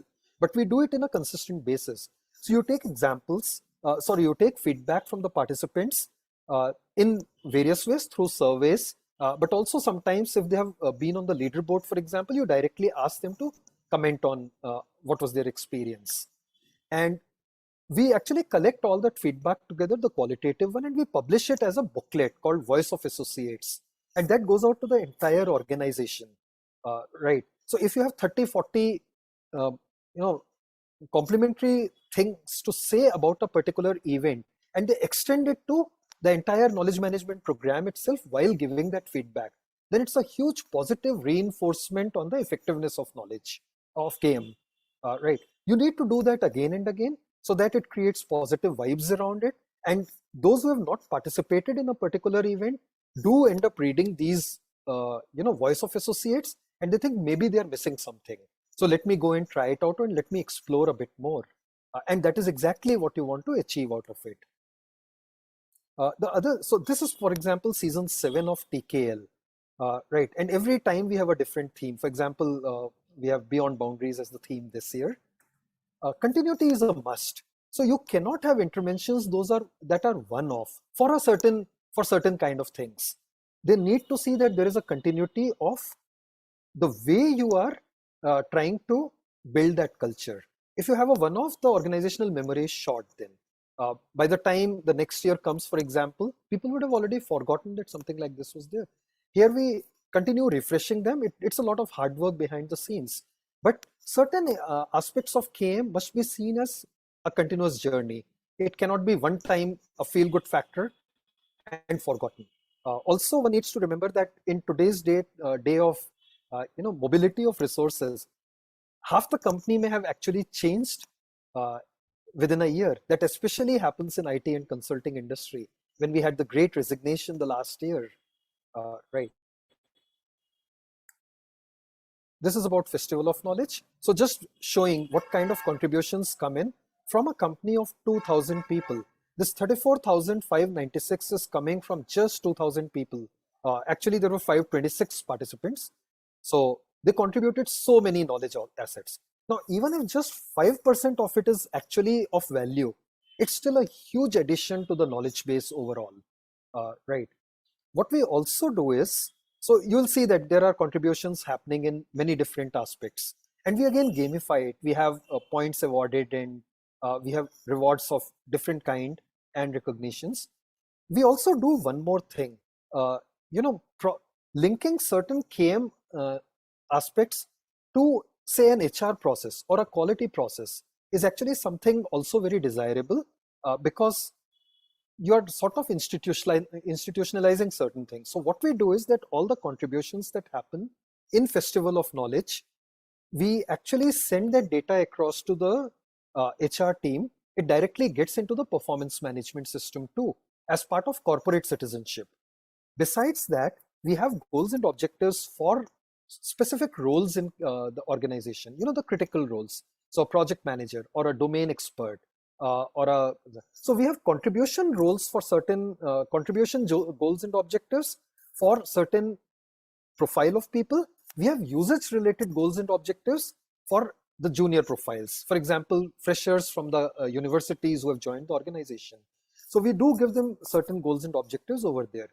What comes from Festival of Knowledge is actually adding to that particular aspect. And it becomes a differentiator when it comes to progression within the company. So for example, there are progression cycles, and given everything being the same, one of the key differentiating criteria is, have you mentored somebody? Have you participated in these knowledge sharing forums? Right? Have you participated in the KM events? Have you exhibited how you have utilized organizational knowledge for your work, because of which you had a productivity improvement? So they become the differentiating criteria, and these are tracked as part of the checklist for progression, which is with the people who are evaluating progressions. They actually ask those questions. If there is a stiff competition, so out of 5, only 2 have to be progressed for a particular role. So you can link it to different processes in the organization while showing the fun face to the actual employees. So the HR part is not so fun face, but it's associated with HR, not with KM. Whereas you are showing the fun face and helping them achieve that goal and objective. So the way you position it also makes a difference in the knowledge enabling culture. Okay. Sorry to interrupt, Ved. We have about 5 more minutes, but Sure. there are a few questions. Sure. If Just you give me want 1 minute. I'll quickly go through No, it. it's up to you, so that Sure, you are sure. aware there Yeah. are questions. Thanks, Tira. So Okay, rewards and thanks. recognition are always welcome. I mean, you must have some of that. This is something true for any initiative, especially for any KM initiative. What's in it for me?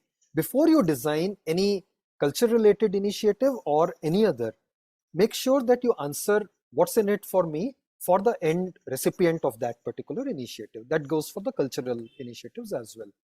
Communication is key in knowledge management. Keep communicating success stories, failure stories constantly. Right, we have a newsletter as well, for example, but communication is key. Then we conduct these annual surveys as well, besides surveys or feedbacks from every single initiative. And the results are very, very promising. I don't think we have the time to really look at some of those, but this is an indicator of that people are really clued into what is happening on the knowledge aspect of the organization. And that for me is a proof point of an enabling knowledge culture being there.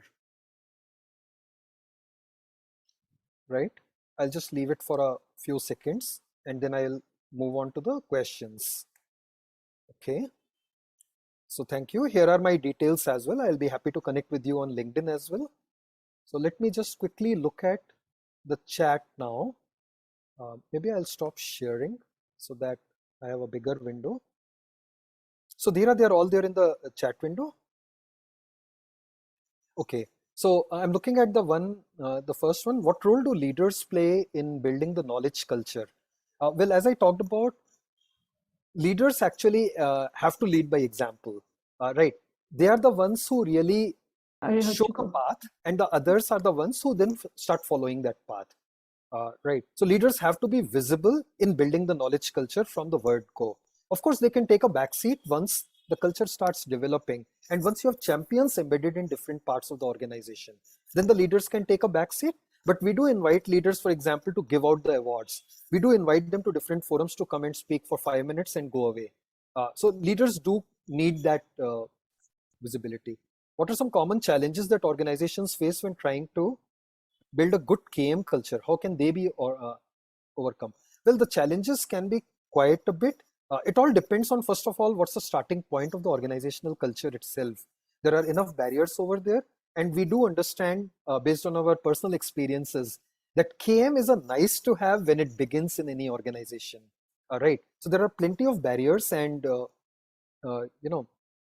they carry forward to the KM culture as well. I think I'm speeding up just a bit. I have many points to make, but let me take the other questions. Question from Bob: can knowledge culture be different from organizational culture? Yes, it can be. So, for example, if I take the example of a product company like a Google, for example, Google has come out with Bard, right? Now, Google externally, because it's a very competitive environment, they don't share too much of knowledge externally. And even their employees are asked not to share too much because they're a product development company. And that's a key differentiator. But internally, they're encouraged to really get together and look for the best in the solutions and the speediest solutions. So they have totally different cultures externally and internally. Externally, they can be very, very stiff and all that. Internally, they are very employee friendly, right? Thanks, Gresna, for the creativity part. Question from Jane: how should one go about addressing the knowledge culture in a KM program? Well, there are these frameworks that are available, and you have to, it's almost like a starting point. When you're drawing up a KM strategy for the organization, you have to have a fit on the cultural part of the organization.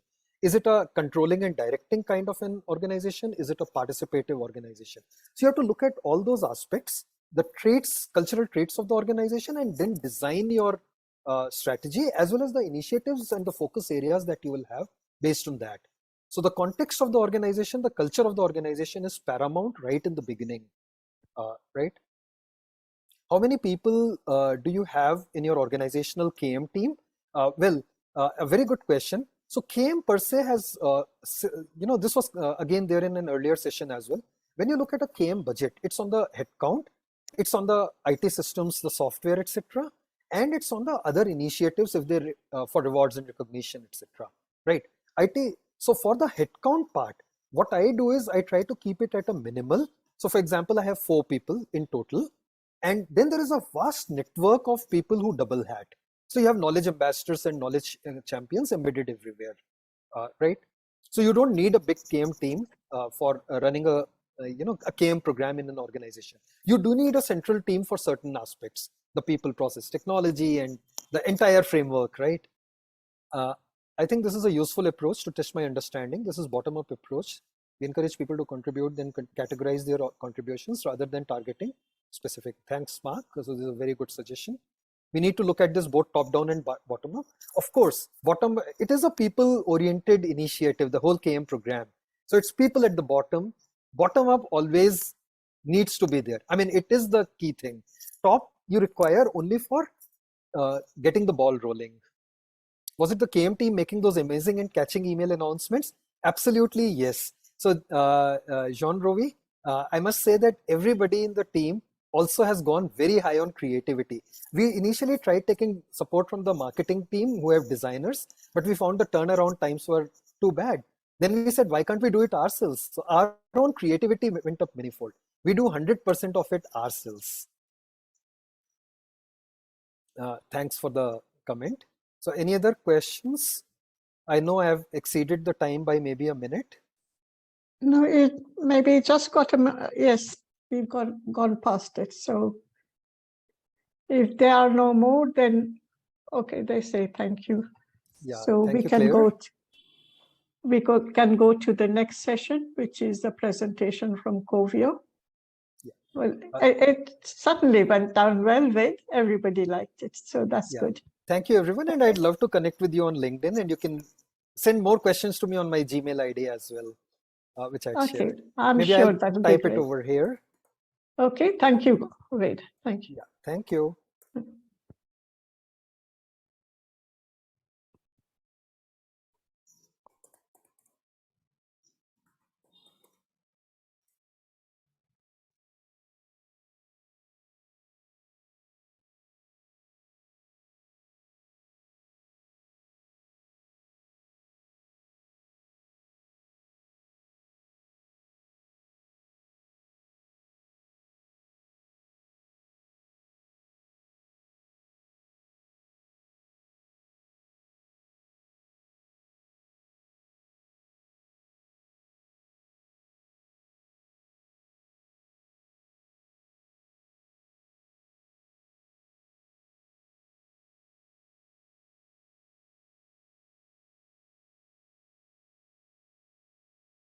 Hi, I'm Juanita Olguin, Senior Director of Platform Marketing at Coveo, and I'm really excited to be presenting to you today on how you can elevate your KM strategy by using AI to power knowledge. For those of you that are not familiar with Coveo, we are an AI search platform that's been around since 2005, and our mission is to help companies solve their toughest, most difficult challenges when it comes to managing enterprise information and knowledge. And I am really excited that I get to co-present today with Rosanna Stevens from Adobe. Hi, everyone. I'm Rosanna Stevens. I'm a digital employee experience leader at Adobe. And my team focuses on enabling and fostering decision-making through knowledge search and insights. KM is my passion. I've been in this realm for about 20 years. And I'm especially interested in how we bring product management and design thinking mindsets into how we build knowledge management strategies. So I'm looking forward to speaking with you today about that as a KM practitioner, bringing those experiences in. And thank you so much, Juanita, for inviting me to speak with you. This is going to be a pleasure. Yes, looking forward to it. So why don't we just get started and jump right in? So today we're going to talk to you about three main topics that we hope help elevate your KM strategy. The first is the biggest obstacles to elevating KM at the C-suite level. The second is how you can use AI to transform the perception of KM. And the third is the expected business outcomes and benefits that you can achieve from using AI. So let's jump right in, starting with the biggest obstacles to elevating KM. So I wanted to really get started by looking at market trends and what was going on in the world of KM. And so I looked at a few different sources and really came up with these key points that I feel like are important to cover and to set a baseline on. So the first is that there is an increasing use of AI in the world of KM today. That's probably part of the reason that you're here today. Secondly, we see that there's more growth in the use of informal channels such as Slack as reputable sources of information for KM practitioners as well as users when they're thinking about information they're trying to find.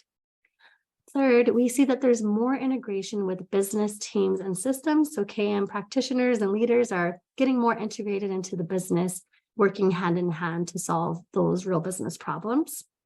We also, of course, see a move to more conversational expectations with the rise of ChatGPT and a growing increase in a focus on key business outcomes and results. We're seeing more of a justification for these different KM projects and initiatives that needs to be shown. What I also found very interesting was that there's actually going to be a new marketscape for knowledge management discovery software that should be coming out later this year. And so all of these things point to the fact that KM is under transformation, and I'm sure that you can relate to or are probably thinking about or seeing some of these trends as well. We also see that our customers and companies that we talk to, and by the way, we are speaking with and meeting with global enterprises in all types of industries. And what we wanted to share is that companies are starting to take notice and take action to these fundamental shifts in KM.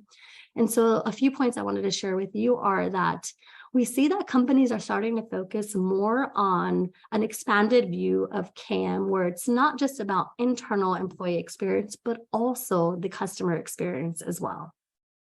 We also see that business teams and IT teams are starting to work together much more collaboratively, sometimes forming centers of excellence, which help really drive successful projects.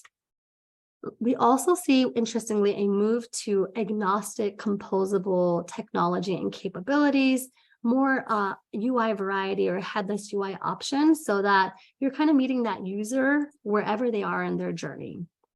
Lastly, of course, similar to the market trends, we do see companies really trying to focus on the business outcomes and the business value that they can bring to their end users. So there's a lot happening, not only in the market, but companies are really taking action. And Rosanna, I know that you're seeing some of this as well. Any thoughts on this? Definitely, Juanita. So my team, as I mentioned at the beginning, we look at knowledge management and at insights. That's, I believe, part of knowledge management. In the insight space, Gartner put out a study in 2022 about what they call the total experience. And they define the total experience as looking at 4 disciplines and experience to create a whole. And that's the employee, the customer, the user, and the multi-experience. And what they say is that organizations who look at the total experience by 2024 will have 25% more success in their overall experience with their customers and employees. So just seeing that more broadly outside of KM, coming into KM, I think that this is the right direction for us to be going. Also, I've been working in IT on and off through various years. And, you know, in the past 15 years or so, I've heard a lot about the transition from IT as an order taking business into being more of a business partner. So I like to think of it as a business transformation team. And the reason is that we sit within the organization partnering with our business, and the business units focus on their specific outcomes. And IT, we see the holistic picture of the entire business. So we can work with these business units and then bring in their outcomes into like a holistic picture for the entire organization. And so finally, this is focused on the business outcomes. So as I said in the beginning, I'm really interested in the product management mindset. And so we're not looking at like taking orders from people. We're looking at what's the value to the business of what we're doing and how are we going to measure that success? What problems are we solving? So on the next slide, we can also look at this from the employee perspective. So as I mentioned, I look at KM from a product leadership standpoint. So when I go into KM, I look at it through research, talking to people, talking to my investors within the organization, the users, the customers, the employees. We're also all employees, so we hear these as well and we can relate to it. And there are 2 main themes that I hear as like the root issues for KM. The first one is that people work in silos. A lot of organizations are complex and matrixed. And so what we hear is, oh yeah, I feel really comfortable within my team and I know what's happening, but I have no idea what's going on outside of my team. So then, you know, what happens is we have a lot of different projects and initiatives going on that actually cross over each other. The second one is around information, which I believe is the explicit knowledge that's written down. We hear a lot of people saying, oh my goodness, there's knowledge everywhere. It's duplicated, it's out of date. When I get to it, it doesn't work for me. I can't find what I need. I can't find who I need. There was a story of someone I spoke with who found information on a wiki. She thought that was going to solve her problem on her laptop. And when she used it, it actually made things worse and she had to start all over again. So these are kind of like the root causes. There's kind of peripheral issues around that, especially in this remote and hybrid kind of work environment we're in now. We hear a lot about, I have too many meetings, they're ineffective. I don't know what decisions are being made or what needs to be made. People are leaving organizations with their knowledge, walking out the door. So all of this is related together and is definitely an issue still, and more so now in this environment that we're in. Absolutely. And I think what I wanted to share was that to your points, Rosanna, companies still have a long way to go. Although we see positive shifts and transformations, the reality is still far from perfect. So what I wanted to share is that Coveo runs an external third-party research report and has done so over the last couple of years, which polls IT professionals and their views on search and AI. And so I wanted to show you 2 key stats from that report that I found interesting and really highlight the existing challenges that we see in the market today. The first is that 99% of companies report having one or multiple issues delivering relevant search results to their end users. 99%. And so this is important because this means if your end user is a prospect, you might be missing out on future revenues if they can't find what they need. If your end user is a customer, this might be increasing your cost to serve because they're going to be calling your contact center, not to mention it could impact CSAT and customer loyalty down the road. And lastly, if your end user is an employee, you're not really helping them do their best work on a daily basis, and you're impacting their productivity. So very interesting stat that I wanted to share. And the second one is that 84% of practitioners see search as critical to digital transformation, but they struggle to engage management about it. And so I found this really interesting because what this is essentially saying is that people that are working day in and day out on KM practices and processes really see ways of improving this, but have a hard time engaging management. We do see this changing a little bit, though, with the rise of ChatGPT. We actually saw Microsoft CEO, Satya Nadella, actually say that AI-powered search has been the biggest thing for the company since cloud 15 years ago. So again, a lot of work to do and a long ways to go, but we see that, impressions and sentiment is changing when it comes to KM. And Rosanna, I think you had some views on this as well. Yeah, so I have a confession to make. As you know, my name is Rosanna. And so people have told me that I wear rose-colored glasses. And it's partially because my name is Rosanna, but also because I'm an idealist. And I think that a lot of you who are here at this conference, listening to the fantastic thought leaders we have speaking at the conference, you're probably an idealist too. You're hearing these amazing concepts and ideas that you want to bring back to your organization about the ideal state of KM, where you want to go. The challenge I've found with this is that there's a reality within organizations, and I work in a business environment, in high tech, where the reality is we move really fast.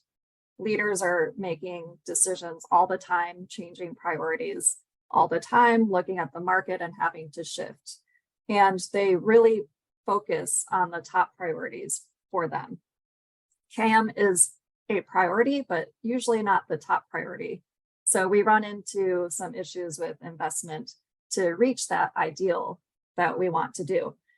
So using maybe changing the rose-colored glasses to the product manager or product leader glasses, we can find what's the right fit. We know what the industry and academic research is telling us for KM, and we know the reality as well. So with those two, then we can use this product mindset to look at what are the problems to be solved and where can these KM interventions come in, and that's where we get to the fit in the middle. So as Juanita was saying, there's these changes in the market happening right now. And this is an opportunity for us to think about with something like AI that's coming up to the forefront. Perhaps there's something there that the company is already looking at that fits with KM as well. So this leads into the next section, which is, okay, how do I think like a product leader and do this for my organization? So we have a checklist here of some potential things to start with. Within Adobe, where I work, we use this design thinking product mindset we call Infuse, where we start with discovering and defining what it is we're doing, really doing the research to understand what's going on. So first, the very first thing you need to think about is what's crucial right now to your business. Then from there, you can drill down into what's the business need. How does my effort fit into that? Who are the people I'm working with? Who are my stakeholders? Meaning who's going to invest in it? Who's going to be the end user? Who are you helping? And of course, you need to be able to tell a story and measure an outcome of what you're going to do. So with this research is like, how are you going to measure success and how does this return on investment come back to your business? And kind of leading into solutioning later, you might think about what already exists in the organization, what processes exist, what resourcing exists, what technologies exist. Because with the company moving really fast and in this economic environment, you're probably not going to have a lot of resourcing to pull off of. So look at what exists already, and then how can you move in that direction? So this leads into number two. We just talked about AI. How can we use AI to transform how KM is being perceived within the organization.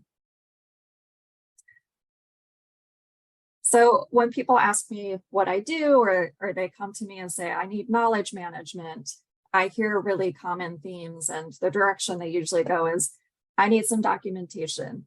I need content management or a content lifecycle. I need knowledge bases, or they start talking about library type terminology like taxonomy and metadata. And I think these aren't wrong. Like, I'm a librarian as well, you know, in my profession. These are definitely not wrong for knowledge management, but I also think that it limits our view of what's possible, because we're looking just at the solutions at this point. We're not looking at what the outcome of knowledge management might be. So if we go to the next slide, this is what I believe people should be thinking about when they hear knowledge management, is more the outcomes. So how are we enabling effective decision-making? How are we solving problems? We talked about those business outcomes. How are we connecting those silos within the organization and learning from each other? And finally, knowledge management builds a foundation, from my experience, to the innovation that organizations want to build towards in the future. Thanks for that, Rosanna. I agree with you, and I love your examples. It's often a matter of perception. And I think what we often see is that companies really see these different areas and capabilities as very distinct and separate. So, for example, you have your KM practice, your KM strategies and processes. You may have some intelligent search sprinkled around within the business. You also obviously have your databases, systems, and connectors that you're trying to integrate more closely together. And then maybe you decide to add in a little bit of AI on top of that. And the reality is these different capabilities and focus areas are really interdependent. They must coexist. And there are real AI platforms out there today that help bring these all together a little bit more closely, so that they're really delivering those tangible and clear business outcomes that we've been talking about. And so what I wanted to show you were a few examples of what this looks like in practice, and how you can move from a maybe search only or KM only viewpoint and perspective to really an AI powered knowledge focus that really is delivering world-class digital experiences to your different users. So let's jump into those examples. The first one I wanted to show you was more of a CX or customer experience oriented use case. So what you can see here is that there's a user that's starting to search, and they're getting different AI powered recommendations. They're getting help on the query or search itself. So they're getting some suggestions based on what other users have found to be successful. In addition to that, they're getting product suggestions. So AI and machine learning is learning and recommending things that are relevant to that end user. And they're also getting content recommendations that are related to the search at hand. And so as you can see, this is trying to make the user's life easier, reduce the time they need to search. And if this is a prospect that's looking to buy, which in this case it is, this has an impact on the revenues to the company. So I hope you get this example as really important and a good, I would say, world-class digital experience that you can deliver to your end user searching. The next example I wanted to give was more of an employee or internal use case. So here what you see is an employee searching what could be what is known as the intranet. We all know intranets, we use them every day. They're the gateway to the company. So what you see here is that this employee is getting recommendations. They're getting AI-powered recommendations on people they might want to connect with. They're getting AI-powered recommendations on content based on their role, as well as their search history and activity. And what's notable here is that the employee is not searching. There's not a query in the search box, but they're still getting recommendations. And so this is what AI can help do, is reduce the need to search overall, proactively suggest content to employees so that they can find the right information that keeps them productive, reduces the time to search. So again, valuable ways of applying AI for your employee stakeholder. And lastly, I wanted to give you an example, another customer experience example, this time more on the agent side. And so what you see here is an agent working with the customer trying to resolve a ticket that came into the support center. And what you see here is an insight panel, which is something that lives within the service management system that the agent works in on a daily basis. And what AI is providing to this agent is not only recommendations on the next best content that will solve the customer's question and need, but it also gives the agent insight into the customer's digital journey prior to speaking with the agent at this moment. So again, valuable and tangible use cases for what AI can do. And in this case, it's reducing the cost to serve, reducing time to resolution, right? Answering that customer's question much more quickly, and hopefully improving customer satisfaction rates overall. So I hope these examples give you an idea of what you can do with AI and how you can use it to power knowledge to be available wherever and whenever your different stakeholders need it. And as I mentioned, there are platforms today that have these combined capabilities that are trying to make this a lot more seamless to end users. And what you can see here are just a few of those capabilities that are powering those examples I just showed. Things like your unified index, your UI of choice, out-of-the-box connectors, business rules should you want to feature or suggest specific content, recommendations and personalization, of course, driven by our AI machine learning models, and last but not least, the analytics and insights so you can see what users are searching for and learn how you can improve their experiences over time. Rosanna, I know you had some thoughts on really the outcomes and what we want to drive to here. Can you share some of those? Yeah, absolutely. So we've had consultants come in to our organization to look at some of our information finding problems. And what they had recommended a while back was you need a central repository for KM. And we knew that building a central repository wasn't going to solve the problem that we had of like finding information, because actually all of the knowledge already existed and we have different personas with different use cases across the organization. There was no way we were going to get them to all use a central repository. And I've talked with other companies, practitioners at other companies where they tried that and it failed. And now they're going this other direction of connecting things together, connecting that knowledge together, which is what you showed or what this AI-powered knowledge does. We've used all of these capabilities at Adobe to connect what exists today with success.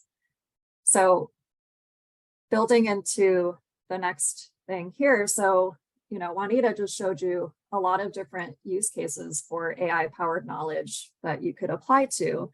And so putting those product leader kind of glasses back on, how do you decide what you need to do to go forward? And how do you move from your strategy to the solution? And so here's some questions. Again, you need to do a little bit of research and clearly define what direction you're going for. So first, think about, is there a clear use case that you're solving for? So for us, it started with the support engineer use case, engineering use case. Do you know what audience or persona? So for us, it was the support engineer, and it expanded out later.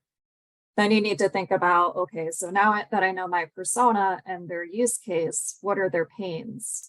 What systems are they using? What processes are they in? What's the content owner and process? What are their preferences? You can build all of that together to create a solution criteria for yourself. So when you go out to start solutioning, you're going to bring the right solution in for the problem that needs to be solved at your organization.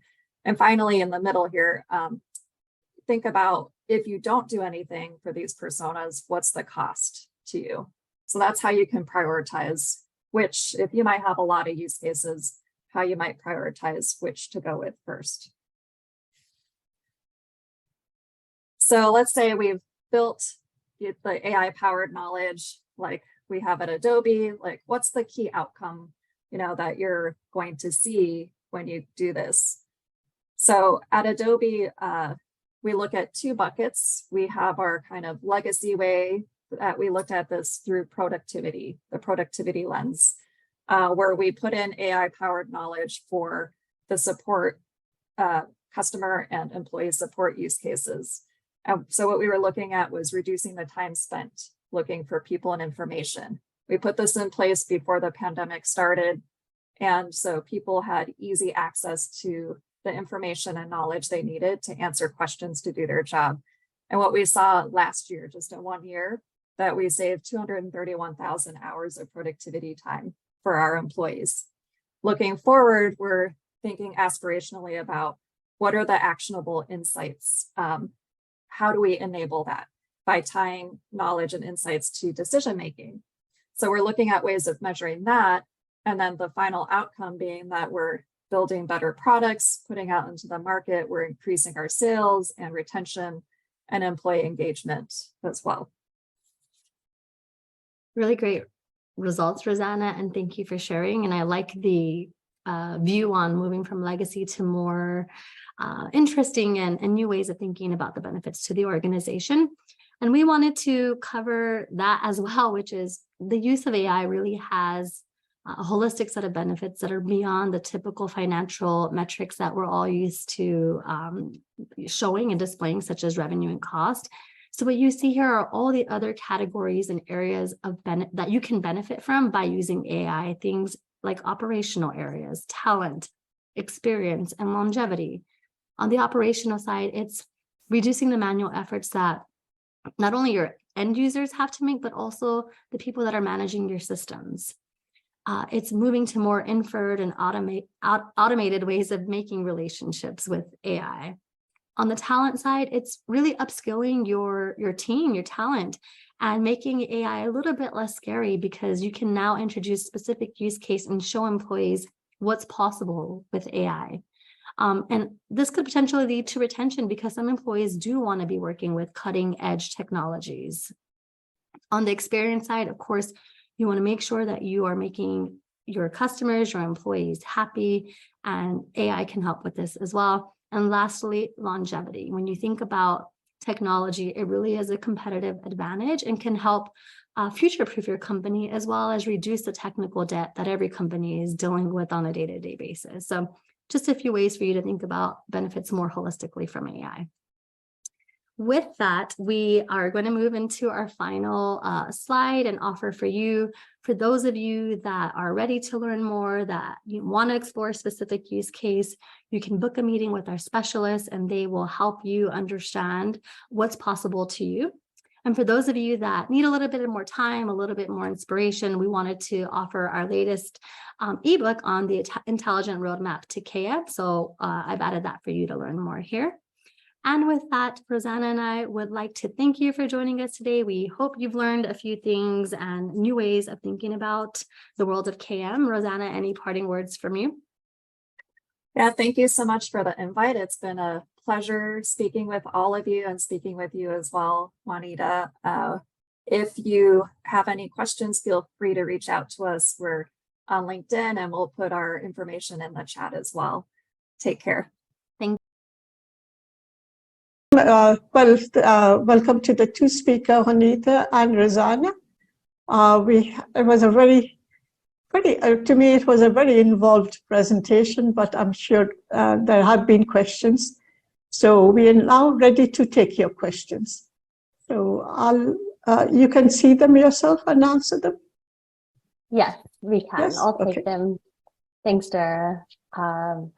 Welcome, everyone. So I'll go through the questions one by one here, and hopefully we can get you some interesting answers. The first one is, what are the best platforms for building a KM solution on? Rosanna, I'm going to let you start with that one. Sure. When I saw this question coming in, I was like, oh, this is a great question. You know, I think it's interesting when we start talking about knowledge management. One of the first things people think about is like, oh, what tool should I bring in here? You know, should it be this one or that one or that one? What's the best one? And as we talked about in the talk, you really need to think about first, like, what's the outcome of your KM and what are you going to do? You know, what are you trying to do with KM? Because it may not actually even be a technology. It might be like, oh, I'm going to run meetings differently. Having said that, though, like my experience with KM Solutions and my experience with KM has been largely in the support space for customer experience and around collaboration. So, you know, we've used ServiceNow, we've used Salesforce, I've used Wikis, I've used SharePoint, I've used Coveo for the search layer. So it's really like, for me, it's a suite of solutions depending on what you're trying to do. So if you have something in mind specifically for, you know, what KM means to you, we could maybe talk about that too. And I'm happy to chat afterwards as well. Thanks for that. You know, you're the practitioner, so I'd love to hear your views. But I even asked the question, are there systems out there that like knowledge management leaders use? And what I heard back, which kind of surprised me, but it shouldn't be surprising, was that, you know, there isn't necessarily like a KM knowledge management system. There's many. Every organization and company is different. And you mentioned some of the tools and applications that companies use today, like ServiceNow, SharePoint, Salesforce, probably. So there are many that are out there today. And I think it's, as you said, finding what works best for you, but also seeing how you can get multiple systems to work together as well. And that's where I think, our talk on AI comes in a little bit more handy. All right, so let's actually, to that point, let's go to the second question, which is around the emergence of AI. It's great, it's a huge enabler. However, do you feel the underlying processes for managing knowledge to ensure it's valid, accurate, relevant is actually the foundation for AI to really give you what you need? What do you think? Yes, it is. Thank you. We've seen this also come up when, you know, we have so many people in our organization, they're engineers, you know, and they love to build new stuff. And they're like, we're going to build chatbots and that's going to fix all of our world problems. And I say, that's great. What's going to fuel your chatbot? Like what are they going to use to talk with people? Are you going to build something else? Because we actually have all this knowledge over here that we could use. I think the same is for AI. You know, a lot of people are talking about, excuse me, it's morning on the West Coast here. A lot of people are talking about ChatGPT. And if you know, like ChatGPT actually scrapes a lot of the content that exists on the internet, I think up until 2021 or something to fuel it. So if you're going to do something similar in your organization, you need to have something for it to build off of. And if that knowledge isn't available, first of all, you're not going to have anything to build off of. And then to the point also, is it valid? Is it accurate? You don't want it to be coming back with a lot of garbage. So they say garbage in, garbage out. That's what it is for me. Yeah, thanks for that. And I agree. I mean, obviously you want information to be the most up to date, or let's say systems or AI to point to the right information. I would add there are relevancy, ranking, all these tools that kind of do that as well. So people don't have to spend hours doing it. So it's learning. So yes, knowledge is important. Yes, it needs to be managed. Yes, your business teams need to have a stake in making sure the content is up to date because they're the domain experts. But at the same time, technology can help you scale and help kind of automate that and assist in those overall efforts as well. So I do think it's kind of the two working together, right, to provide the best information. Okay, let's move to the next question, which is, what are some potential drawbacks or risks associated with relying on AI-powered KM, and how can they be mitigated? I think, Rosanna, maybe you have some examples day-to-day that you can give there. I think that you need to have something for the AI to build off of. It kind of goes to the previous question as well. So it needs to learn off of something. And I think that if you don't have that, it could potentially go in a direction that's not helpful for the organization.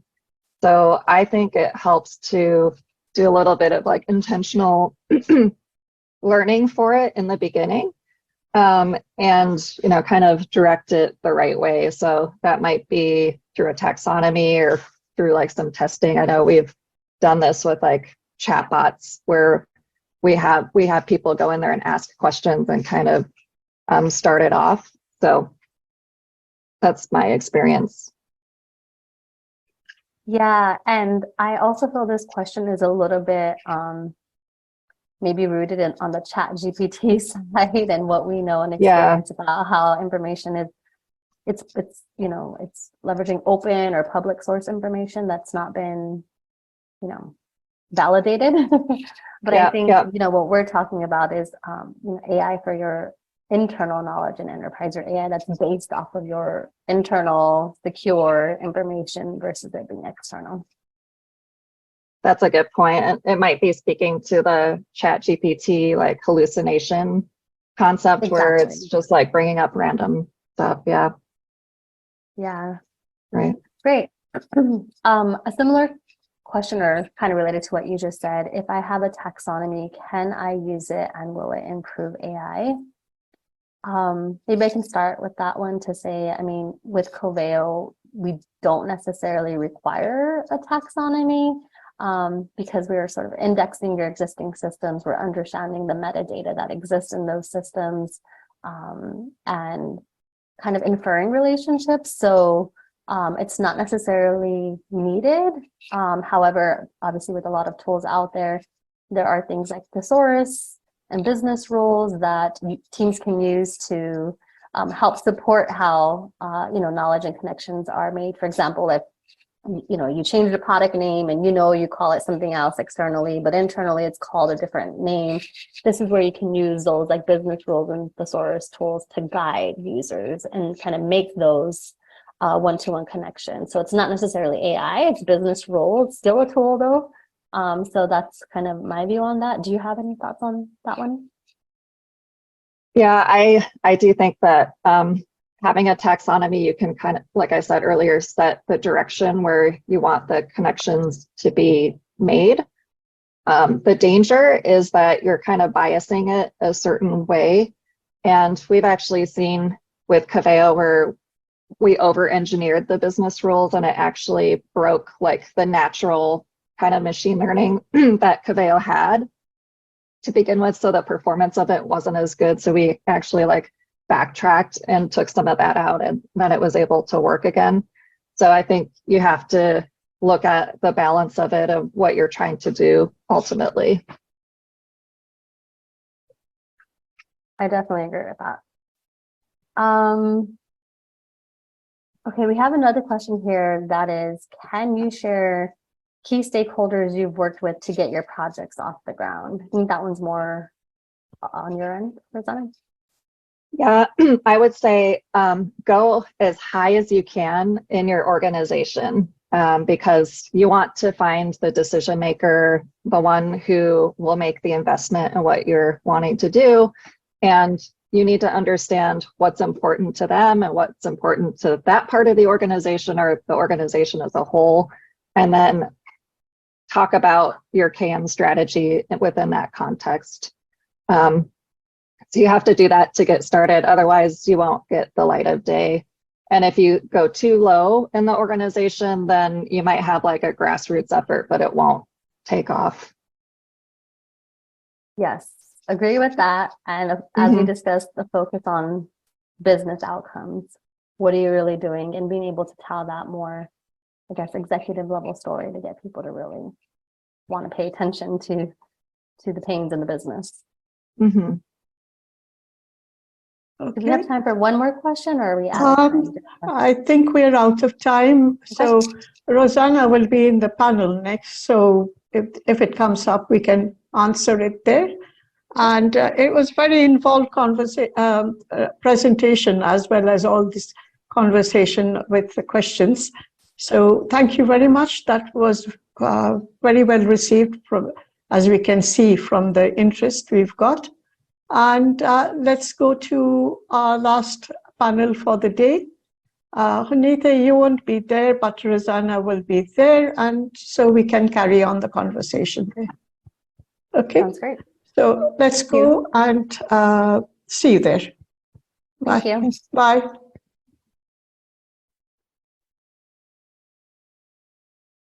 Right. Now we are on to another very interesting panel. This is about design. It's making better decisions using KM.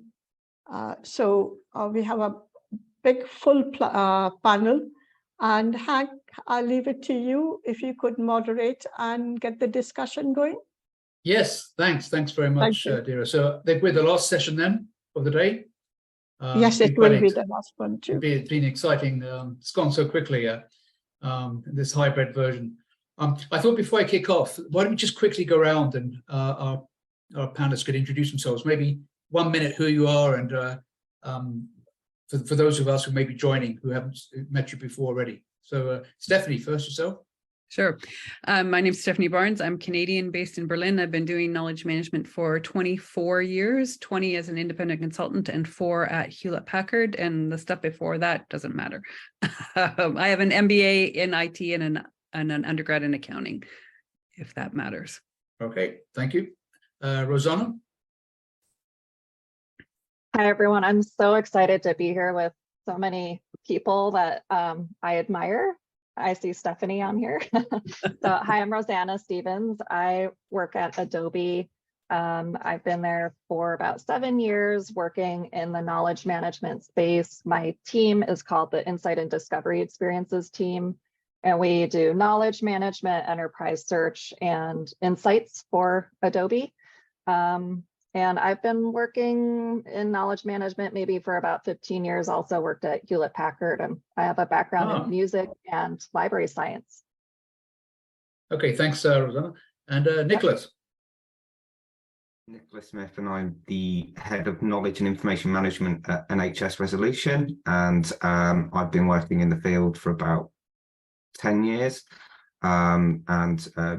We cover everything in our team, from knowledge management, information management, records management, email management. If it's got management in it, we cover it.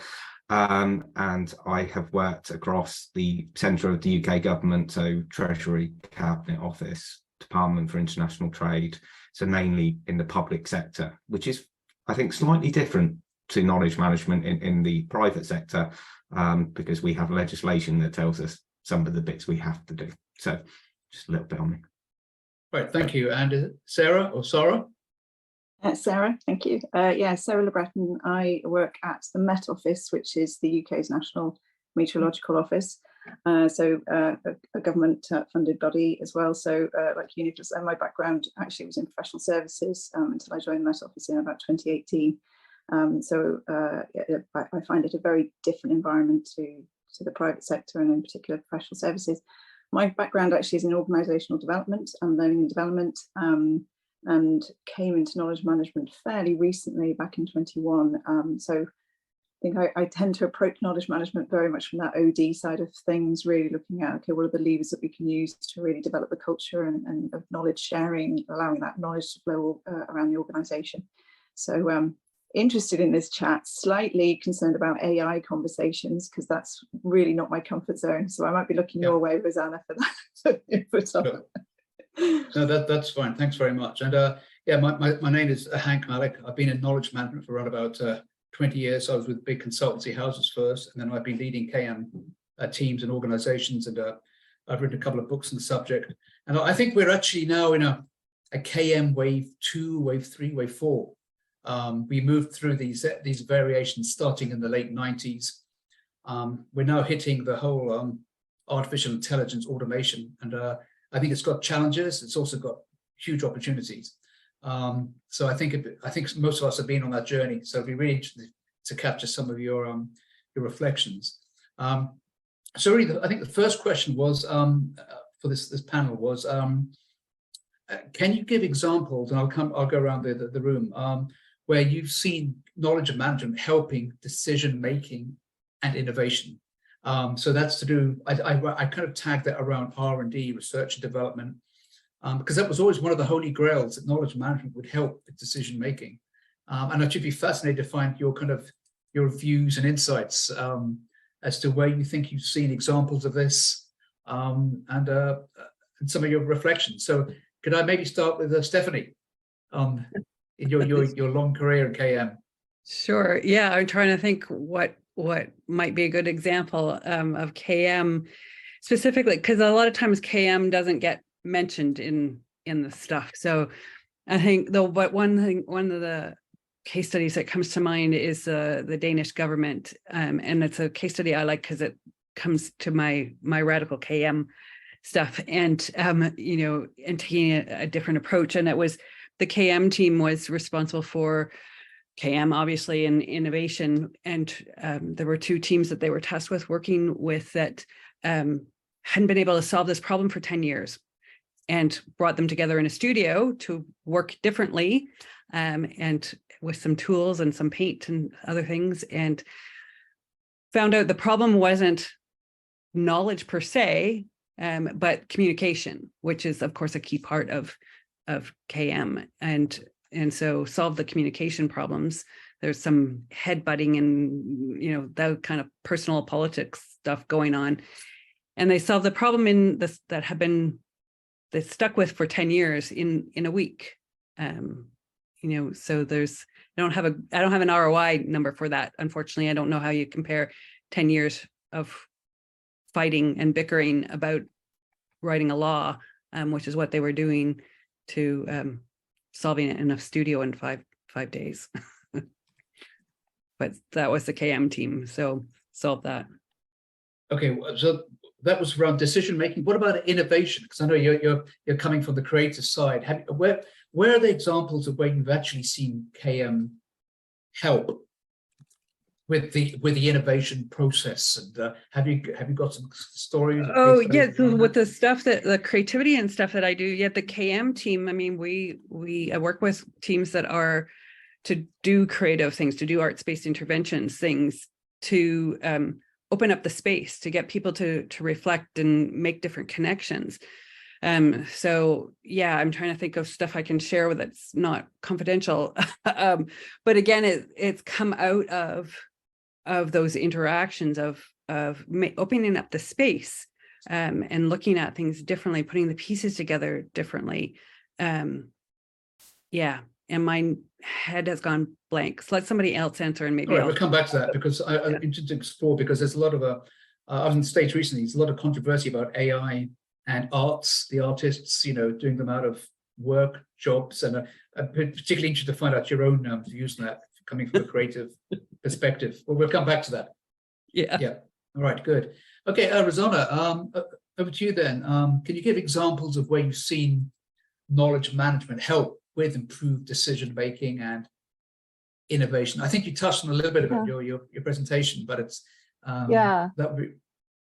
Yeah, sure.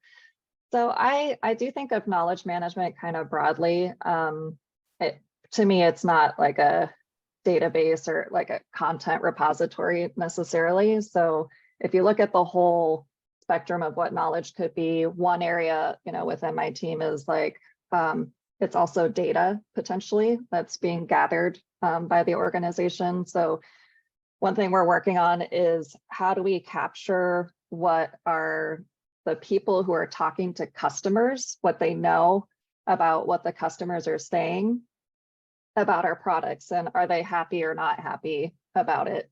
So we're collecting that as like unstructured data coming in, and then we're actually using machine learning AI to determine like what topics are people talking about, and are they happy or sad about it? You know, what's the sentiment?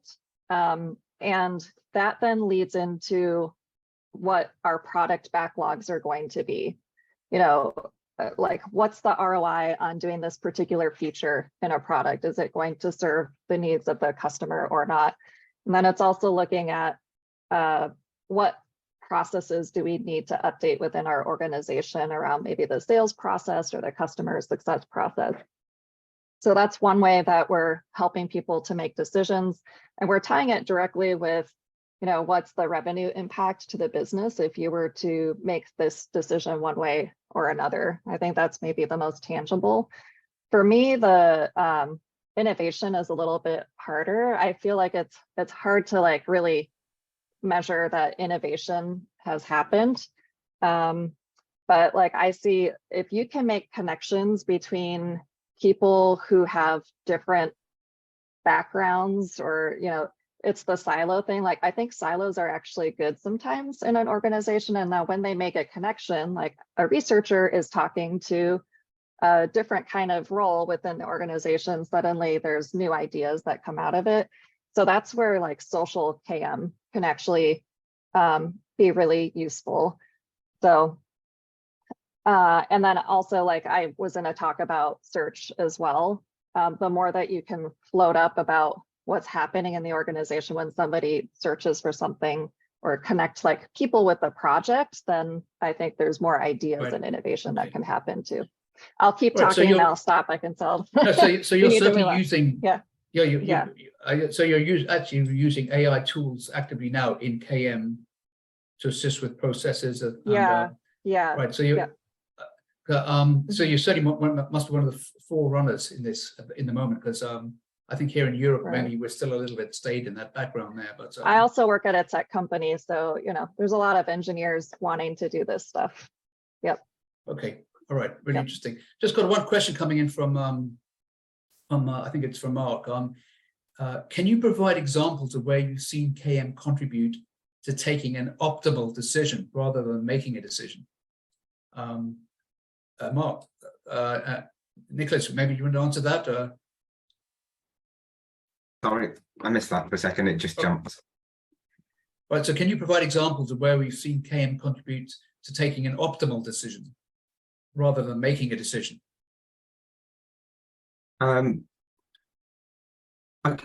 There's a couple of examples I can think of there. It's really sort of a little bit challenging in that sort of space, because it especially within the public sector sphere, because you have a lot of more rules than you do in the private sector sphere. So quite often the knowledge management spheres you have to go down a very sort of almost limiting in some ways in the public sector sphere, and sometimes we'd like to open them up. But I think when it comes to sort of more answering public requests, actually what knowledge management can do is give you sort of that sort of response to those members of the public that you might not have been able to have given without that. Now, it might not be what they're looking for, so it might be more in that optimal space rather than in the other space. But as I said, it's a bit more challenging with that one in the public sector, simply because of the limitations on some of the elements that we have with that. And it's the same with AI. A lot of what we have is can it understand and read context, and with a lot of AI at the moment, there's a big challenge with that. So knowledge management in the public sector has its different challenges versus what it does in the private sector, simply because of the legislation around it. Okay, all right. So actually, while we're on with you, Nick, can you give me any examples of, have you had any examples of using knowledge management to help with innovation or decision making? Have you tried any tools, methods?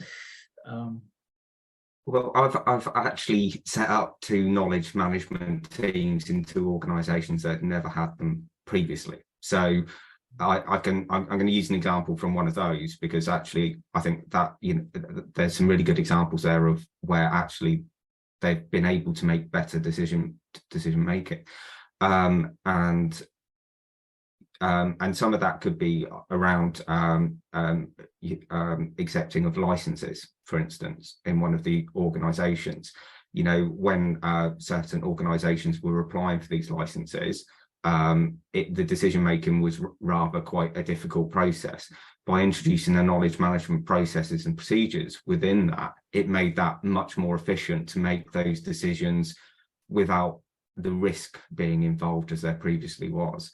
So knowledge management can have a real benefit for actually you know, the quicker decisions, the accuracy in the decisions being made, and actually give senior management, directors, CEOs, much more comfortability, because they've got that sort of backup to show that knowledge management and decision making coming. I think in the innovation space is a lot of it is just convincing people, you know, and I know, you know, AI has been spoke about really a lot today, but I think we shouldn't ever forget the people element of knowledge management. And if you don't get the people on board, it's really difficult. And in one of those two organizations, I was told by a very senior person when I first joined, I don't see the need for knowledge management. And that was their first speech to me. 6 months later, they were our biggest cheerleader. You know, so okay, very good. It's very about good. taking people on that journey with knowledge management. So I think in the innovation space, AI is great, but we can't forget about what we need to do to keep those people excited. How do we innovate in that space as well? So I think that it's a combination of the two going into the future. But I just want to say, I don't think we should lose sight of that people element of knowledge People management. element, yeah, absolutely, yeah. Okay, and Sarah, what about yourself? Have you had experience of using knowledge management to improve innovation thinking, decision making? Yeah, I mean, I thought it was interesting what Stephanie said about often knowledge management itself is really often visible or labeled in these sort of examples, but it's behind, it's sort of like the foundation stone behind what helps people, I think, to make decisions. We've got a really strong culture here of knowledge sharing through communities of practice. And I've seen some really great examples where, going back to the point about optimal decisions, where I think effective decisions, better decisions have been made because of a real sort of diversity of thought that has come about from communities. We set up back in 2020, it wasn't because of COVID, it was sort of set in motion before COVID, but we were very aware of the fact that our line managers weren't known to each other. They didn't know who else was a line manager in the organization, and we were really struggling as well to communicate with them and bring them together as a community. And we set up a platform of just a SharePoint com site and Teams channels sort of associated with it. And we've seen fantastic sort of results of effective kind of knowledge sharing to help individual line managers make decisions. But equally, we've been using it as a way of communicating and engaging with line managers before decisions have been taken to get real-time feedback on the ground of what actually, how is it going to land, how's that going to work. And we've seen some interesting sort of about faces sometimes where things have gone, oh, okay, hang on a minute, this really isn't going to land. And so I think that's been a great decision. So very practical, sort of commercial decision. So using communities of practices. Yeah. No, that's I think that's a really valid point, because you have I think they have to be managed quite organically, don't they, communities? Yeah. And you can break down the barriers so that there's free thought, free speech. And we've taken away that the hierarchy really is not visible in that sort of environment anymore, which has been great. I mean, just briefly on the innovation side of things, I think this is an interesting question for us, is how much we get involved on the knowledge management side, because actually we've got quite a good culture again as well of sort of hackathons and the innovation happening already. And so one of the challenges to me and the team is really to think about when and how we get involved. And obviously our intention really is just to sort of shine a light and see if we can get wider benefit from those things. So hackathons is something that's working really, really well in certain parts of the organisation. We're looking at how it can be applied more widely, and the expertise that is being used in certain areas with hackathons can be applied in other areas. And that's interesting, because a number of years ago I used to work for IBM, and they we used to have a thing called Jam, IBM Jam, and then I think that term was used, it was kind of co-used around the world. I don't know if any of you are familiar with that. But we'd have, the executive would have maybe 5 top things which the company needed to fix, and then it would be opened up to 200,000 people around the world. And that was amazing to see the idea generating. Have any of you had experience of that? Is that what we now call hackathons? Or I know the terminology may have changed, but Stephanie, what's your views on that, on the whole ideation piece? Can I just come back to the decision making? Please, yeah. And then I'll do that question. I didn't think of an example of a client that I'd worked with that KM had helped in decision making, but I do have a client, one of the first ones I worked with, that had no knowledge management and had a $25 million outage, which all of a sudden then they wanted to put KM in place. So it was a lack of KM that made them decide that they needed to do KM so that this outage problem didn't happen again. So it kind of the reverse of what we're Thank you for that. But, okay, so now what was the other question? Yeah, about on innovation, the whole concept of ideation, because that maybe feels also something into your area about blue sky thinking and capturing idea generation. Yeah, so and this is my thing with arts-based interventions and getting people out of their comfort zones. And so, yeah, I love using the arts-based interventions, whether they're little, scribble drawings for 5 minutes in an hour meeting to get people out of their comfort zones, or something bigger over a longer process. Just to get people out of their comfort zones and start them thinking differently and asking some different questions rather than just staring at their screen or staring at a whiteboard.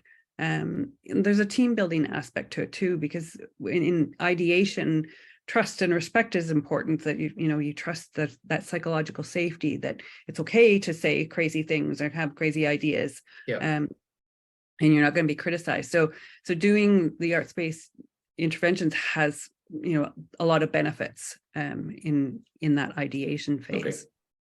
Yeah. All right, good. Thanks for that. Okay, the next question was about this whole aspect with the theme today we've had about artificial intelligence, automation.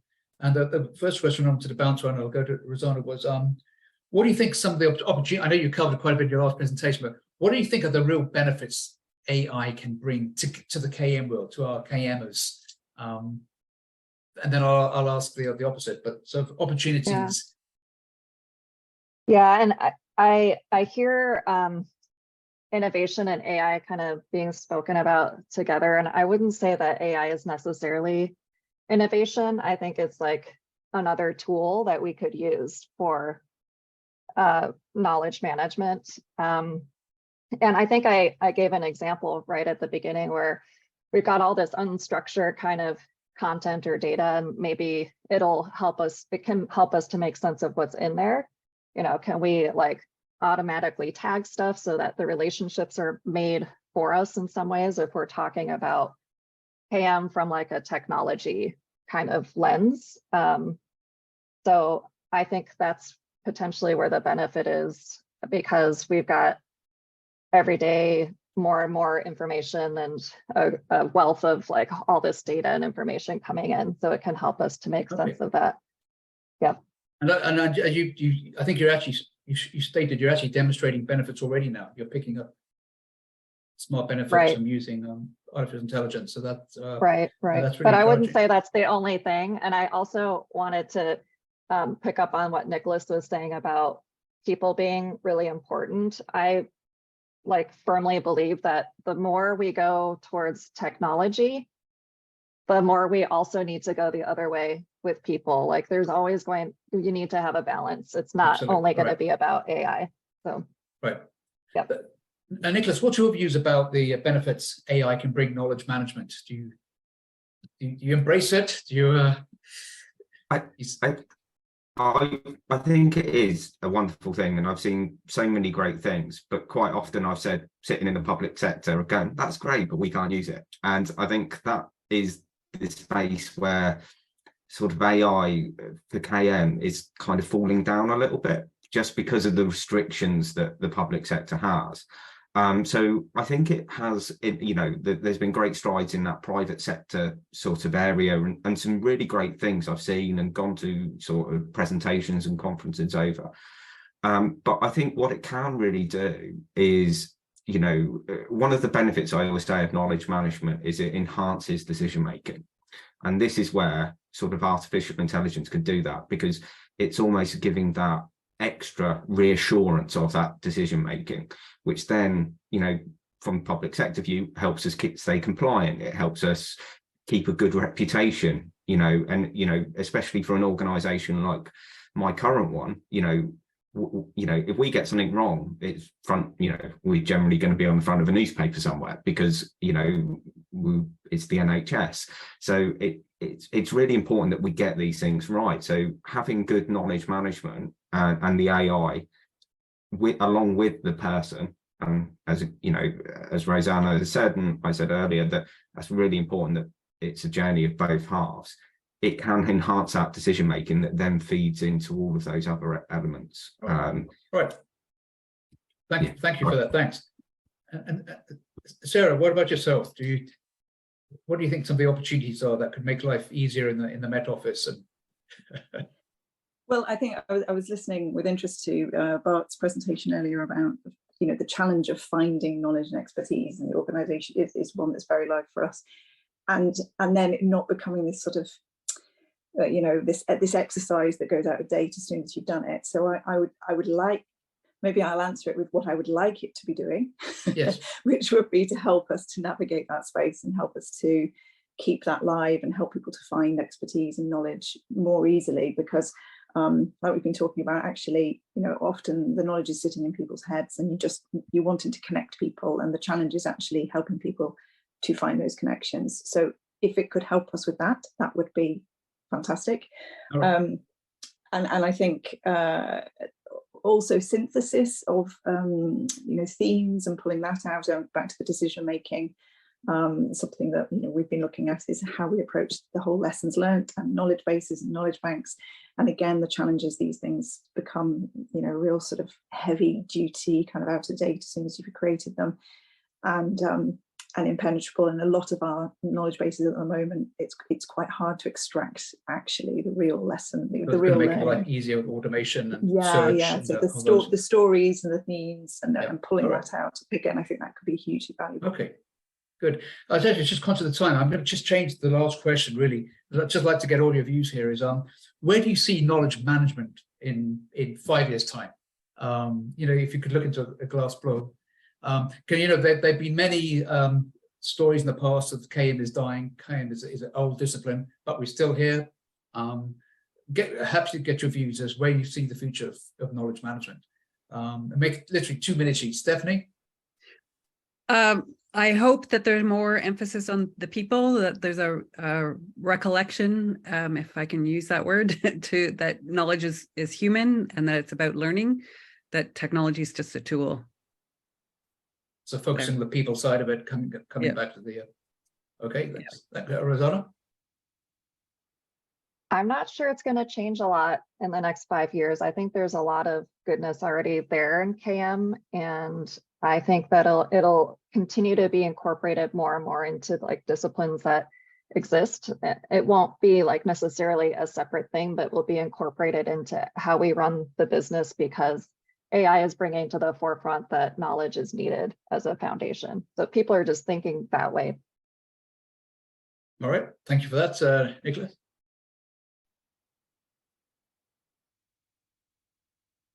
You're on mute, Nicholas. Apologies, did the classic there. Had to be someone that did it today. Shame it was me. I think going into the future, I think for me it's really not forgetting that people element. I think there's a lot of focus on AI at the moment, and for me, AI is a good thing, but it should be there as an assistance tool rather than something that we rely on. So I think it's there as an assist. So more getting focused on the people. Okay, good, thanks. And Sarah, your views on where do you think KM will be in 5 years' time? And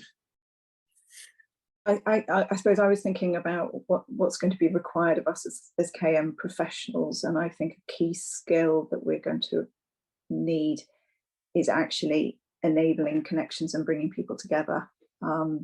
I think increasingly the technology might do the heavy lifting for us on the curation and the management and all of that. I think, as everybody said, I think connecting people is the critical part that requires people to do that. And I think we need to create the right spaces to enable people to engage. And so I see increasingly working with a lot of allied professions. I can't remember who said it right at the beginning of the conference today about effectively we're all knowledge managers, everybody's a knowledge manager. So I think the role of the people who wear an actual knowledge management hat will be facilitating, bringing together and connecting people. Right, good. Listen, many thanks. I've really enjoyed the conversation. I think we're out of time now. And let's all keep in contact. Let's hope we can create some form of community and keep the discussion going. So thanks for that. Great. Okay. Thank you, Deirdre. Over to you. Yeah, thank you, Hank, for conducting this wonderful conversation. I think it was very, very productive and very interesting. And on behalf of everyone at Unicom, thank you as well as all the speakers for the day. And this is the team at Unicom. And we thank you for your time, your enthusiasm, and your interest in us. You know, you've been with us most of the day and even before that. And we'd like to carry on this topic. We, as Hank said, we used to do this quite frequently before, this meaning events on KM. And we'd like to do one in person. The date is fluid, but we were thinking of October. So let us know if you have interesting stories to relate or experience to discuss. And any other topic that interests you would be of interest to others too, I'm sure. So let's keep in touch. And this is for the delegates also. You've been a very interactive lot with lots of your comments and questions, and you made the day really special.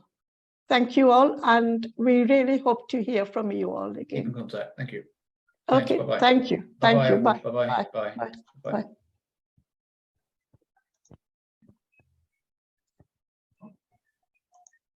Okay.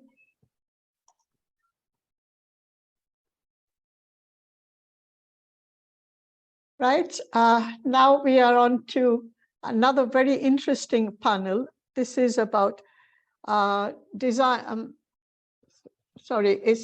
making better decisions using KM. So we have a big full panel, and Hank, I'll leave it to you if you could moderate and get the discussion going. Yes, thanks very much, Deirdre. So we're the last session then of the day. Yes, it will be the last one too. It's been exciting. It's gone so quickly, this hybrid version. I thought before I kick off, why don't we just quickly go around and our panelists could introduce themselves, maybe 1 minute who you are, and for those of us who may be joining who haven't met you before already. So Stephanie, first yourself. Sure. My name is Stephanie Barnes. I'm Canadian, based in Berlin. I've been doing knowledge management for 24 years, 20 as an independent consultant and 4 at Hewlett Packard. And the stuff before that doesn't matter. I have an MBA in IT and an undergrad in accounting, if that matters. Okay, thank you. Rosanna? Hi, everyone. I'm so excited to be here with so many people that I admire. I see Stephanie on here. So, hi, I'm Rosanna Stevens. I work at Adobe. I've been there for about 7 years working in the knowledge management space. My team is called the Insight and Discovery Experiences team, and we do knowledge management, enterprise search, and insights for Adobe. And I've been working in knowledge management maybe for about 15 years, also worked at Hewlett Packard, and I have a background in music and library science. Okay, thanks, Rosanna. And Nicholas. Nicholas Smith, and I'm the head of knowledge and information management at NHS Resolution. And I've been working in the field for about 10 years. We cover everything in our team, from knowledge management, information management, records management, email management. If it's got management in it, we cover it. And I have worked across the centre of the UK government, so Treasury, Cabinet Office, Department for International Trade, so mainly in the public sector, which is, I think, slightly different to knowledge management in the private sector, because we have legislation that tells us some of the bits we have to do. So just a little bit on me. Right, thank you. And Sarah or Sarah? Sarah, thank you. Yeah, Sarah Le Breton. I work at the Met Office, which is the UK's National Meteorological Office. A government funded body as well. So like Unifus, and my background actually was in professional services until I joined the Met Office in about 2018. I find it a very different environment to the private sector, and in particular professional services. My background actually is in organisational development and learning and development, and came into knowledge management fairly recently, back in 21. So I think I tend to approach knowledge management very much from that OD side of things, really looking at, okay, what are the levers that we can use to really develop the culture and of knowledge sharing, allowing that knowledge to flow around the organisation. So interested in this chat, slightly concerned about AI conversations, because that's really not my comfort zone. So I might be looking your way, Rosanna, for that input on it. No, that's fine. Thanks very much. And yeah, my name is Hank Malik. I've been in knowledge management for around about 20 years. I was with big consultancy houses first, and then I've been leading KM teams and organizations, and I've written a couple of books on the subject. And I think we're actually now in a KM wave 2, wave 3, wave 4. We moved through these variations starting in the late 90s. We're now hitting the whole artificial intelligence automation, and I think it's got challenges. It's also got huge opportunities. So I think most of us have been on that journey. So it'd be really interesting to capture some of your reflections. So really, I think the first question was for this panel was, can you give examples? And I'll go around the room where you've seen knowledge management helping decision making and innovation. So that's to do, I kind of tagged that around R&D, research and development, because that was always one of the holy grails, that knowledge management would help with decision making. And I should be fascinated to find your views and insights as to where you think you've seen examples of this, and some of your reflections. So could I maybe start with Stephanie, in your long career in KM? Sure. Yeah, I'm trying to think what might be a good example of KM specifically, because a lot of times KM doesn't get mentioned in the stuff. So I think one of the case studies that comes to mind is the Danish government, and it's a case study I like because it comes to my radical KM stuff, and and taking a different approach. And it was the KM team was responsible for KM, obviously, in innovation, and there were 2 teams that they were tasked with working with that hadn't been able to solve this problem for 10 years, and brought them together in a studio to work differently, and with some tools and some paint and other things, and found out the problem wasn't knowledge per se, but communication, which is of course a key part of KM, and so solve the communication problems. There's some headbutting and that kind of personal politics stuff going on, and they solved the problem in this that have been they stuck with for 10 years in a week. So I don't have an ROI number for that, unfortunately. I don't know how you compare 10 years of fighting and bickering about writing a law, which is what they were doing, to solving it in a studio in five days. But that was the KM team, so solve that. Okay, so that was around decision making. What about innovation? Because I know you're coming from the creative side. Where are the examples of where you've actually seen KM help with the innovation process? And have you got some stories? Oh yeah, so with the stuff the creativity and stuff that I do, the KM team, I mean, we work with teams that are to do creative things, to do arts-based interventions, things to open up the space, to get people to reflect and make different connections. So yeah, I'm trying to think of stuff I can share that's not confidential. But again, it's come out of those interactions of opening up the space, and looking at things differently, putting the pieces together differently. Yeah, and my head has gone blank. So let somebody else answer, and maybe we'll come back to that, because I'm interested to explore, because there's a lot of I was in the States recently, there's a lot of controversy about AI and arts, the artists, doing them out of work, jobs, and I'm particularly interested to find out your own views on that, coming from a creative perspective. Well, we'll come back to that. Yeah. All right, good. Okay, Rosanna, over to you then. Can you give examples of where you've seen knowledge management help with improved decision making and innovation? I think you touched on a little bit about your presentation, but it's yeah, that would be. Yeah, sure. So I do think of knowledge management kind of broadly. To me, it's not like a database or like a content repository necessarily. So if you look at the whole spectrum of what knowledge could be, one area, within my team is like, it's also data potentially that's being gathered by the organization. So one thing we're working on is how do we capture what are the people who are talking to customers, what they know about what the customers are saying about our products, and are they happy or not happy about it? So we're collecting that as like unstructured data coming in, and then we're actually using machine learning AI to determine like what topics are people talking about, and are they happy or sad about it? What's the sentiment? And that then leads into what our product backlogs are going to be. Like what's the ROI on doing this particular feature in a product? Is it going to serve the needs of the customer or not? And then it's also looking at what processes do we need to update within our organization around maybe the sales process or the customer success process. So that's one way that we're helping people to make decisions, and we're tying it directly with, what's the revenue impact to the business if you were to make this decision one way or another. I think that's maybe the most tangible. For me, the innovation is a little bit harder. I feel like it's hard to like really measure that innovation has happened.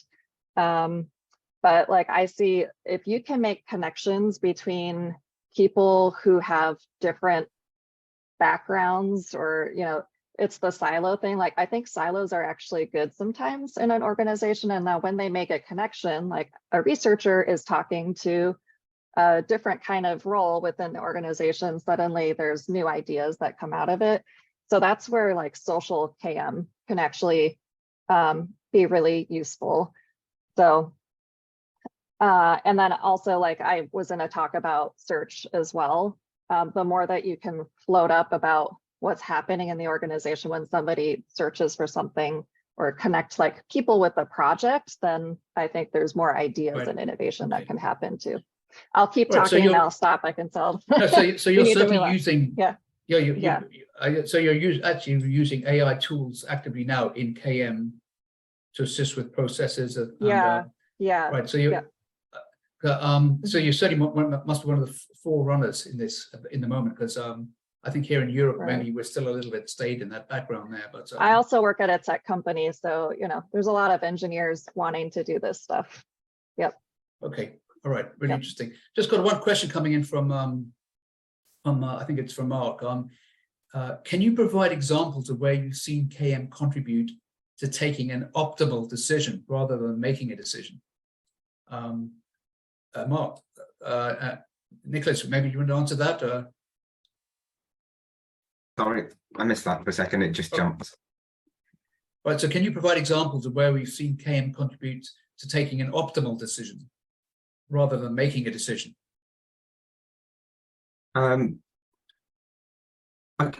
There's a couple of examples I can think of there. It's really sort of a little bit challenging in that sort of space, because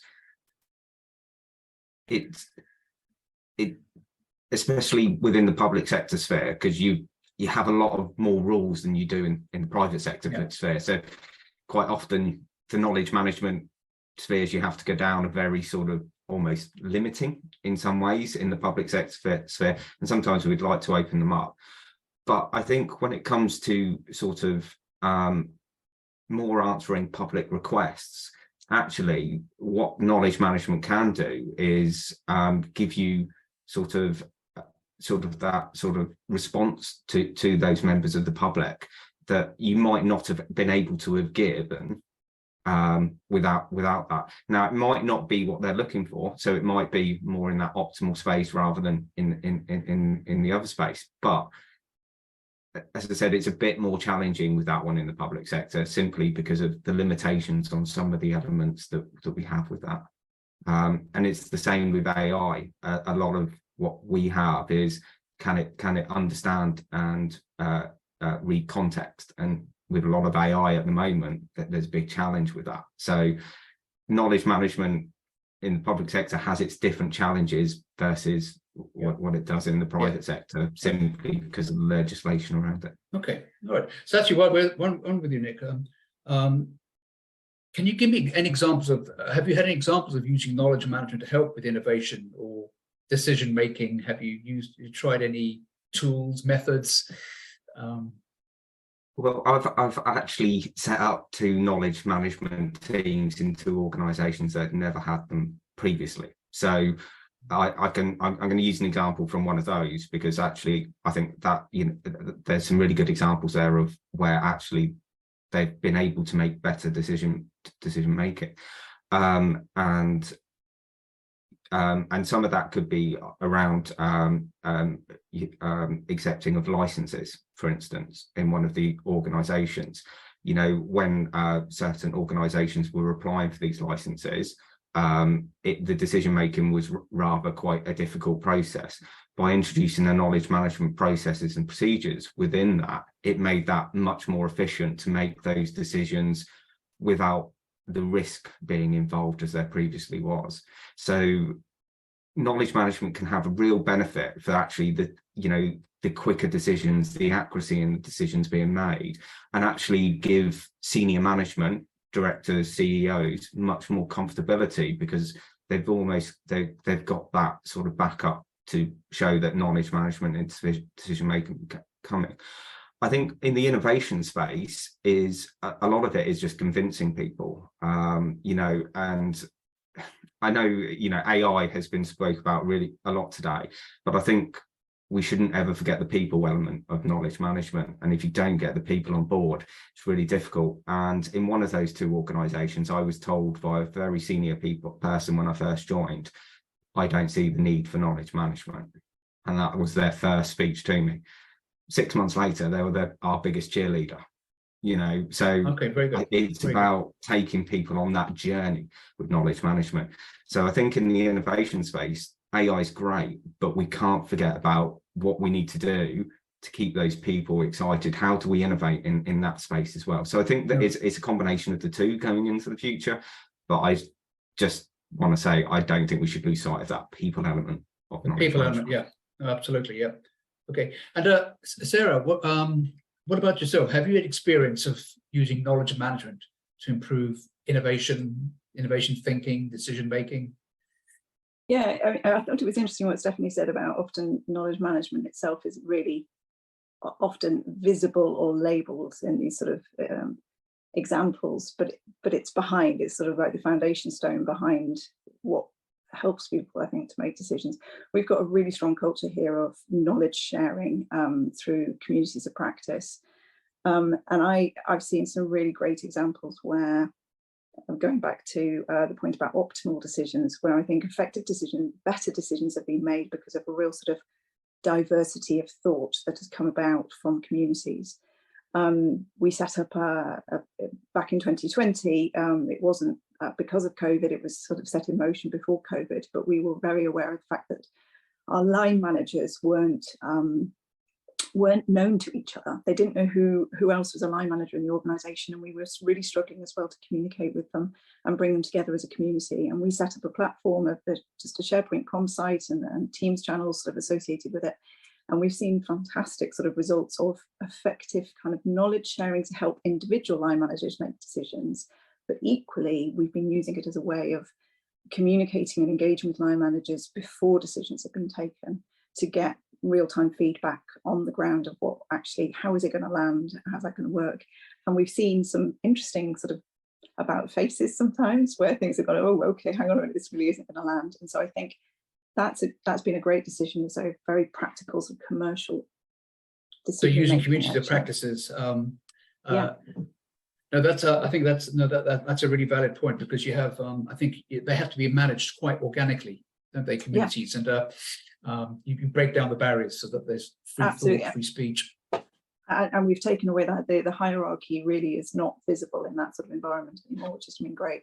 I mean, just briefly on the innovation side of things, I think this is an interesting question for us, is how much we get involved on the knowledge management side, because actually we've got quite a good culture again as well of sort of hackathons and innovation happening already.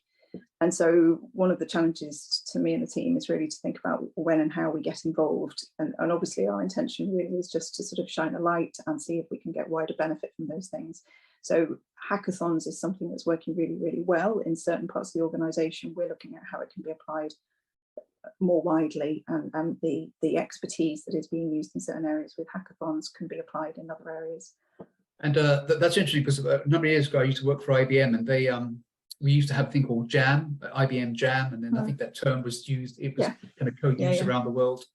I don't know if any of you are familiar with that. But we'd have, the executive would have maybe 5 top things which the company needed to fix, and then it would be opened up to 200,000 people around the world. And that was amazing to see the idea generating. Have any of you had experience of that? Is that what we now call hackathons? Or I know the terminology may have changed, but Stephanie, what's your views on that, on the whole ideation piece? Can I just come back to the decision making? Please, yeah. And then I'll do that question. I didn't think of an example of a client that I'd worked with that KM had helped in decision making, but I do have a client, one of the first ones I worked with, that had no knowledge management and had a $25 million outage, which all of a sudden then they wanted to put KM in place. So it was a lack of KM that made them decide that they needed to do KM so that this outage problem didn't happen again. So it kind of the reverse of what we're looking for. But, okay, so now what was the other question? About on innovation, the whole concept of ideation, because that maybe feels also something into your area about blue sky thinking and capturing idea generation. Yeah, so and this is my thing with arts-based interventions and getting people out of their comfort zones. And so, yeah, I love using the arts-based interventions, whether they're little, scribble drawings for 5 minutes in an hour meeting to get people out of their comfort zones, or something bigger over a longer process. Just to get people out of their comfort zones and start them thinking differently and asking some different questions rather than just staring at their screen or staring at a whiteboard. And there's a team building aspect to it too, because in ideation, trust and respect is important, that you trust that psychological safety, that it's okay to say crazy things or have crazy ideas, and you're not going to be criticized. So doing the arts-based interventions has a lot of benefits in that ideation phase. Okay. Yeah. All right, good. Thanks for that. Okay, the next question was about this whole aspect with the theme today we've had about artificial intelligence, automation. And the first question I wanted to bounce on, and I'll go to Rosanna, was what do you think some of the opportunity, I know you covered quite a bit in your last presentation, but what do you think are the real benefits AI can bring to the KM world, to our KMers? And then I'll ask the opposite, but so opportunities. Yeah, and I hear innovation and AI kind of being spoken about together, and I wouldn't say that AI is necessarily innovation. I think it's like another tool that we could use for knowledge management. And I think I gave an example right at the beginning where we've got all this unstructured kind of content or data, and maybe it can help us to make sense of what's in there. Can we like automatically tag stuff so that the relationships are made for us in some ways, if we're talking about KM from like a technology kind of lens. So I think that's potentially where the benefit is, because we've got every day more and more information and a wealth of like all this data and information coming in, so it can help us to make sense of that. Yeah.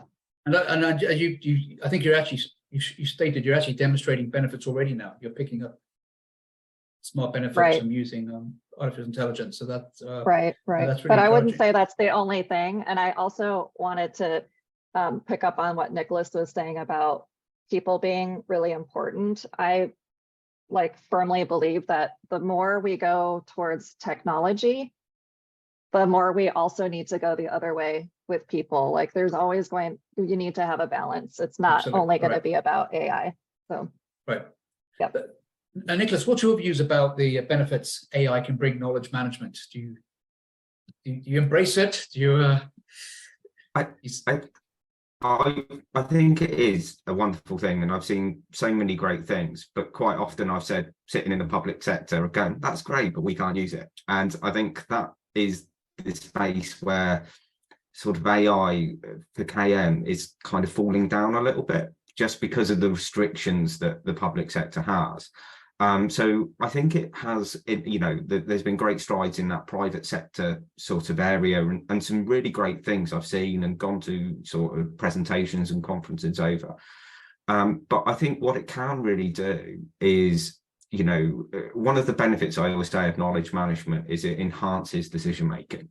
And this is where sort of artificial intelligence can do that, because it's almost giving that extra reassurance of that decision making, which then, from public sector view, helps us stay compliant. It helps us keep a good reputation, and especially for an organization like my current one, if we get something wrong, it's we're generally going to be on the front of a newspaper somewhere, because it's the NHS. So it's really important that we get these things right. So having good knowledge management and the AI along with the person, as Rosanna has said, and I said earlier, that's really important, that it's a journey of both halves.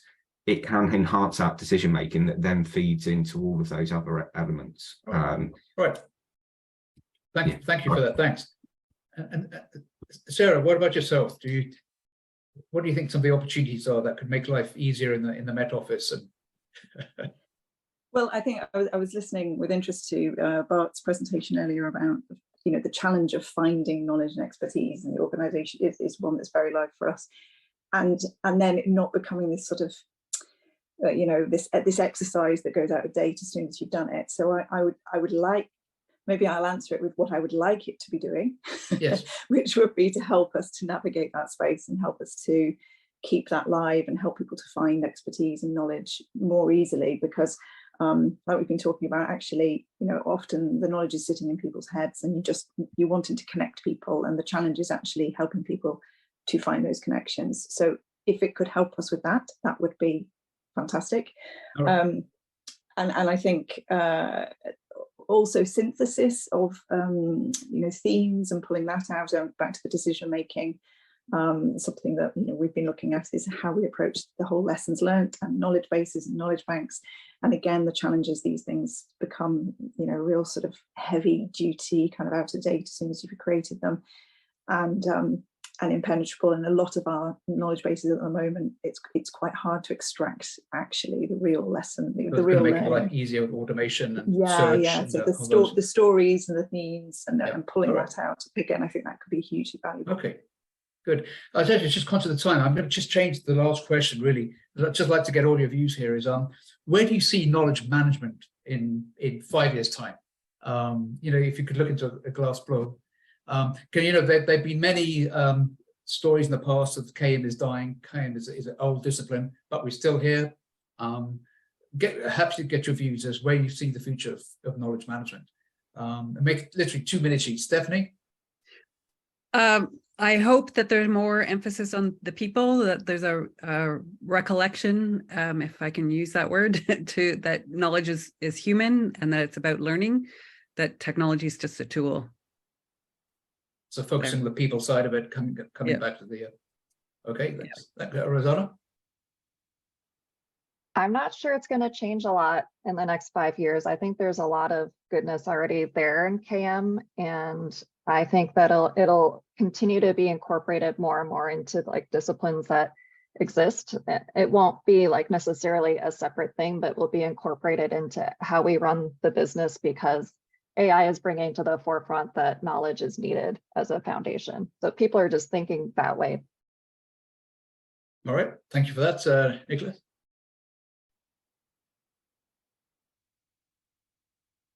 You're on mute, Nicholas. Apologies, I did the classic there. Had to be someone that did it today. Shame it was me. I think going into the future, I think for me it's really not forgetting that people element. I think there's a lot of focus on AI at the moment, and for me, AI is a good thing, but it should be there as an assistance tool rather than something that we rely on. So I think it's there as an assist. So more getting focused on the people.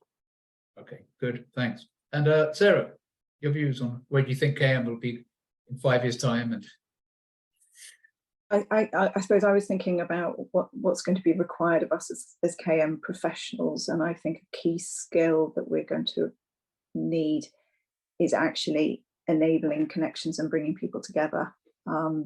I think increasingly the technology might do the heavy lifting for us on the curation and the management and all of that. I think, as everybody said, I think connecting people is the critical part that requires people to do that.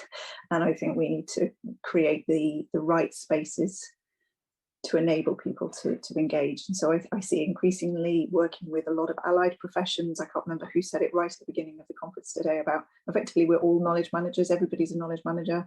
So I think the role of the people who wear an actual knowledge management hat will be facilitating, bringing together and connecting people. Right, good.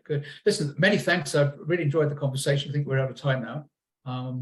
And let's all keep in contact. Let's hope we can create some form of community and keep the discussion going.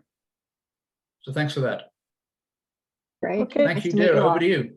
Yeah, thank you, Hank, for conducting this wonderful conversation. I think it was very, very productive and very interesting. And on behalf of everyone at Unicom, thank you as well as all the speakers for the day. And this is the team at Unicom.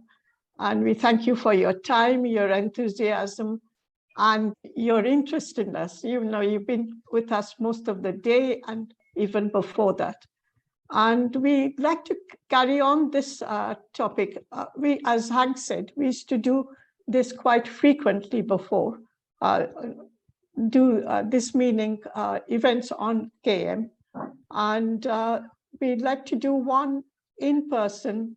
The date is fluid, but we were thinking of October. So let us know if you have interesting stories to relate or experience to discuss. And any other topic that interests you would be of interest to others too, I'm sure. So let's keep in touch. And this is for the delegates also. You've been a very interactive lot with lots of your comments and questions, and you made the day really special. Thank you all, and we really hope to hear from you all again. Keep in contact. Thank you.